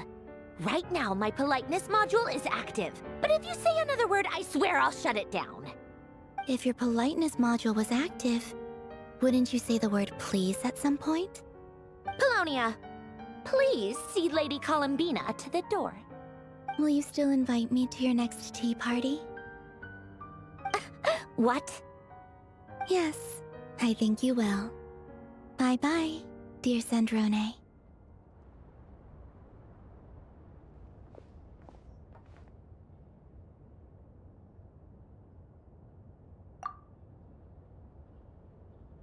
Last time, the Wild Hunt escorted you out. Would you rather I handled it myself this time? We just wanted to, see how you were doing now that it's all over. Why? Out of concern for my safety? I hope you didn't seriously think that the Razer of Solnari would be able to lay so much as a finger upon me, given how prepared I was. Mostly because you kind of helped us out, so we just wanted to check you were okay. Looks like all your robots are fixed, huh?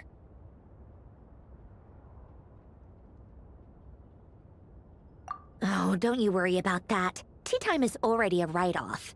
The visitor before you managed to kill my appetite. If you're in the mood for tea, go ahead and help yourself. Otherwise, it's going to waste. My coasters are still missing in action, though. Use this notebook instead. Whoa! Pretty hefty notebook. Look at all those calculations. You can ignore those. They're just dumb scribblings. I doodle and write in my free time. Sometimes I remember the distant, dreamlike past. Sometimes I imagine the far-flung future. And other times, I grit my teeth and note down all the crazy nonsense going on in the present. Some people do the crosswords in the newspaper. This is my equivalent of that. Trying to predict the future is like daydreaming. And writing about the present just makes me furious. The past is my favorite. If nothing else, it's already set in stone, so I don't have to rack my brains trying to figure it all out. Huh. Although, having said that, the only vaguely interesting memory in my past is probably that guy they call Lord Artificer. Who else? Pretty much all the mecha and Fontaine are his personal handiwork. Wait, are you saying you know him? Like, personally? As a friend? I mean, I guess we were friendly enough. Yep. In fact, I'm probably the only normal person left who knew him at all. We used to chat occasionally back when he was still around. Before he passed away, he asked me to destroy all his manuscripts. I honored his request, but I did read through everything first before destroying them. I mean, I couldn't let the genius of Lord Artificer Alain Guillotin disappear like that. Would have been such a waste. So, that's where the formulas in your notebook are from? I just told you. Those are my equivalent of crossword puzzles. They're just dumb formulas that I solve for fun when I'm bored. Alain's work was like epic poetry. The formulas in my notebook are just silly little riddles in comparison. Not that there's anything bad about them. I mean, at least, solving those riddles isn't going to hurt anyone. Except me, 'cause I lose a few brain cells in the process. Anyway, while we're on the topic, I might as well tell you about what happened to him and his friends. Alain Guillotin had two close buddies, Renee and Jacob. They spent their childhood years together in the Narzissenkreuz Institute. They were all quite competitive, so there was some rivalry between them, but it was a friendly rivalry. But beneath the friendship and the rivalry ran something deeper. a sense of nostalgia for the past. Unfortunately, childhood would end, the prophecy would come true, the apocalypse would arrive, and the future would never be. A mad dream that would normally only capture the minds of lunatics begin to take root in their hearts. A dream of saving the world. And if Renee and Alain had been people of lesser wits, that dream would probably have ended up as something for them to joke about in their older years. But alas, they were some of the sharpest minds around. They nurtured that dream with the full power of their intellect, and it grew into something that ate away at their souls. The first of them to fall under its spell was Renee. Against Alain's wishes, he persisted in experimenting on a mutual friend of theirs to try and save their life. Alain did not approve and parted ways with Renee. It's complicated. Alain wanted to believe that Renee only did what he did for the sake of their friendship. But when he told me about what happened, I could tell he still had some suspicions about Renee's motives. Perhaps the seed that would grow into a nightmare had already sprouted in Renee's mind. Even then, the next time they met, Renee's soul had been completely engulfed by the dream of salvation. His futile attempt to change the tide of fate only resulted in a wave that swallowed up the world, even before the apocalypse came. And although that wave died down eventually, I hear that it just recently came back with a vengeance. As I understand, Renee wanted to live out his dream of salvation once more. But I'm told that the attempted resurgence finally died out for good. At long last, Renee awoke from his deluded dream. Though of course by then it was far too late. What do you think of Renee? Do you admire his transcendent genius? His view that any price was worth paying to achieve the lofty goal of saving the world? Or do you despise him? Dismiss him as an evil madman who wrought havoc on the lives of everyone around him as he pursued his delusional dream? Same difference, really. Just a matter of perspective. Doesn't surprise me. You share one thing in common, after all.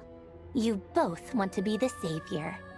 The only difference is, your dream came true, and his, well, he wasn't the one who made it come true. I don't like fanatics who give up their whole lives for their ideology. Nor do I like fools who let their delusions take control. Maybe I could understand if Renee had just been an ordinary person. But he had a sage-like intellect, and still managed to get himself lost in a labyrinth of his own desires. Anyway, that's enough about Renee. Now, moving on to Alain Guillotin, the Lord Artificer. He managed to put a stop to the first storm whipped up by Renee. But after that, Alain lost his friends and family. To his credit, I suppose, the loss of his family and friends was purely a tragic accident. It's not like Alain sacrificed them for his cause or anything. After that, the only thing supporting his work was the same dream that had dragged his closest friend down to the abyss. But although the desire to save Fontaine drove him to found the Fontaine Research Institute, Alain continued to reject any form of transcendental knowledge or power. He was suspicious and fearful of it, having seen the way it had affected his closest friend. I think that formulas and machines derived solely from human intellect were the only thing that gave him a sense of spiritual comfort. Yet Alain's intellect was simply too great. It barely left him space to breathe in his lifetime. Once he realized that the end of his life was approaching, he finally accepted the truth.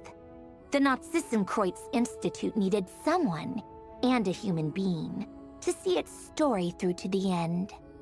He quit working on his formulas, trading them in for the fairy tales that had played such a formative role in his childhood, but which he barely touched in his adult life. He told me that the director of the Nazissenkreuz Institute used to read those fairy tales to the children as bedtime stories.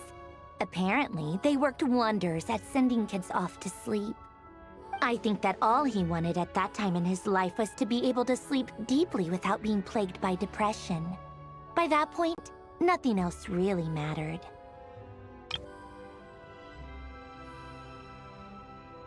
At the very end, he laid down to rest in the ruins of the former Nazissenkreuz Institute orphanage, while the Fontaine Research Institute he had founded continued tirelessly with its work.